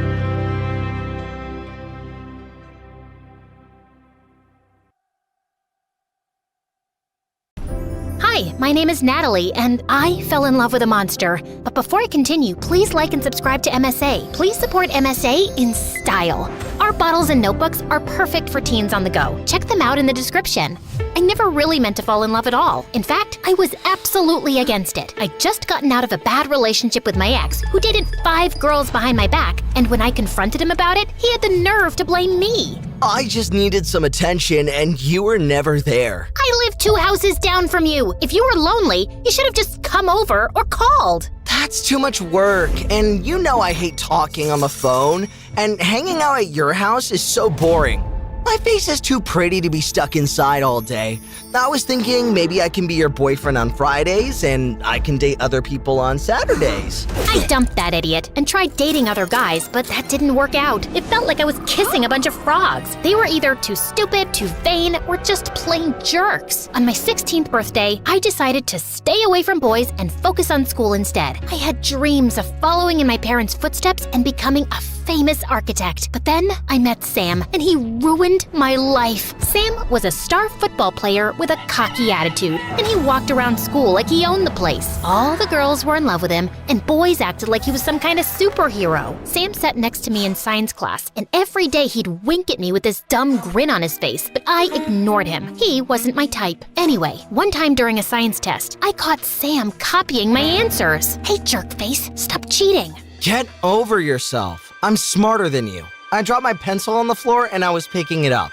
3 of your answers are wrong anyway. Yeah, right. You think I was born yesterday? Suddenly, the teacher popped up out of nowhere and started screaming like a maniac. She snatched our tests, gave us a big fat F, and sent us both straight to detention. I tried to tell her I was innocent, but she refused to listen. After detention, Sam caught up to me, and I was mad as a wet cat. I'm really sorry. Leave me alone. You've done enough damage. I didn't mean to get us in trouble. I really did drop my pencil. I'll make it up to you, I swear. I stormed off, but the next day, Sam convinced the teacher to let us work on a special project after school so we could get extra credit. Sina, it's all good. I told you I'd make this right. It's the least you could do. You're the one who got us into this mess. I'll take that as a thank you. Besides, you're the lucky one. You get to spend time with me and my biceps. He started flexing his muscles like he was in a bodybuilding competition. Then he pulled out his phone and took a selfie. Could you be any more self-absorbed? Come on, I'm just joking. I'm actually really cool if you get to know me. He gave me his number, winked at me, and then walked away. So annoying. Sam and I met after school to work on our project, and to my surprise, he was actually really smart. And I tried to fight it, but I started to develop a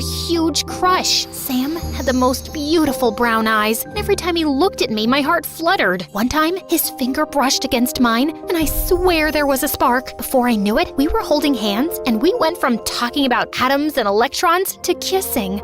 And man, that kiss was amazing. After that, we were inseparable. We couldn't get enough of each other. We finished each other's sentences. Soon, we were madly in love. An epic love like you read about in fairy tales. Life was perfect, but then everything changed. Suddenly, Sam stopped meeting me after class. He stopped answering my texts and funny memes. I figured he was busy, so I gave him some space. Then I heard he quit the football team. I got really worried, so I asked him about it. I'm fine. It's nothing. No, it's not. You've been playing football your whole life. You've been obsessed with playing in college and going pro. You can't just quit. You're not the boss of me. I do what I want. He marched off without another word. After that, things got even worse. He started hanging out with a bad crowd and he totally changed. He didn't smile anymore or crack jokes like before. He was as cold as an iceberg. Every time I tried to talk to him, he was snappy and rude. Then one day, he stopped showing up in school. I went by his house, but it was empty with a for sale sign outside. I asked the neighbors what happened, and they told me that Sam and his parents left in the middle of the night. I tried everything to reach Sam. I was so confused and worried. Then one day, he DM'd me from his Insta. He told me he wanted to break up, suggested that I move on with my life, and then blocked me. I was completely devastated. I couldn't imagine life without Sam, and I couldn't understand why he'd do this to me. I collapsed onto my bed and hid under the covers for days. My best friend Shelly came to my rescue. She brought me ice cream, chocolate cake, and we watched dozens of MSA videos. Slowly, I started to feel better, but every time I saw something that reminded me of Sam, I burst into tears.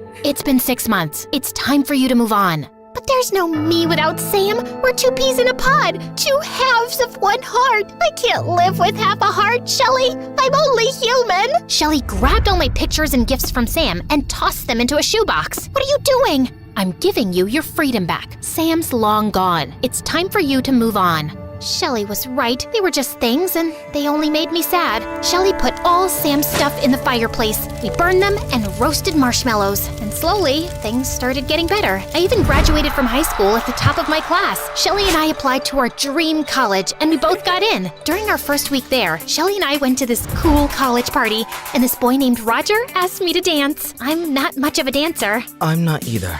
Don't worry about it. Just follow my lead. Roger pulled me to the dance floor, and we danced the night away. Though we both looked like a pair of crazy chickens stomping our feet and shaking our butts. I couldn't remember the last time I'd had so much fun. Roger wasn't the hottest boy around, but he certainly had confidence and charm. One day you're gonna marry me. I hardly know you. Plus, I'm happily single. Not for long. I'm going to chase you, treat you like a princess, and soon you'll be in love with me. After that, Roger went on a mission to capture my heart. He brought me a bouquet of daisies. I saw them and thought of you. But I was allergic and I broke out in hives. A week later, he tried to cook for me at his place. I think something's burning. It's not burning. Everything's fine. Then the kitchen caught fire. Every day, Roger tried something new to win my heart, and it started to get out of hand. He hung a banner from the roof of my dorm to wish me a happy birthday and almost fell off a ladder. He jumped on a stage at a nightclub to sing me a song and twisted his ankle. As I drove him to the emergency room, he asked me to be his girlfriend. Honestly, even though I didn't feel crazy sparks with him, it felt nice to be loved this way. He was a good guy, so I said yes. A couple years later, I got an internship to work at my family's business, and it was the best. I helped my parents design a state-of-the-art office building and land a huge new client. One morning before work, I stopped at a coffee shop for breakfast. I'd just taken a huge bite of my scone when I looked up and saw Sam walk through the front door. My heart nearly stopped. I felt a surge of emotion I hadn't felt in a while. And then he spotted me. Natalie? I gulped down my scone in a hurry, and suddenly I was choking. I jumped out of my seat and started flapping my arms around like a wild bird, banging into customers and knocking coffee all over the place. Then suddenly, Sam rushed toward me and performed the Heimlich maneuver, and I spat out my scone. As I gasped for air and backed away from him, I slipped on some spilled coffee, hit my head, and everything went black. I woke up in a hospital bed and saw Roger and Shelley staring down at me. I'm so happy you're okay, Gumdrop. I don't know what I would have done without you. Thank goodness your friend Sam was there. The doctor said that he saved your life. You met Sam? He was here at the hospital. He left 10 minutes ago. Don't worry, Pumpkin. I invited him out to dinner tomorrow night. It's the least we could do.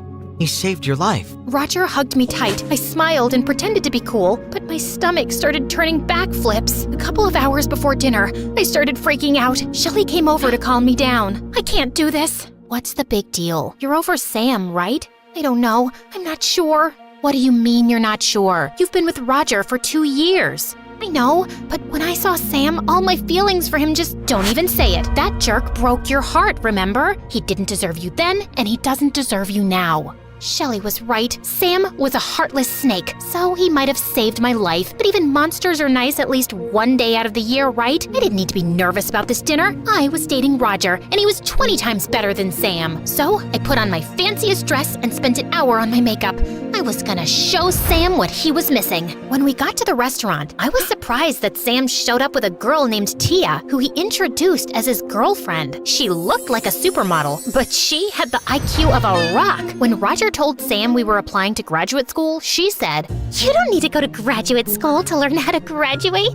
That's not... Listen, all you do is tell your dad to pay off a couple of teachers to give you an A. Then you walk across the stage like this. Tia stood up and strutted up and down the restaurant, bumping into a waiter holding a tray of food, which was spilled all over her dress. The date was over after that, and I thought I was in the clear, but soon, Sam and Tia started showing up everywhere. I saw them at the coffee shop, Sam worked at my gym, and we both walked our dogs at the same park. And the worst thing was that Roger loved going on double dates with Tia and Sam, and I hated it. My blood boiled when I saw them holding hands.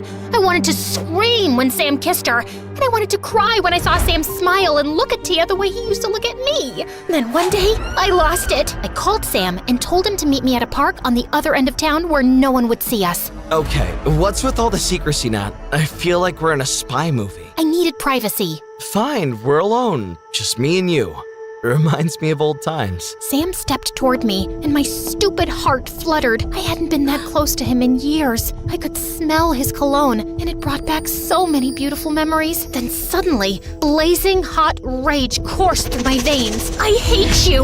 Look, I was in a bad place. You made me fall in love with you, and then you broke my heart, and now that I finally moved on, you weaseled your way back into my life to hurt me again! No, that's not what I'm doing. You're a monster! Leave me alone! I never want to see you again! I broke into tears, ran to my car, and drove off. But when I got home, I saw Roger at my door. What's wrong, Cupcake? I told Roger that I didn't want to go on any double dates with Sam and Tia anymore. I just wanted to focus on us. Of course, Sugar Bear. Whatever you want. Then I kissed Roger, but all I could think about was Sam. When I pulled away, Roger had this strange look on his face. Then he got down on one knee. I think I want to marry you.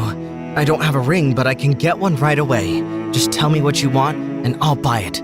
I want it perfect, just like our love. I was overwhelmed and speechless. I'm sorry, I have to go. I think I left the iron on. Let's talk tomorrow, okay? I rushed inside and shut the door behind me. That night, Roger sent me pictures of dozens of rings and wedding venues. All of them were amazing. And part of me started thinking that sealing the deal with Roger would just make me move on for good. Okay, this is madness. You can't marry Roger if you're still in love with Sam. But you said he didn't deserve me, and you're right. He just came back to hurt me. And what he did the first time, that is unforgivable. Actually, that's not true. I thought I wouldn't tell you because you were happy with Roger, but I can see that you're not, and I can't stay quiet anymore.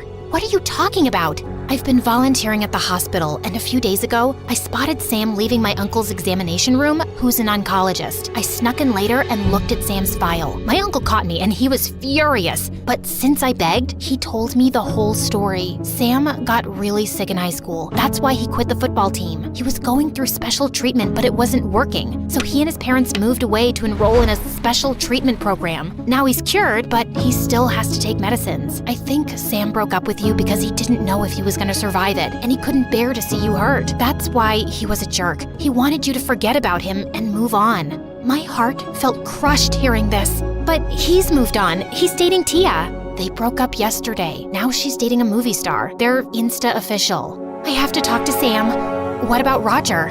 I went straight to Roger's house and told him that I couldn't marry him. But why, Sugar Plum? You deserve someone better than me. I gave away my whole heart to someone else a really long time ago, and I never really got it back. I'm so sorry. Roger burst into tears, but he appreciated that I told him the truth. I hopped in my car and drove to the gym where Sam worked and almost hit a truck as I swerved into the parking lot. I texted Sam and begged him to come outside. I get it. You hate me.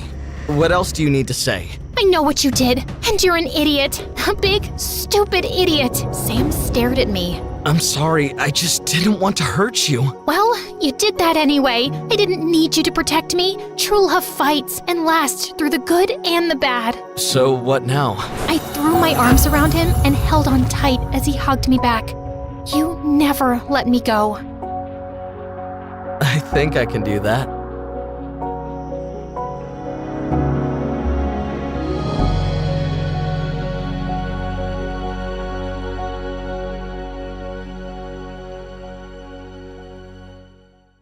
Hi, my name is Erica, and I'm from the USA. Please like and subscribe. Some people might call me a nerd, but that's only because I actually enjoy school and love working hard. Maybe that's what happens when the single dad who raised you is a world-renowned neurosurgeon. But I never felt pressured by him to excel. Like him, I just like being the best. And while I don't have many close friends, I generally get along with everybody in my class. Well, everybody except one, Genevieve Leroy. That's only because she's the actual devil. Not really, but hear me out. Genevieve transferred to our school from France when we were in the 5th grade, and I immediately hated her snobby attitude. Are you seriously reading Matilda? Back in France, we just finished Les Miserables. American children are so immature. Do you still wear tapas too? She was also crazy smart and got the highest grades in class. I'm not even trying. She was just so conceited and full of herself, and I just had to show her that she wasn't better than everybody. So I worked harder than I ever had, and soon our grades were equal. So, you think you're as good as me? No, Genevieve, I'm better. And from that day forward, everything was a competition between us. But there was never a clear winner. We always got the same grades. We both got first place at the 6th grade science fair. We always had the same number of followers on social media. And somehow, our TikToks got the same amount of likes. Would you believe it? We even shared the same birthday. In the 7th grade, our families accidentally had our parties at the same pizza arcade. Instead of having fun, we spent the whole time fighting each other on the Dance Dance Revolution machine. Getting tired, Erica? You wish, Genevieve. I could do this forever. We kept dancing even after everyone left, and the pizza arcade security team had to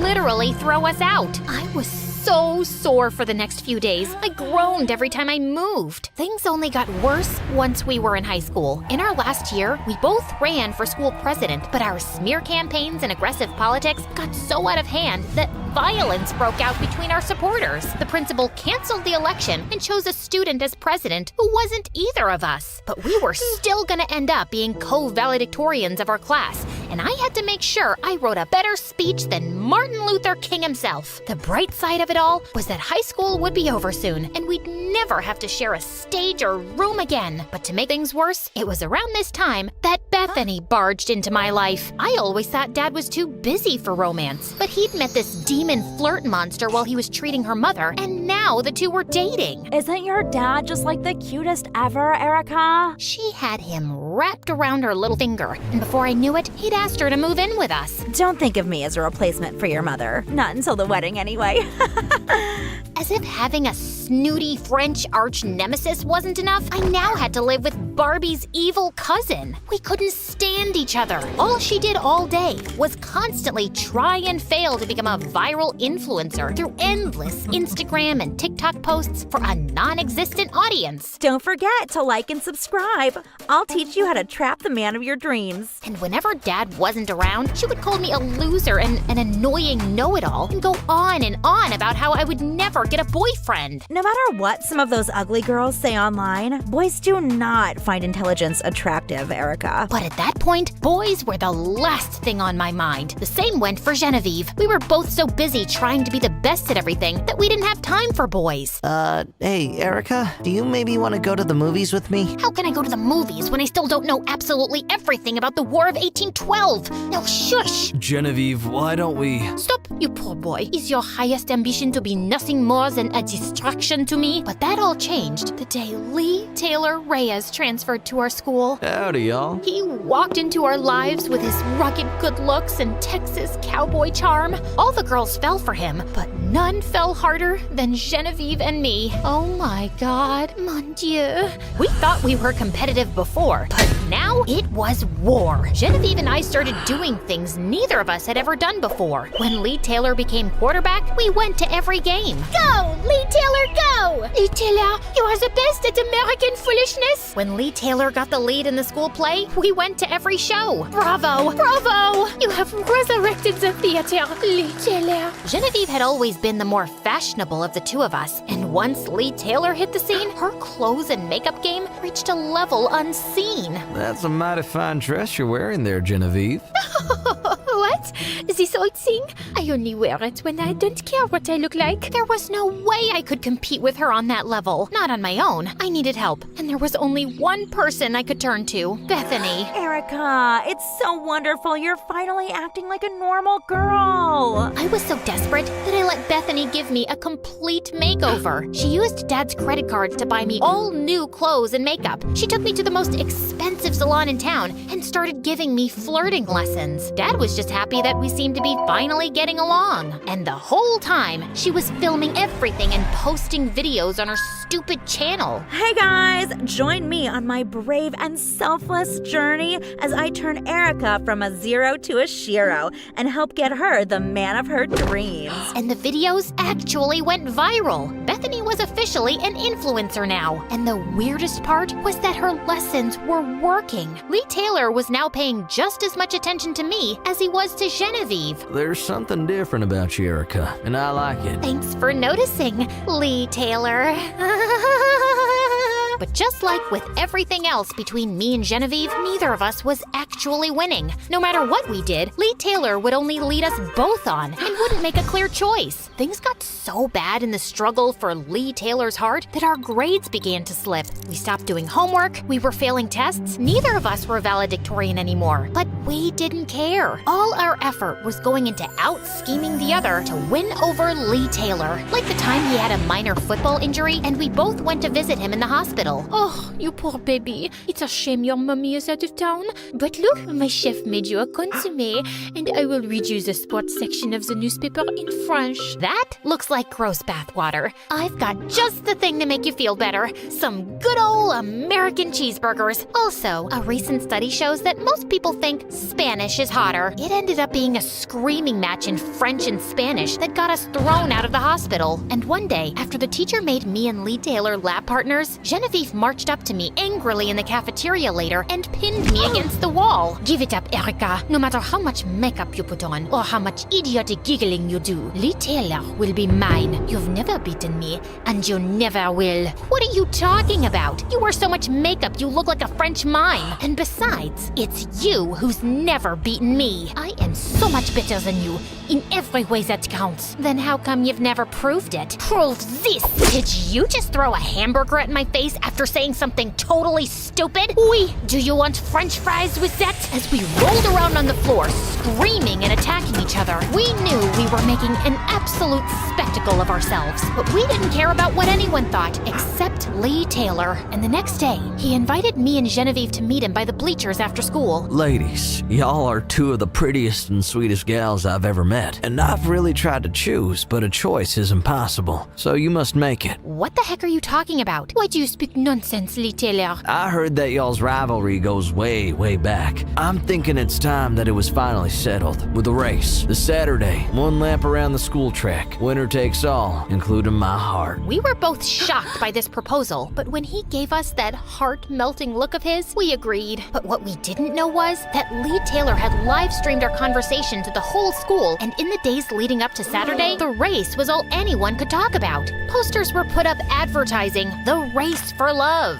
Lee Taylor was actually charging admission. None of this was legal. The principals and teachers didn't dare try to stop it for fear that the students would rip them to pieces. Everyone was just way too excited about it. The school became divided between Team Erica and Team Genevieve. Some of Genevieve's biggest supporters started wearing black and white striped shirts and berets while waving around baguettes and speaking in terrible French accents. Oui, oui, don't you see? Genevieve's the girl for Lee. Things were getting so nuts that people were approaching me in the halls, offering me money to lose the race so they could win big on bets. Even Bethany started showing up to school to interview students for her army of new followers. So tell me, are you Team Erica or Team Genevieve? Team Erica, all the way. USA! USA! Lee Taylor Reyes, be honest. Who do you really want to win the race? All I say is, may the best girl win. While all this was going on, I was just trying to ignore the insanity. I'd spend every night doing laps around my yard trying to get faster and faster. My head was filled with images of my post-race life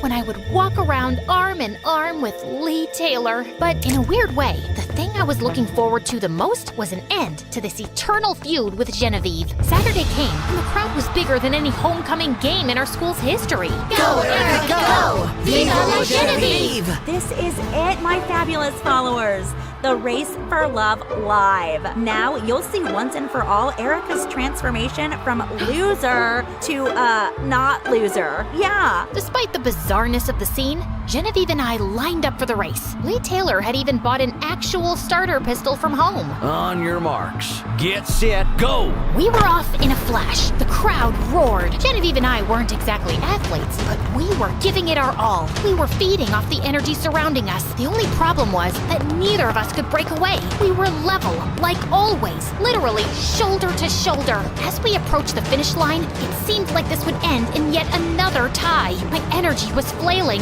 and in desperation, my eyes searched for Lee Taylor, and they found him, kissing another girl right in front of everyone. I stopped short, fully expecting Genevieve to race ahead and win, but she had stopped too, and was also staring at Lee, sweaty and out of breath. We looked all around us at the ridiculous result of the war we'd been waging for so long. What the heck are we doing? This is very foolish, no? All of this for a boy? A conceited and deceitful boy. He really just manipulated us to make this all happen. I don't think I've ever felt this dumb in my entire life. Look at what we are wearing. What happened to us? Our rivalry used to inspire us to become better and better at everything, but now it's only made us worse. Oui, I've always counted on you to motivate me to be the best I can be. That's what I've always counted on you for. But why did there have to be all this hate and jealousy? I have a very tough mother who says second best is a term some loser made up. That's why I'm so competitive. What's your excuse? I don't really have one. I was just born this way. But look where all this jealousy has gotten us. Silly girls playing stupid games. No more. I agree. No more. Genevieve and I walked through that finish line hand in hand and left the field without looking back. The crowd started booing and angrily demanding Lee Taylor refund them the money he had charged them. In case you're wondering what happened next, Dad finally walked in on Bethany screaming like a maniac at me, saw her true colors, and threw her out of the house. Lee Taylor kept playing with the hearts of other girls until the day he messed up with one girl too many. Help! She's trying to run me over with her car! Genevieve and I graduated top of our class. She went on to be a cosmetics entrepreneur, and I became a lawyer. Years later, we still keep in touch and cheer each other's successes.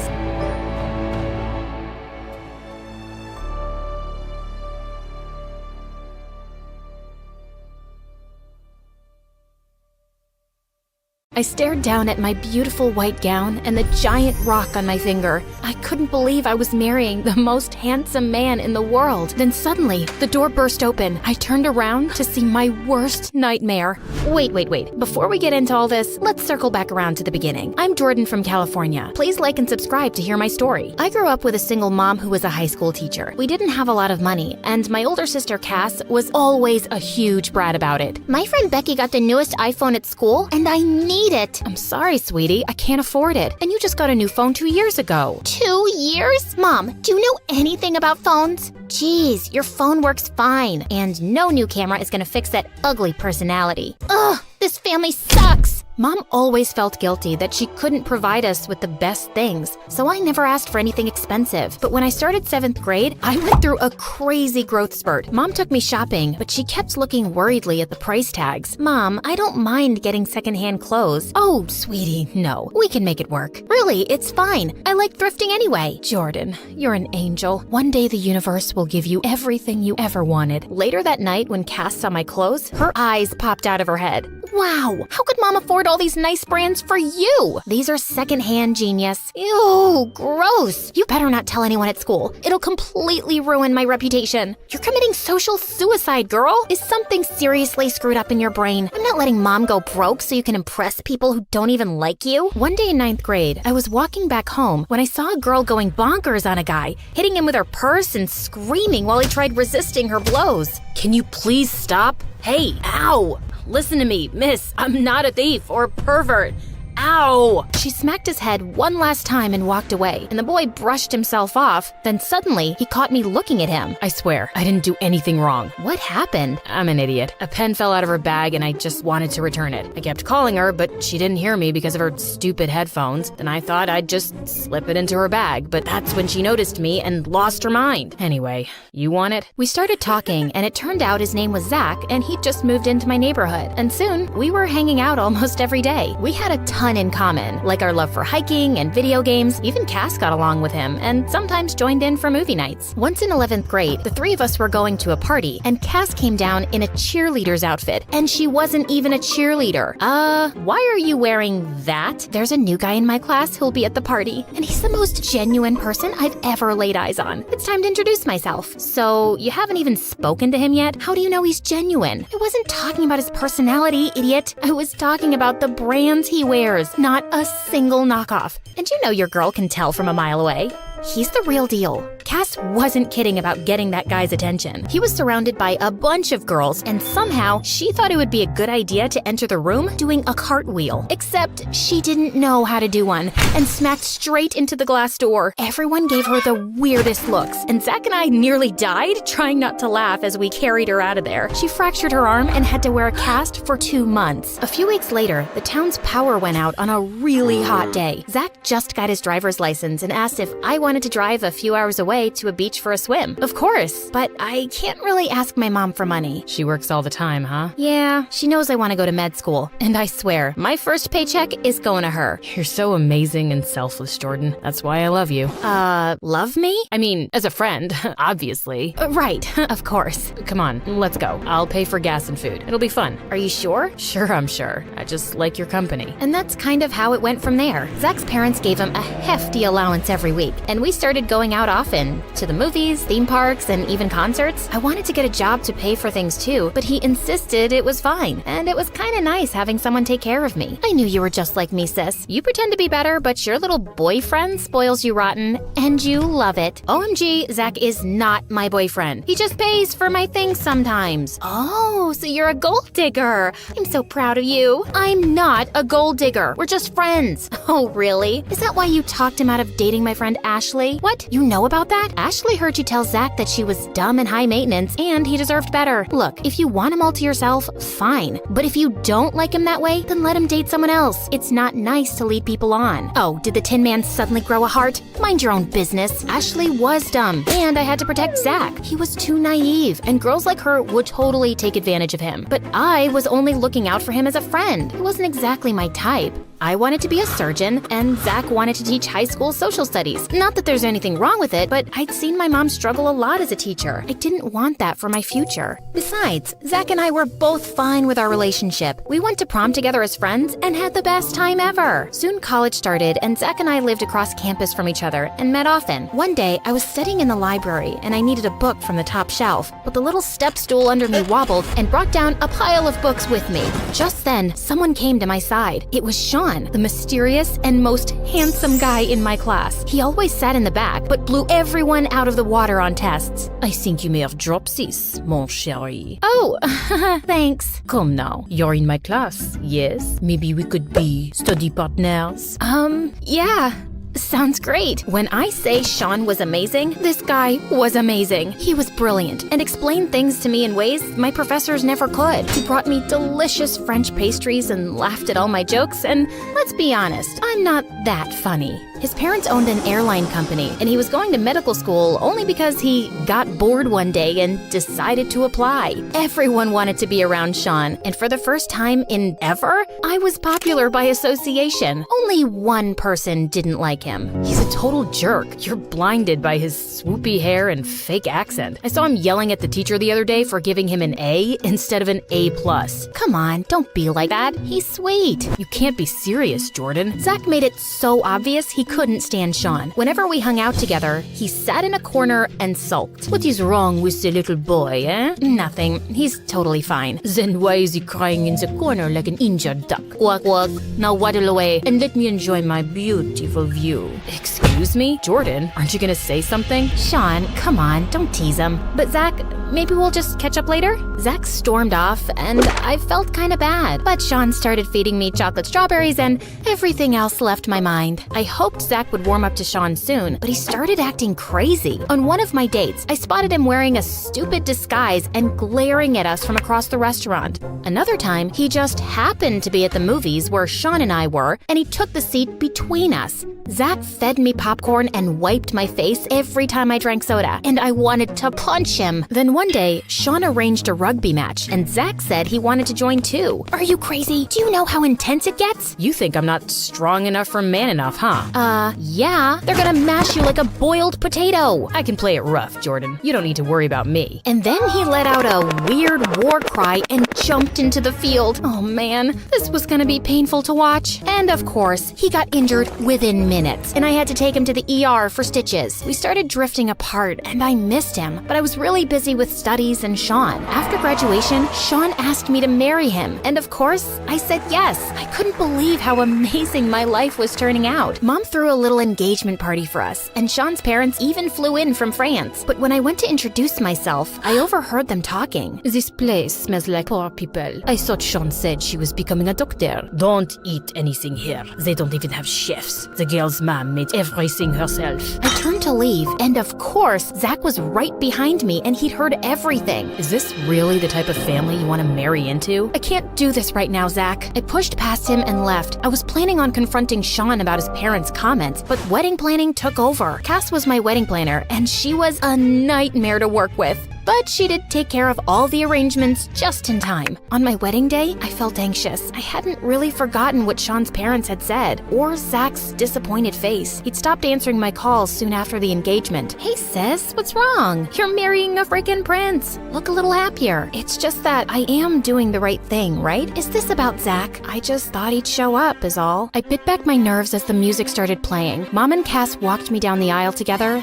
and I followed. Sean looked gorgeous standing up at the altar. He smiled at me, and I forced one back. But just as I started walking, the doors burst open. Zach was standing in the doorway with a freaking child who was crying at the top of his lungs and then came running to me with open arms. Mommy, please! You said you were gonna get milk for pancakes. You said you'd make pancakes if I stopped pooping in the closet. And I did, Mommy, I did. Please come back. Don't leave me. What the fudge? Everyone was staring at me, and Sean looked furious. I dragged Zach out the door. What do you think you're doing? What is this? You have a child with him? How could you keep this from me? No, what? No, I don't. That's not my kid. How can you say that? How could you just deny your own child and what we mean to each other? Things turned chaotic after that. I knew this girl was trash from the start. Humiliating us like this. How dare you? But I'm just glad we found out now and not years down the road. Who are you calling trash, moron? No one speaks about my family like that. Sean, don't you believe me? And do you really have nothing to say to your parents? I knew I was marrying below my station, but you were smart and pretty, and I thought you would learn our sophisticated ways. But this, I won't tolerate. I was clearly wrong about you. I almost punched him, but he left with his parents on his tail. Mom and Cass were handling the guests, and I turned to Zach furiously. How could you do this to me? You just ruined my life. And who the heck is that child? My nephew, and I just saved your life, Jordan. Those people are not you. You care about others. That's what I always loved about you, but you changed when you met that rich jerk. It's none of your business. As my friend, you should be happy that I'm happy. Like you were happy for me and Ashley, or me and Taylor, or me and any of my other girlfriends you convinced me weren't worth dating? Look, that's different. You just wanted me to take care of you while you kept your options open for someone better. Admit it. You can't start blaming me right now, Zach. You've gone too far. I don't want to see you again, ever. Later that week, I found out Sean had flown back to France and was getting married to this girl his parents had wanted to set him up with. I couldn't believe he moved on so quickly. Cass tried to cheer me up with a junk food movie night, but it wasn't working. I just don't understand how Zach could sabotage me like that. He's supposed to be my best friend. Well, it pains me to break it to you, sis, but you haven't been a very good friend to Zach. What? He's the one who ruined my wedding. Remember? The guy has loved you for years, and you knew he did. But you led him on all throughout school. He had plenty of girls swooning over him, including me. Wait. You like Zach? Not anymore, but I had a crush on him at one point. Lots of girls did, but he only had eyes for you, and you threw him to the side as soon as someone better came along. I didn't mean to. I just didn't want to lose him. Well, now you've lost him anyway. I knew Cass was right, and I felt so horrible for treating Zach the way I had, but I was still so angry at him. I just wanted to graduate and start fresh, away from all this drama. I finished my residency and became a neurosurgeon at a big hospital. I paid off my student loans and soon gave Mom a down payment to buy a cute flat. Cass got married to a rich guy who adored her and moved into a house close to mine. We saw each other every week and life was good. Then one day, I was invited to give a lecture at a local university. I was so nervous and stopped by the coffee shop on campus. I had my face in my speech as I walked away with my drink and ran straight into someone spilling their smoothie all over them. Oh my God, I am so sorry. Wait, Zach? Jordan, what are you doing here? I'm a guest speaker at the medical school today. What are you doing here? I'm a history professor here. Wow, that's amazing. We sat down to catch up, and it was so good to see him again. Hey, listen, I never apologized for bursting into your wedding like that. That really wasn't cool of me, especially using my nephew. No, I'm the one who's sorry. For all the years I took advantage of you, and I did keep you away from other girls. I was afraid you'd easily fall for someone and she'd take you away. You didn't take advantage of me, Jordan, and I wouldn't have treated someone else the same way. Me taking care of you was my love language. language and not just being nice to a friend. You were so good to me, and can I tell you a secret? I think even if you hadn't burst in, I wouldn't have gone through with the wedding. Really? Why not? Because you were right, and Sean and his family are jerks. I'm glad you finally saw it, but I'm sorry I wasn't more supportive. I guess I always liked you, and when you started dating Sean, I knew I could never compete with a guy like that. You shouldn't have had to. You were always the better guy. You think we could pick up where we left off? We could go hiking. I'll pack a picnic, just like old times. I'd love that.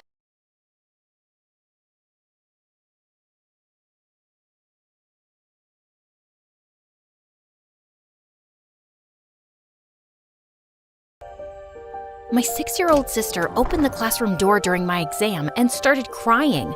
Mommy said I'd find you here. You promised to buy me donkey milk for my skin, and not ostrich milk. What am I supposed to do with it? The teacher ran to calm her down, and while she was hugging her, my sister handed me a paper that had my essay written on it. Okay, I feel better now. I hope you fail your exam. Writing an essay about whether manufacturers should be responsible for the effects of the chemicals used in their products was harder than giving birth, I swear. 5 minutes later, I submitted the essay, and when the teacher left, my classmate said, "Who is that girl? You don't even have a sister, or even a mom. You're an orphan." And smart. She's someone I hired. Ask Brain 2 wrote me the essay. And how are you so sure that's a good essay? Oh, it's not the first time, and I always get an A+. In a matter of hours, I was the most popular girl in school, and kids started asking me for all types of advice on which apps could help give them an edge. Is there an app to get someone to fall in love with me? What about an app that could make me $1 million? That's when I got a brilliant idea. I could start making my own apps. How much are you willing to pay?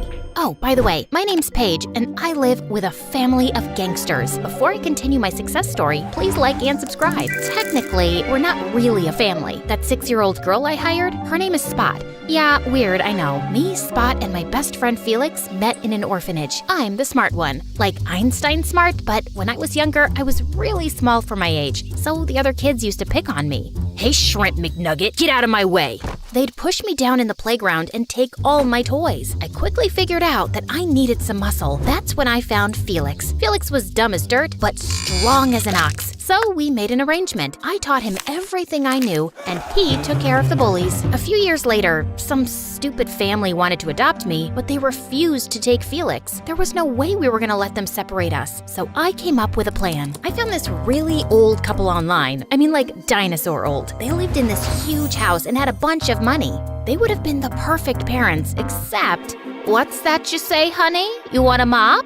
No, I want you to adopt us. How is the crop? Oh, it's doing well, dear. Thanks for asking. Have a good day. It was so frustrating. That night, me and Felix snuck into a science lab, and Spot was our lookout. I borrowed a few things to make a supersonic hearing aid and added a couple more features, like super hearing and super strength, that I knew those old people would like. Hey, try this. Wow, I can hear. What was that? That's a bird. What's that smell? I farted. Sorry. Look, honey, I can walk and run and jump. I can pick up this car. I told the old couple they could keep my gadget if they adopted me, Felix, and Spot, and they agreed. The next day, we moved into this huge house. We had our own rooms, and I had my own science lab in the basement. And the best thing was that the old people let us do whatever we wanted. I spent all day in my lab making gadgets and apps. I made a robot that brushed Spot's teeth and washed her hair. No! Anything but the shampoo! Please don't! Felix liked to cook, but he always burned the food. I made him an assistant chef to help him out.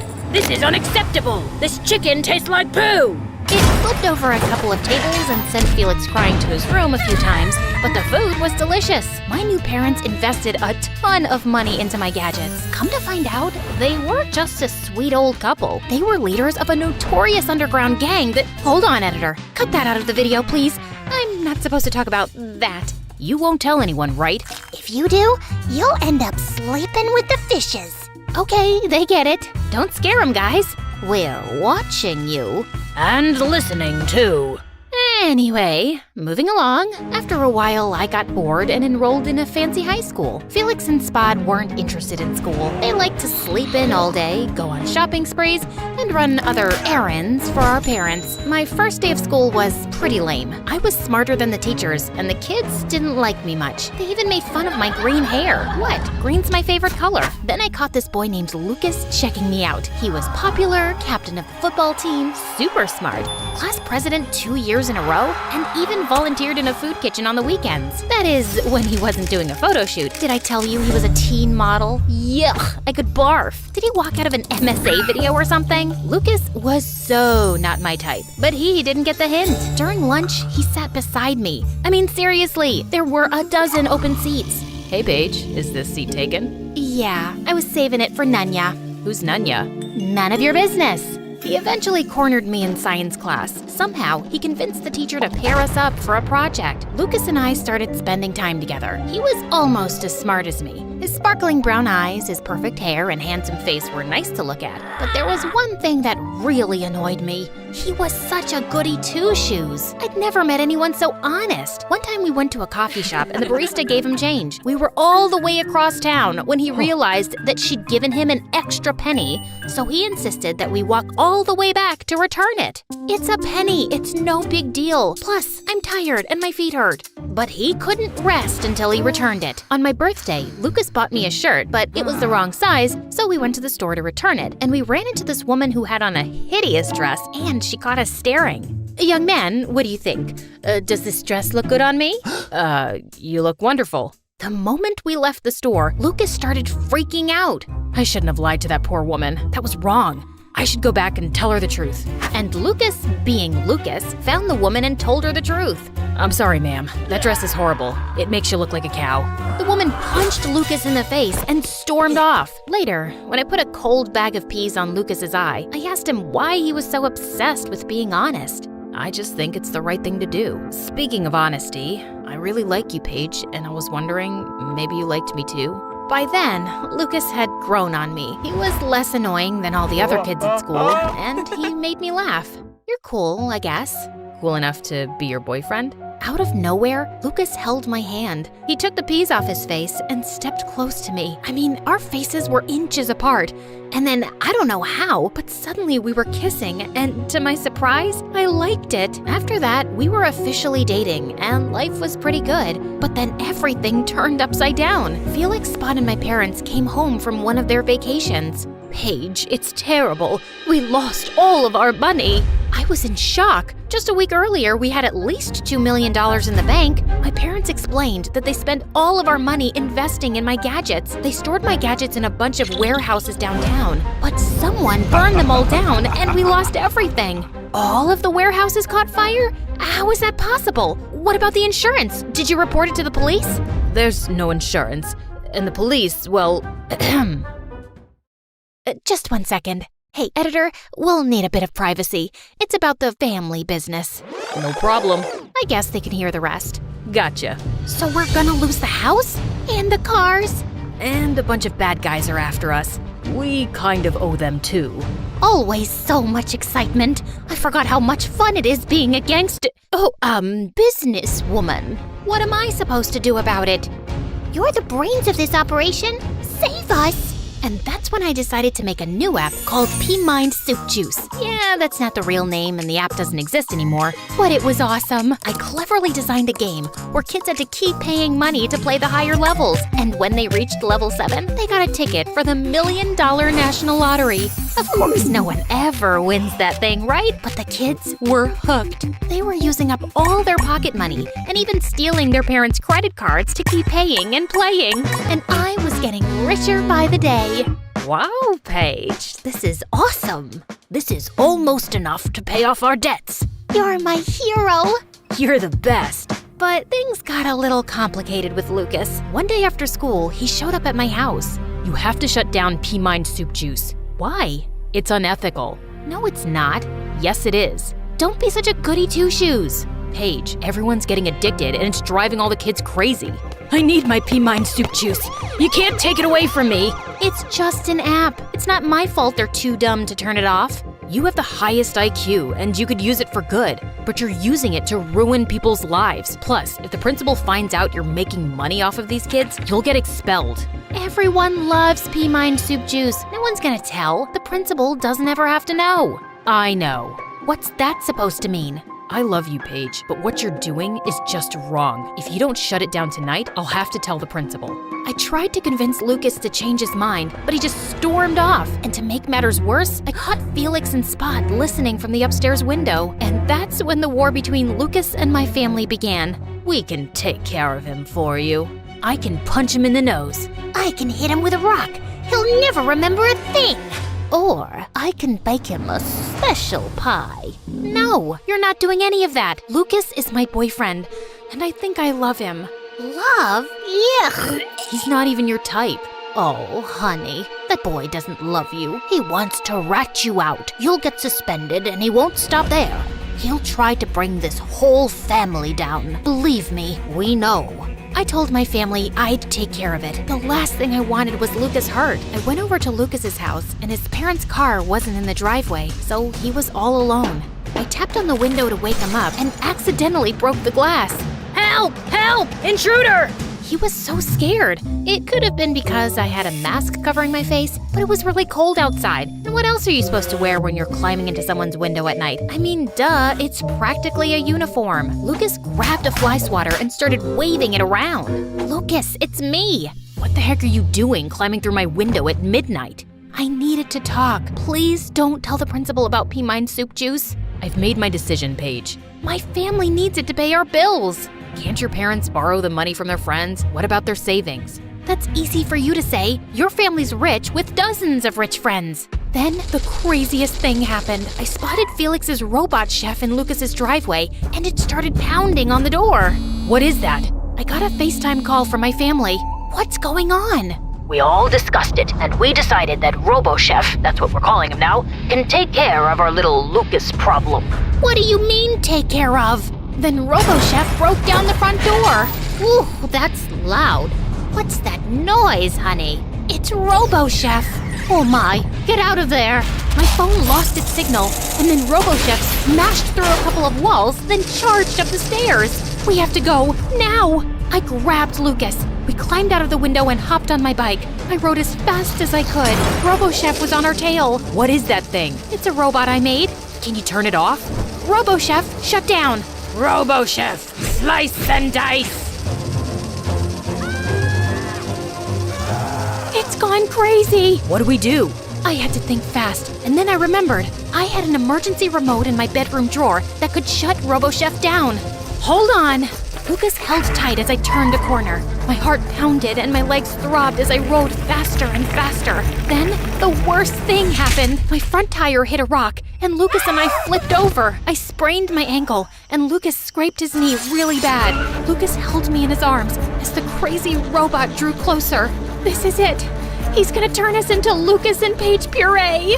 A Luke Cage or a Pecos? What are you talking about? It's our names combined, like a couple's name. We never got to choose one. You know, like Benifer, Kimye, and Brangelina. Shut up! I've got a better idea.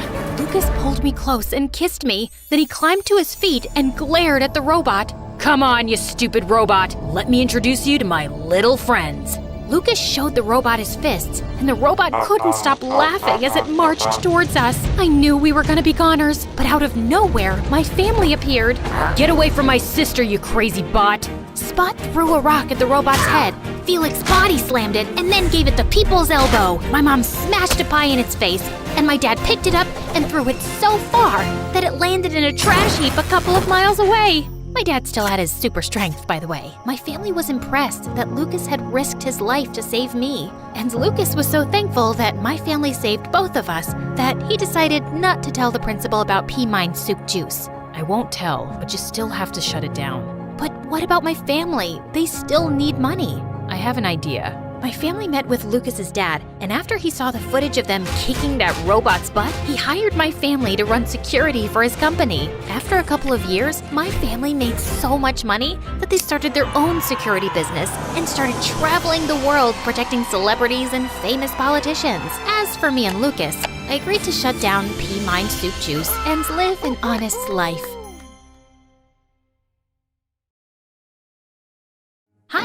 For a limited time, get up to 60% off our exclusive official merch. Don't miss out. Grab your favorites now.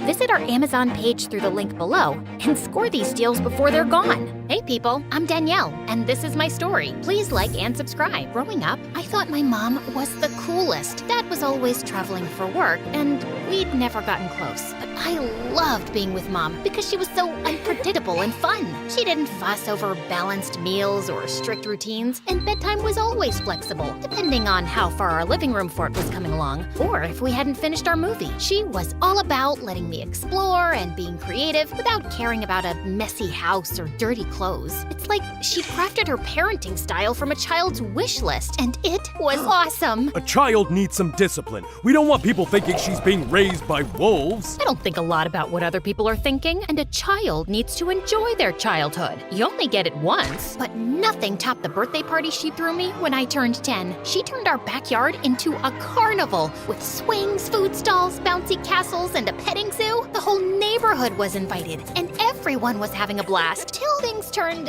a bit chaotic. We suddenly had goats headbutting kids, llamas chasing neighbors down the street, and alpacas uprooting everyone's lawns. And to make things 10 times worse, Dad turned up early to find the house looking like a tornado had swept through. It didn't help that we also got a massive fine from the city council for unauthorized livestock. Dad was beyond furious, and after a huge fight, he told Mom he'd had enough and wanted a divorce. He moved out the next day, and soon after the divorce was finalized, we found out he got remarried. Mom didn't take all these changes well and got really depressed. Dad sent some money for child support, but it wasn't much, and we suddenly found ourselves going from fairly well off to, well, kinda poor. It used to be so much more fun to share lunch with you when you had takeout pizza or pasta. Your homemade meals are awful. I know. How can you eat this every day? If you can make your mom happy by letting her think her food is good, it's easy to eat her awful lunches. In more ways than one, I found myself being the adult around the house while Mom was in her downward spiral. She was a high school dropout, so she wasn't qualified for many jobs, and if she got any, she never lasted too long. Mom, I understand the customer was being rude to you, but you shouldn't have hit him in the eye with fried chicken. He deserved it. Otherwise, you know I'm not a violent person. You got fired from the shoe store last month because you had an argument with the manager and threw a stiletto at him. As Mom drifted in and out of jobs and moods, I was taking care of things around the house and even managing the finances. By 8th grade, I'd started doing small jobs for the neighbors to earn some extra cash. But when I was in the 9th grade, Mom got a job as a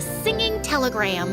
Yep, she got paid to dress up in the wackiest costumes, from a tap dancing banana to a rapping dinosaur, and deliver messages in song. Happy birthday, dear Max. It's time to wear your party hat, even though you're getting older. At least you're not as old as that. Betty, you give me diabetes, 'cause you're so sweet. Say yes to marry me, and I'll kiss your feet. They weren't always happy messages, though. Don't worry, Mike, you're not about to die, but you are getting fired, so pack your things and say bye. For the first time, Mom seemed to be doing something she enjoyed, and I was happy for her. One evening, she was going to a fast food restaurant to deliver a birthday message, and she asked me to come along so we could eat there later. I watched in amusement as she sang and danced, but just then, I heard loud laughter at the table behind me. It was a bunch of popular girls from my class with their queen bee, Mila, and they were laughing at Mom. Gosh, how pathetic would you have to be to take up a job that has you acting like an idiot in public? It made me really angry, but I couldn't help feeling embarrassed too. I didn't want to be seen by them with Mom. I slid under the table, crawled towards the fire exit, and escaped. I waited in the car till Mom came, saying she'd been looking for me everywhere, but I just pretended I wasn't feeling well and wanted to go home. And when career day came around and everyone was asked to bring in their parents, I made sure Mom just never got the notice for it. So imagine my shock when Mom walked into the classroom dressed up as a giant cupcake. And when she introduced herself as my mom, I wished a sinkhole would open up. How come you didn't tell me about career day? I found the notice under your bed while cleaning. I forgot. You looked uncomfortable with me being there. Well, you know what kids are like, Mom.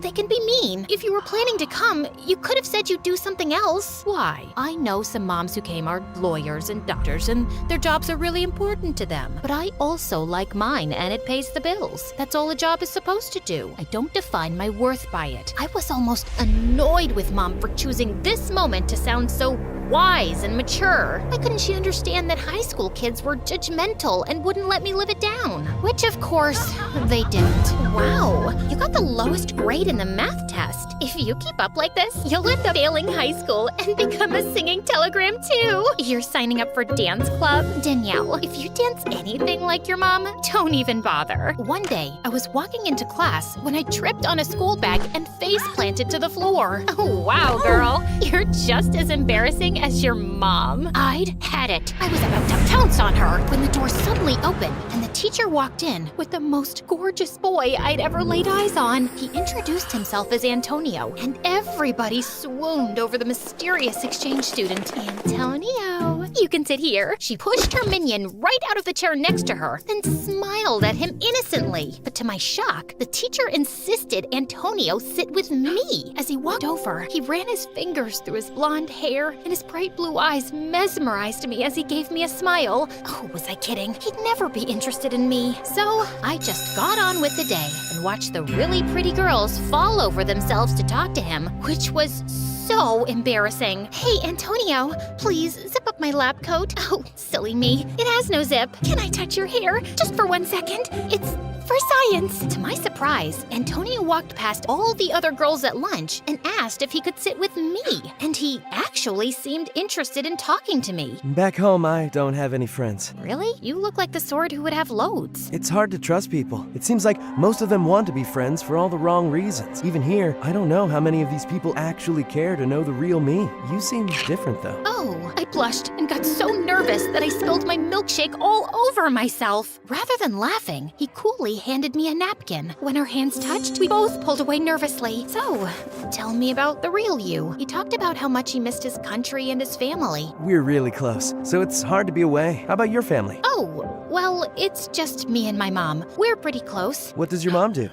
She's a singer. Oh, really? What kind of singer? Come on, think fast. A jazz singer. Really sophisticated and cool, you know? Antonio was super amazed by that. But then I suddenly realized he would discover the truth soon enough. So I lied to Mom. I've joined a club before and after school, and the timings won't suit you, so no need to drive me over and pick me up. I'll take the bus. I had to go to a cafe to kill time, before and after school, but it was worth it. Antonio and I were getting closer. Want me to come around tonight to study? Where I'm staying, I don't get much privacy. My mom's rehearsing with her cool and sophisticated jazz band. What about the library? We hit the books in the library one afternoon where something weird happened. These two men in suits sat right near us and kept glancing at Antonio. They were both reading, but one of them had his book upside down. I don't want to worry you, but those men keep looking at you. Are you sure? Maybe they're looking at you because, you know, you're so pretty. It's still creepy, of course. We can get out of here and go to the mall. I have to buy a few things. It wasn't a few things. Antonio was spending an obscene amount of money. What? These are presents for my family. I get an allowance, you know? Suddenly, this guy appeared out of nowhere, took Antonio's wallet, and bolted like a cheetah. But just then, the same two men from the library popped up, chased the thief down, and tackled him to the ground. Those are the men from the library. They're after us. Run, Antonio, run! It's okay. I know them. I will explain everything. Antonio took me to the exchange house where he was staying, which turned out to be a freaking mansion with staff who bowed to him. I must confess something. In my country, I'm a prince. My parents are king and queen, and those men are my bodyguards. Yeah, and I'm the Empress of Egypt, Cleopatra. Nice to meet you. It's true. I'm really not making this up. It really felt like he wasn't joking around, and my mouth dropped open in shock. I'm sorry, I lied. I just wanted to experience life without the royal spotlight for a bit. I was gonna tell you the truth eventually, but I was enjoying my time with you so much, just being a regular guy. I didn't want to ruin it because, well, I kinda like you. Wow! A prince has feelings for me! I kinda like you too. Antonio smiled brightly. It was like a fairy tale. Now that you know the truth, my parents are coming for a visit tomorrow and we're having a banquet. I'd love for you to come, you and your mom. I couldn't invite Mom, not after the lies I told about her. She went on a world tour today. She's in Japan right now. Oh, that's a shame. I really wanted to meet her. The next night, as I got ready for Antonio's party, Mom peeked into my room. Hey, honey, I have to work tonight. tonight. Are you going out? Yes. I'm hanging out with some friends. I'm happy to hear that. But lately, I feel like we hardly spend any time together. Any chance you want to tag along to work? We can do something fun afterwards. I told you already, Mom. Hanging out with friends. Mom looked a bit sad as she nodded and left, and I felt kinda bad. But my mind soon shifted back to Antonio's party. I wanted to look my absolute best for it. The party was amazing, and everyone there looked super glamorous. Antonio introduced me to his parents, who were both lovely. Everything was going well when suddenly Antonio grabbed my hand. I have a surprise for you. The lights darkened and the stage lights lit up. Then, to my absolute horror, Mom walked on stage dressed as a queen with a fake crown and velvet robes. I closed my eyes as tightly as I could, hoping I could teleport to another planet. But, spoiler alert, it didn't work. I found the cutest way to send a message. It's called a singing telegram. Ever heard of it? This message is for you. Then, my mother started to sing an opera about love. Everyone cheered her on, but I wasn't even listening. I was hoping she couldn't even see me from the stage. But then, she got off and started walking into the crowd towards me. As she got closer, her voice cracked and she stopped singing mid-sentence. Danielle? You know her? I guess, a little, yeah. She's my mom. I thought your mom was a jazz singer in Japan on a world tour. I looked at Mom as realization of what was happening dawned on her face. I'd never seen her look so sad and disappointed. Then she just turned and ran out. I'm sorry,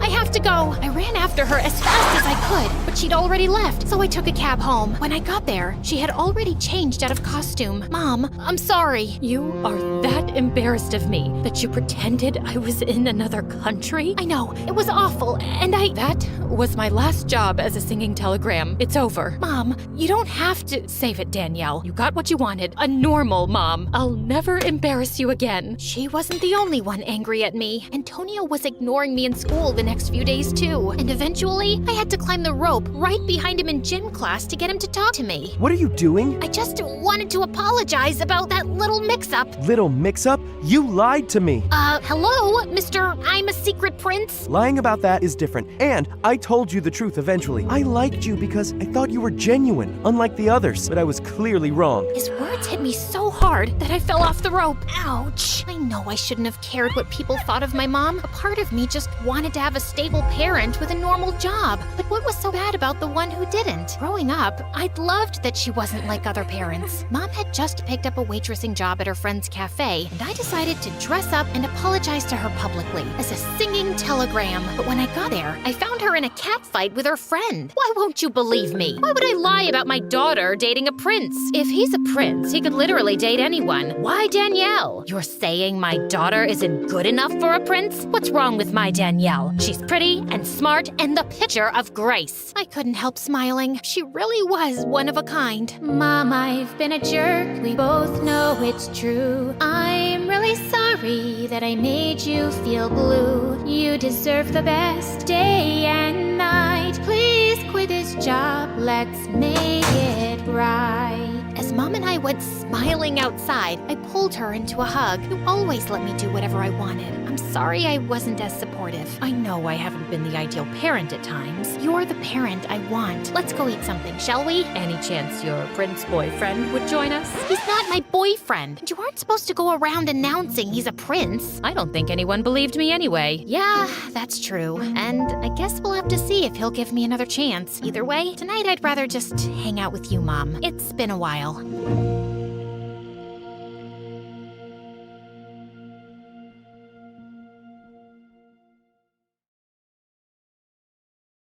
Hi, I'm Marin from Vermont, and my parents are a couple of lunatics who hid a secret from me that rocked my world. But before I continue, please like and subscribe. I guess you can say I'm the grumpy oddball of the family. My dad's a psychologist, and my mom's a life coach, and they have permanent smiles plastered on their faces. Before I was born, they made millions and became famous selling books that taught people how to be happy. When I was a kid, they insisted on driving me to school, where they'd always make a big scene. Give Daddy a hug, sweetie. Give Mommy a kiss. And don't forget Mr. Stuffy and your magic hat. It was nice when I was 5, but now I'm 16 and they're still doing it. Every day they'd find new ways to embarrass me. They'd burst into song in the middle of the grocery store. They'd insist we dress like triplets every time we went out. And they'd show up at school in cheerleading outfits before every big test. You can do it, honey. Yes, you can. Go, Marin! My parents and I couldn't be more opposite. I failed to inherit their cheery disposition or their good looks. Oh yeah, I forgot to mention that my parents are gorgeous. People are always staring at them and stopping them in the street to pay them compliments. But no one ever noticed me. My parents tried to share their spotlight with me by dragging me to their photo shoots and TV interviews, but it always ended up a disaster. I was not photogenic. Then one time, they decided to do a photo shoot in Disneyland, and the place was just getting on my nerves. All the workers there and the Disney characters kept waving and smiling like they were infected with happiness, just like my parents. And then a woman dressed as Cinderella's fairy godmother came to me with a big smile. So, sweetie, how do you like being at the happiest place on earth? Bippity-boppity-boo! And something inside me just snapped. What is wrong with you? You're a middle-aged woman whose job it is to dress up as a fictional character in a dumb costume, and you're smiling like a psycho. What are you so happy about? Then I grabbed her wand, snapped it in half, and threw it in her face. Okay, I know that wasn't my best moment. I apologized to her a lot and gave her a really big tip, but someone had made a video of me, and it was making the social media rounds. For the first time, my parents didn't look too happy with me. I thought they'd ground me, which was totally understandable, but after a day of silent treatment, they burst into my room, hugged me, and took me out for ice cream. I learned to accept that my parents were just not normal, and we were poles apart. But then one day, I came home from school, and they told me something that changed my life. Honey, we think it's time you knew the truth. You're adopted. Dad's words echoed in my ears. I couldn't believe it. My mind raced, and so did my emotions. First, I was in denial. No way. I got so mad I threw a chair. Then, I tried to convince my parents to come to their senses. Haha, funny joke. Now take it back. I'm sure you have a lot of questions. Suddenly, I started crying like a baby. It took a while for my parents to calm me down, but I was finally able to hear them out. They told me they'd adopted me when I was 2 years old, and the craziest thing was that I had a sister. Why tell me now? We received a letter from your sister. She saw us on TV. Up until now, we didn't know she existed. She's been in foster care her whole life, but she showed her records and she's been adopted from the same orphanage we got you from. The more I thought about being adopted, the more it made sense. This is why I didn't have my parents' genes. They weren't my parents. Your sister wants to meet you. She'd like to visit, but the choice is yours if you want to see her. My parents gave me my sister's contact information, and I looked her up online. Her name was Francesca, and she was 2 years older than me, and she looked a lot like me, but somehow 10 times better. She was head of her cheerleading team, voted most likely to succeed, and wore the most stylish clothes. I sent her a DM on Insta, and she responded a half a second later. Surprisingly, we had a lot in common. We both loved rom-coms and mint chocolate chip ice cream, and we both hated zombies. Maybe having a sister wouldn't be so bad. Francesca and I made plans to see each other the next weekend. The next morning at school, I told my BFF Ray the news. I showed Ray a picture of Francesca, and he couldn't stop staring. So I slapped his forehead. Ow! Earth to Ray. Sorry, it's just I can't believe you have a sister. You mean a pretty sister, right? I guess she got the pretty gene from our birth parents. You're just as pretty as she is. In fact, you look 10 times better. Yeah, right. No, it's true. You're a goddess and I love you. What? I said I love plastic spoons. Hey, look, that lunch lady has a bunch. I should go talk to her. Bye. Ray was a little strange, but that's what I liked about him. We met in 5th grade. Ray brought a snake into the classroom for show and tell. It got loose, and everyone freaked out. But I grabbed the snake by its tail and tossed it into its cage. Wow, you're incredible. We've been besties ever since. My parents were excited about Francesca's visit, but they were busy the day she was arriving, so Ray and I volunteered to pick her up from the airport. The moment Francesca stepped off the plane, I had a feeling I was in for trouble. She was beautiful in her pictures, but in person, she looked like a movie star. A bunch of boys jumped over themselves to carry her bags. It's so nice to meet you, Marin. I can't believe how friendly everyone is. Then this old lady bumped into me and started yelling, "Move, girl!" Sorry, ma'am. We didn't mean to stand in your way. The mean lady looked at Francesca and instantly smiled. "Aren't you a sweetheart? You, on the other hand, could learn some manners and comb your hair. You look like a peacock." What the heck? And to make matters worse, Francesca kept fawning all over Ray on the way back home. OMG, Ray, your muscles are huge. Do you work out? A little. Ray was practically a toothpick. What was she talking about? I don't know why, but when Ray smiled at Francesca, it made my blood boil. When we got back to my house, I barely had a chance to introduce Francesca to my parents before she ran up and hugged them. Hi, Mom. Hi, Dad.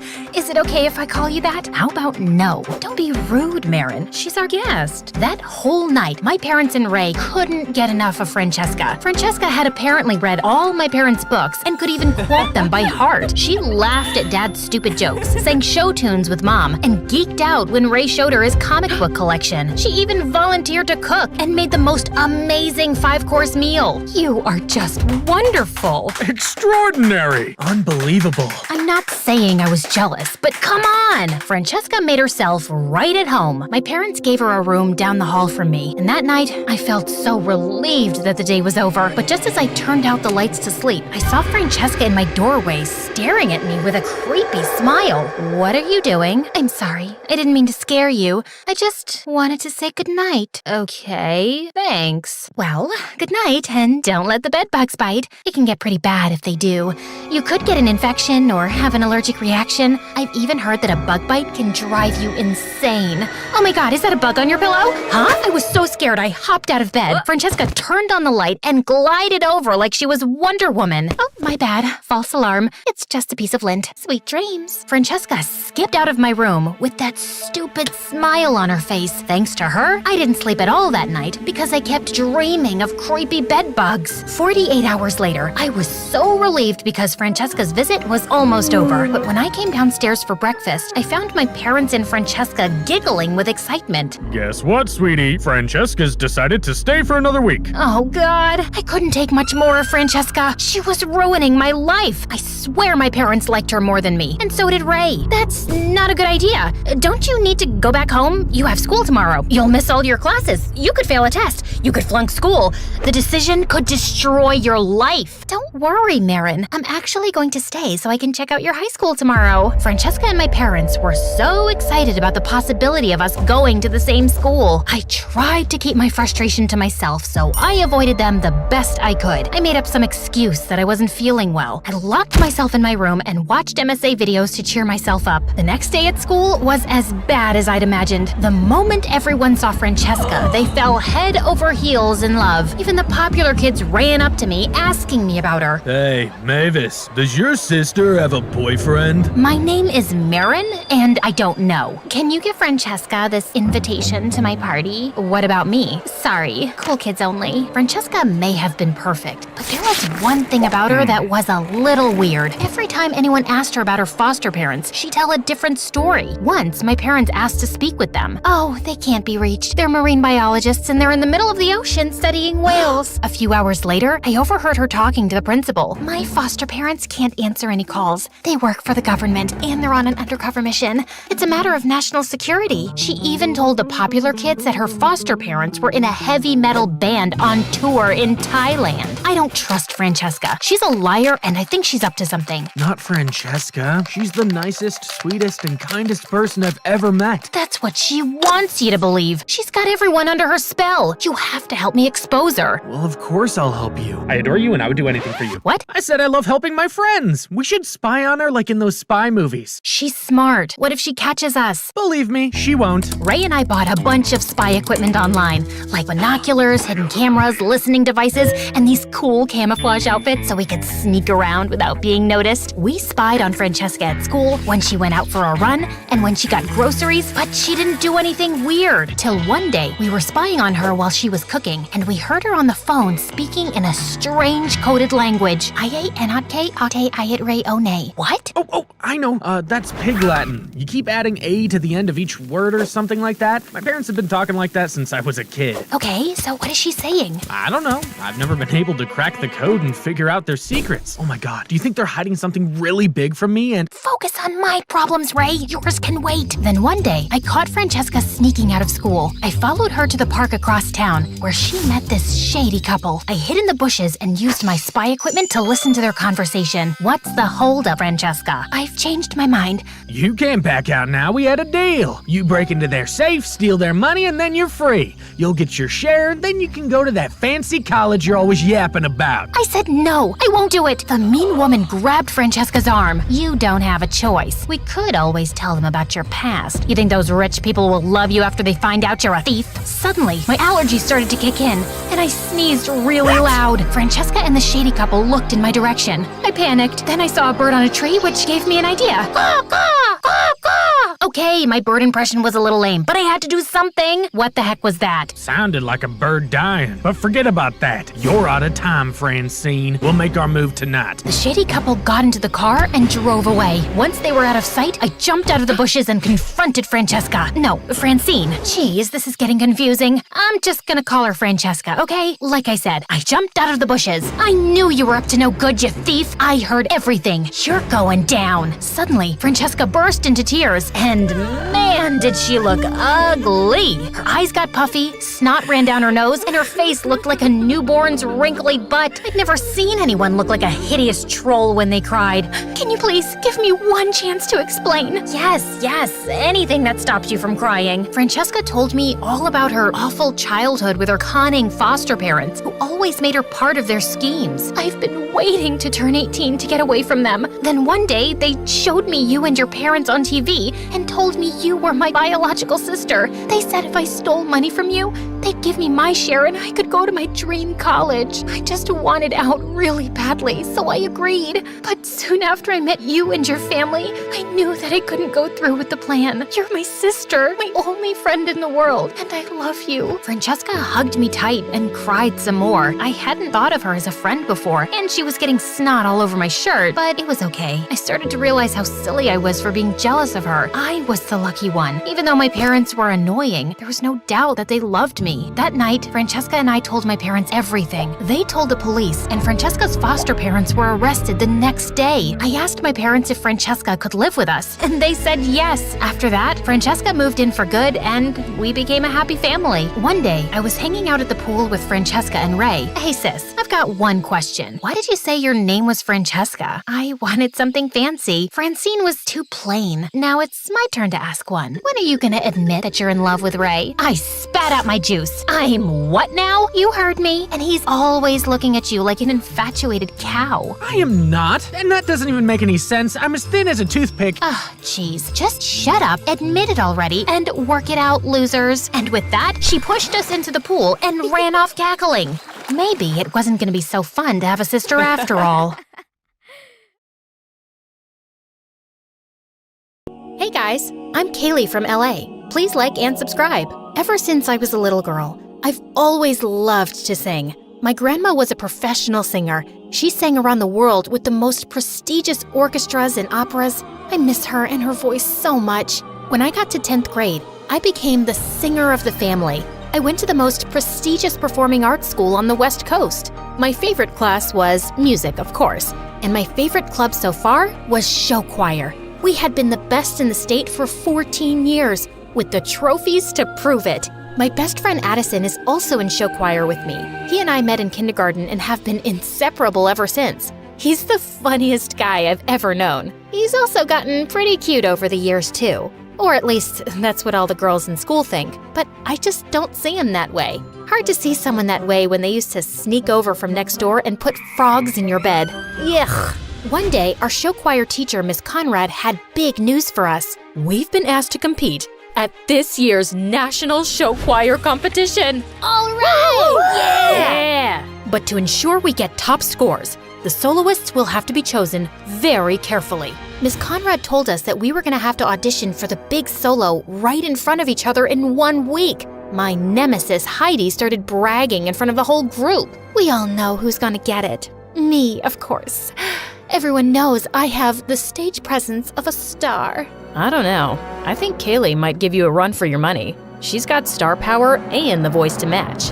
The others' eyes widened. Were they about to fight? Just then, the bell rang. As everyone left the class, I swatted Addison on the arm. Don't start fights with Heidi. She's my biggest competition. That's exactly why you have to stand up for yourself in front of her. I just don't want anyone to think I think I'm better than her. Well then, I guess that's why I'm here. To remind them for you. What would I do without you? Good thing we'll never have to find out. I was so nervous, even though I'd sung in front of our choir before, but the pressure was on.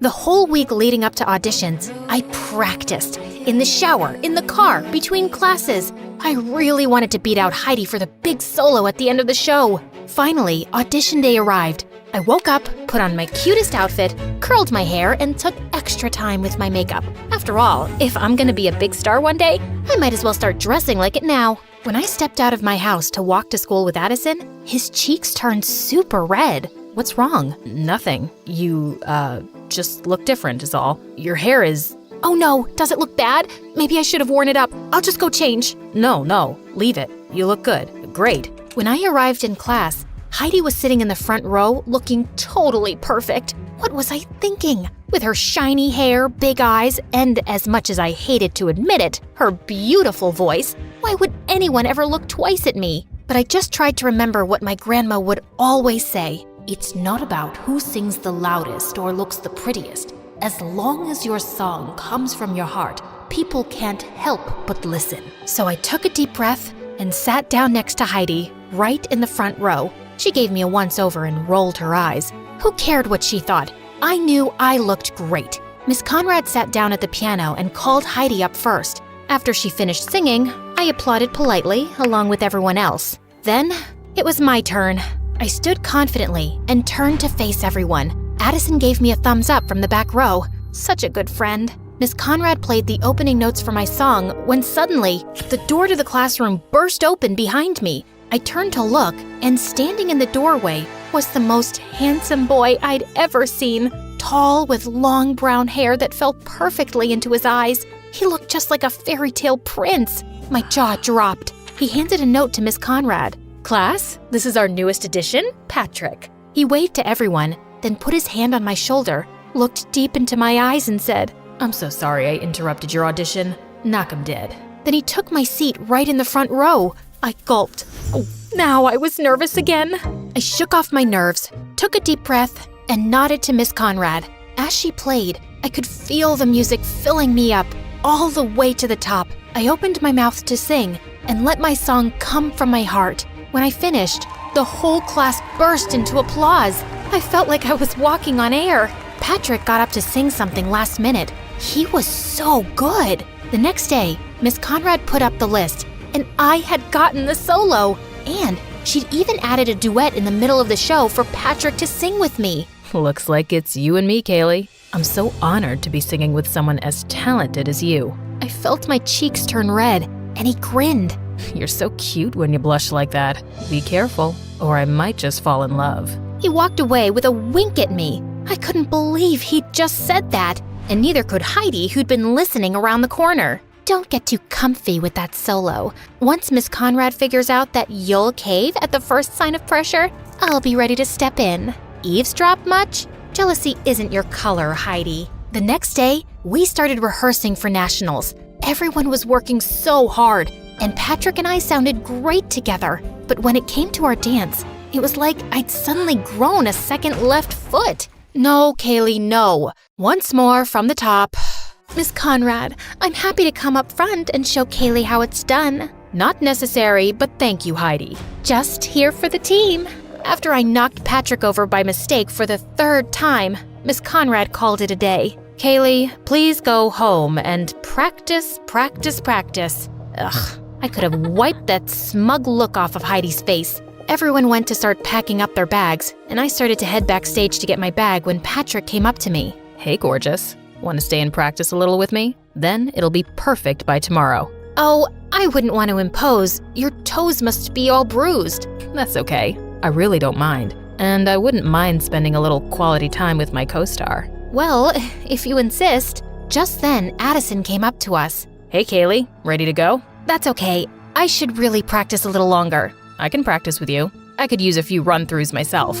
Oh, well, Patrick already offered to stay behind and practice with me here. He did he? How are you gonna get home? I can drive her. Oh, do you live in our neighborhood? No, but, I mean, if it's not really convenient for you, I'm not spending time with Kaylee because it's convenient. Neither am I. I'm spending time with her because she's cool. My face turned bright red. Did he really mean that? Addison, I'm gonna stay here too, just for a bit to practice. I'll see you later, okay? Fine, if you insist. I'll, see you when you get home. He turned on his heel and walked out. Patrick turned to me with a grin on his face and held out his hand. Shall we? We practiced more and I was finally getting good. Patrick swung me out for our final spin, then pulled me in close and dipped me. That's when I noticed his face was just so close. His ice blue eyes staring deep into mine. Was he gonna kiss me? Just then, all the lights in the theater went out. Patrick dropped me in shock, and I shrieked.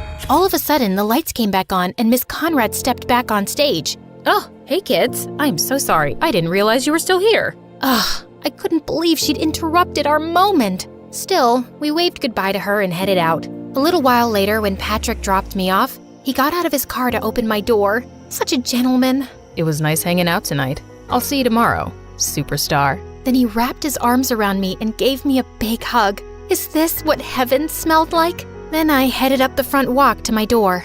So do you like him or something? I whipped around and saw Addison waiting on our front porch swing. I don't know, maybe. He's so cute and really talented. Okay. Cool, I guess. Do you still want to practice? That's okay, I think I got it now. Okay then. Well, then I guess I'll see you tomorrow. Here, I got you a milkshake. Hey, thanks. He started crossing the yard towards his house. Is it? Cookies and cream, your favorite. Thanks. I'll see you tomorrow? You know it. Then it was finally time for nationals. As we arrived at the concert hall, I was overwhelmed by all the other groups here and overheard one girl say to another, She was a little flat at the end. I couldn't believe it. What if I lost us the whole competition? All night and throughout all our warm-ups the next day, it was all I could think about. If I messed up again, I'd be letting everyone down, including myself. And there were several famous music industry people judging the competition. What if I ended my career as a singer before it even started? And then, it was almost time to go up. I tried to calm down, but I was shaking like a leaf. Miss Conrad, Kaylee doesn't look so good. Miss Conrad came over. She looked pretty nervous herself. Kaylee, you look terrible. Are you gonna be able to perform? Of course, because if you're sick, I can always put Heidi on. I'm ready to go, Miss Conrad. Just then, I spotted Patrick warming up down the hall. I just need a minute. I raced down the hall towards him. He was stretching, shaking out his hands, jumping up and down. Patrick? His expression was so strange. Was he nervous too? I'm so nervous. Do you think we could practice? Kaylee, I'm kind of busy. What if I really just need some space here, Kaylee. Yesterday, you said we were a team. That doesn't feel like a team to me. I can't do this right now. Could you leave me alone? Fighting back tears, I ran down the hall and found a corner backstage. I couldn't let anyone see me so upset, especially not Miss Conrad or Heidi. What was I gonna do? Suddenly, Addison stepped out of the shadows. He looked so handsome in his costume. Kaylee, are you okay? I threw my arms around him. He caught me and squeezed tight. I'm so nervous. I overheard one of the other teams say I sounded bad. Miss Conrad is ready to replace me with Heidi. Patrick isn't any help, and there's amazing industry people out there, and ugh! You sounded amazing in rehearsal. Those other teams were just jealous. Forget about Patrick and Heidi. Remember why you love to sing. What was it your grandma always said? Sing from your heart? Exactly. Just do that. I took a few deep breaths, and Addison was right. Will you just run the last part of the number with me? Of course. And there, in our little corner of the theater, we stepped, we twirled, we kicked in time together. Addison took my hand, spun me around, and dipped me low. I felt his arm slip. He was dropping me, but right before I was sure I'd hit the ground, he caught me with a twinkle in his eye. I swatted his arm.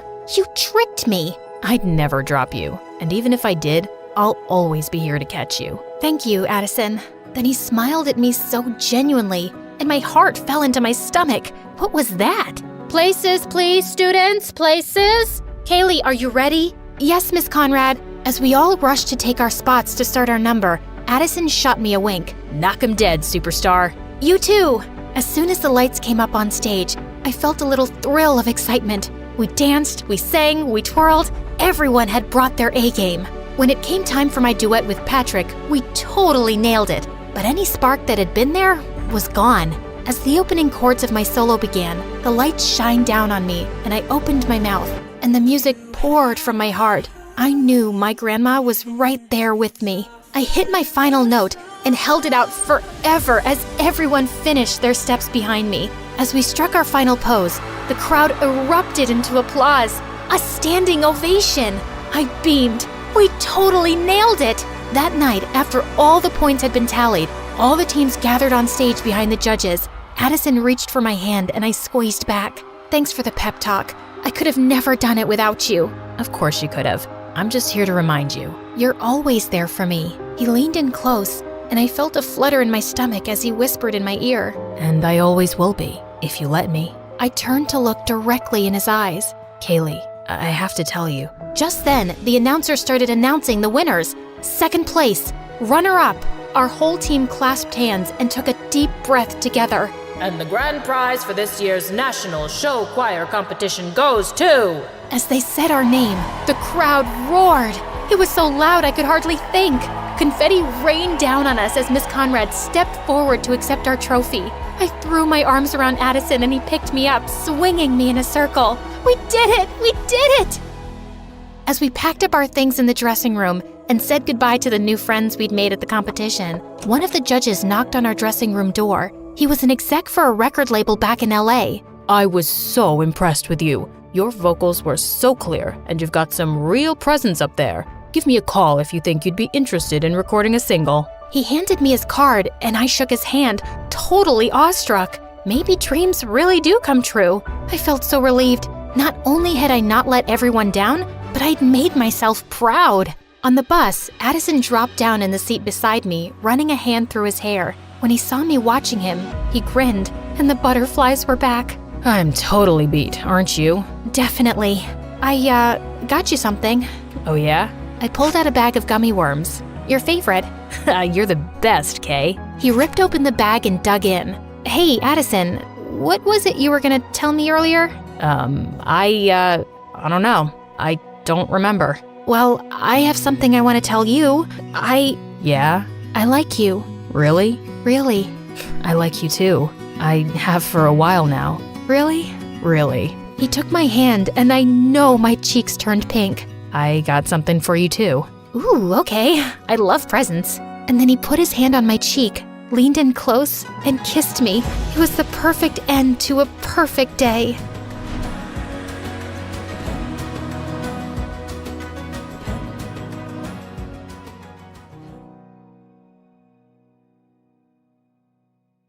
Caleb got up and furiously kicked some rocks.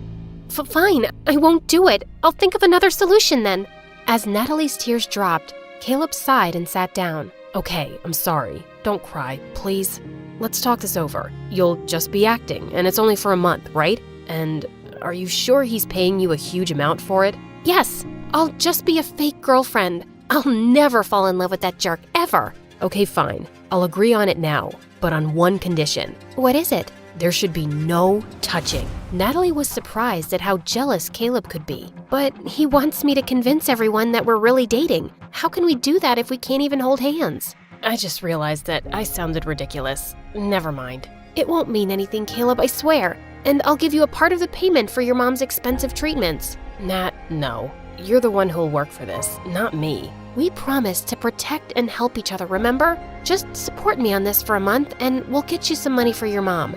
I support you, of course. You're mine, okay? Always. Natalie was nervous to meet Duke the next day. He was already at the cafe when she arrived. You're 7 minutes late. Now, first order of business, I need you to transfer to my school. What? Is that necessary for a month's job? Yes, it is. Don't worry, I can easily transfer you back and forth. My family has all the connections. Oh, yes. Your family rules this place. How can I forget that? Here's the contract. Read it and sign below. The contract was short and simple. It was valid for a month but could be extended if needed. And if she'd break it, she would have to pay back Duke's $50,000 debt. This jerk has pulled a checkmate on me, and there's no backing out now. But I'm not gonna make it easy for him. He'll wish he wasn't stuck with me as his girlfriend. On her first day of work, she was awestruck at how big Duke's school was, and everyone was wearing clothes that looked more expensive than 1,000 cows. As she was walking towards the main building, a fancy sports car suddenly dashed into the parking lot. Natalie's jaw dropped as the driver stepped out. It was Duke, and he looked dashing. Girls started to surround him, but to everyone's surprise, Duke walked up to Natalie and put his arm around her. There you are. Did you sleep well last night? I didn't, because I couldn't stop thinking about you. Can you stop being so adorable for a second? It's killing me. Dude, who's that? This is Natalie, my girlfriend. In one corner, Duke's sister Harper was fuming. Of all the girls in the world, he chose her? I've seen that dumb peasant a few times on the farm. How can Duke be so stupid? On their way to class, Natalie suddenly pulled Duke to a corner. Why did you kiss me? What are you doing? Making things convincing? Have you read the contract that you signed? Holding hands and kisses on foreheads and cheeks are allowed. Natalie didn't take that part seriously. She wanted to ask more questions, but she remembered the rules in the contract. Don't ask personal things. Later that day, while she was putting things in her locker, Harper and her friends appeared behind her. Is it just me, or does it smell like mud in here? It definitely smells like dirt. Oh, farm girl, I didn't see you there. I'm sure you saw me, Harper. Don't get smart with me, farm girl. Just because you're my brother's girlfriend doesn't mean I need to be nice to you. But you could be nice to me just out of basic human decency, right? Or are you unfamiliar with that? Natalie started to walk away, but Harper got mad and pulled her hair. You little... What's going on here? Tell your tacky girlfriend to behave herself. And why are you dating her anyway? Did you just pick the first girl you saw on the farm or something? Mind that mouth, Harper. And what's wrong with her? She's literally perfect. You could have chosen anyone, Duke. She's nothing like us. I'd rather not spend my time listening to someone who talks about bags and 10 different shades of pink all day. Natalie is so much more interesting. Wow, he's a really good actor. But God, I'm being humiliated here. I will make sure that this Duke regrets this decision. Duke then warned everyone to be good to Natalie, including his sister and her friends, and they had no choice but to obey the king of their school. The next day, Natalie prepared embarrassing couple shirts for both of them and gave it to him during their basketball practice. Happy 200th day, my baby king! Everyone started laughing, and she thought Duke would be really annoyed. Oh, now I get it. It's because you literally worship me. I like the shirt, babe.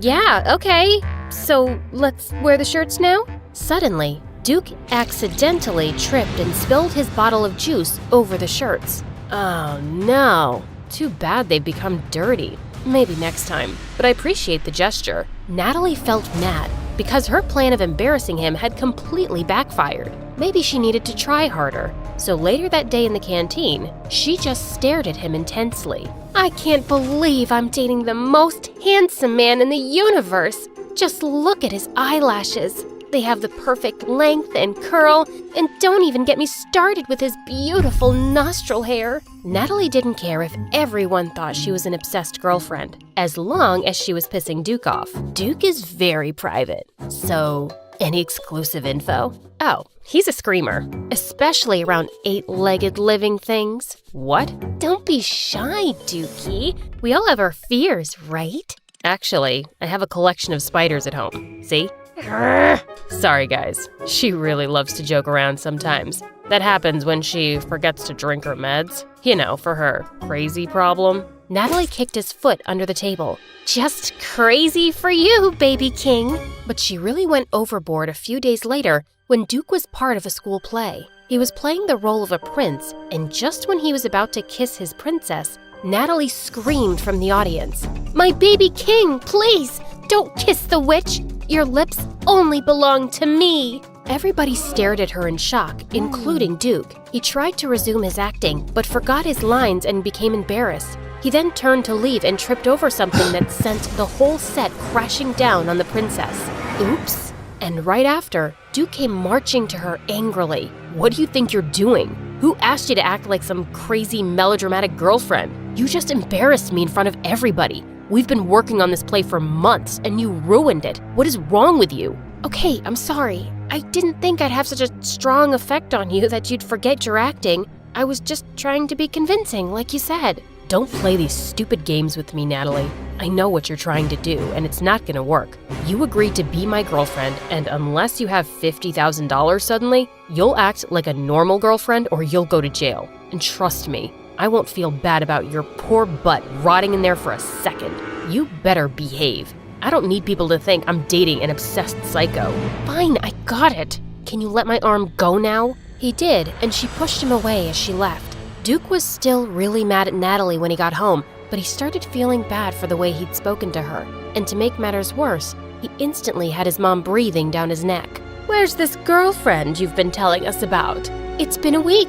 Invite her for dinner tomorrow. Duke knew he and Natalie needed to bond more so things would be more natural between them, or his mom would be able to tell in a second that it was fake. He convinced his mom to give him another week and spoke to Natalie the next day. Listen, I'm sorry for the way I spoke to you. I was just disappointed about the play, and I've got some things on my mind. But it's not a great excuse for my behavior. I'm sorry. Yeah, okay. Just don't talk to me that way again, and we're cool. I won't, I promise. But we need to meet up after school today, so you can get to know me and my whereabouts better. Mom wants to meet you soon, and she can ask you anything. Over the next 3 days, Natalie memorized Duke's schedule. He was taking acting classes after school, and on weekends he was managing an orphanage in town. One day, as he was driving her home, Natalie found herself talking casually to him. Duke, do you mean to pursue acting professionally? I thought you'd just take over the family business. Yeah, acting is my dream. I'd love to be able to do that freely, but Mom wants me to build malls on farmlands, and I don't really want to do that. I'd like to be able to help farmers become more productive so they can have better lives, not take away their lands and leave them jobless. The more Natalie spent time with Duke, the more she realized that he actually had a heart of gold. She felt bad for judging him and making things difficult for him. Since then, she had become genuinely comfortable with him.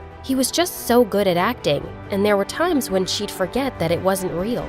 In school, he'd hold her hand, kiss her head, stare at her lovingly, and Caleb had never been this openly affectionate. It gave her a funny feeling in her tummy. One day, he even took her to a secret place, an abandoned house that he planned to renovate and give to one of the farmers someday on his retirement. Those weird feelings started bothering her. No, I'm just amazed at his good qualities, but these thoughts mean nothing. After dinner at a restaurant, Duke drove Natalie back to her house, and as she stepped out of his car, she suddenly tripped. But he caught her just in time. Natalie's world stopped when she realized how close their faces were, and her heart was racing. She snapped out of it and immediately pulled away. Sorry about that. I can be clumsy sometimes. Only sometimes. Excuse me? I said you're cute. You just realized that now? Duke just chuckled at her and started walking to his car. See you around, babe. Natalie suddenly forgot how to speak. Just then, Caleb suddenly appeared from the shadows. What was that, Nat?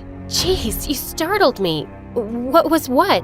I saw you and Duke. Did you forget this is just pretend? It is pretend. That didn't look fake to me. That is the point. I am paid to make it believable, remember? Natalie walked close to Caleb and took his hand. Come on, Caleb, you know how I feel about you. I love you. And how do you feel about him? Like I want to push his privileged butt on cow dung. The two of them laughed, but Natalie was still worried because Caleb kept glancing at her a bit suspiciously. Later that day, Caleb went to talk to his stepdad. Something bothering you, son? I'm scared, Dad. Nat says she hates Duke, but I can tell she likes him enough to be able to be close to him, even when there's no one around. Well, they are pretending to like each other enough to be convincing. It's just an act. I know, but still, it's Nat, and this is hard for me. Hey, none of that. Their pretend relationship is not forever. Focus on the end goal. A week later, Duke invited Natalie over for dinner with his family. As they stood in front of the door,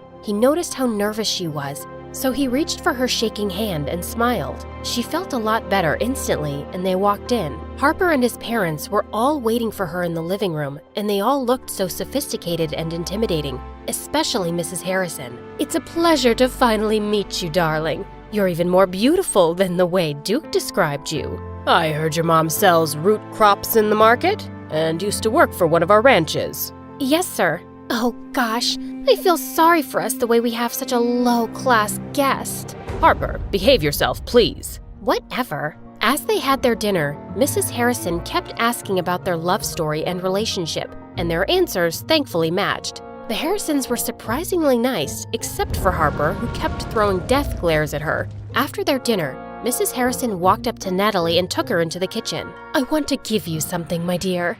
Sure, ma'am. When they got there, Natalie was surprised to see a knife and a lot of onions on the counter. And then suddenly, Mrs. Harrison started chopping them herself right in front of her. They say onions can give overflowing wealth and beauty. This is my gift for you, my future daughter-in-law. Please take it. Natalie started tearing up as she took the chopped onions from her. Are you crying?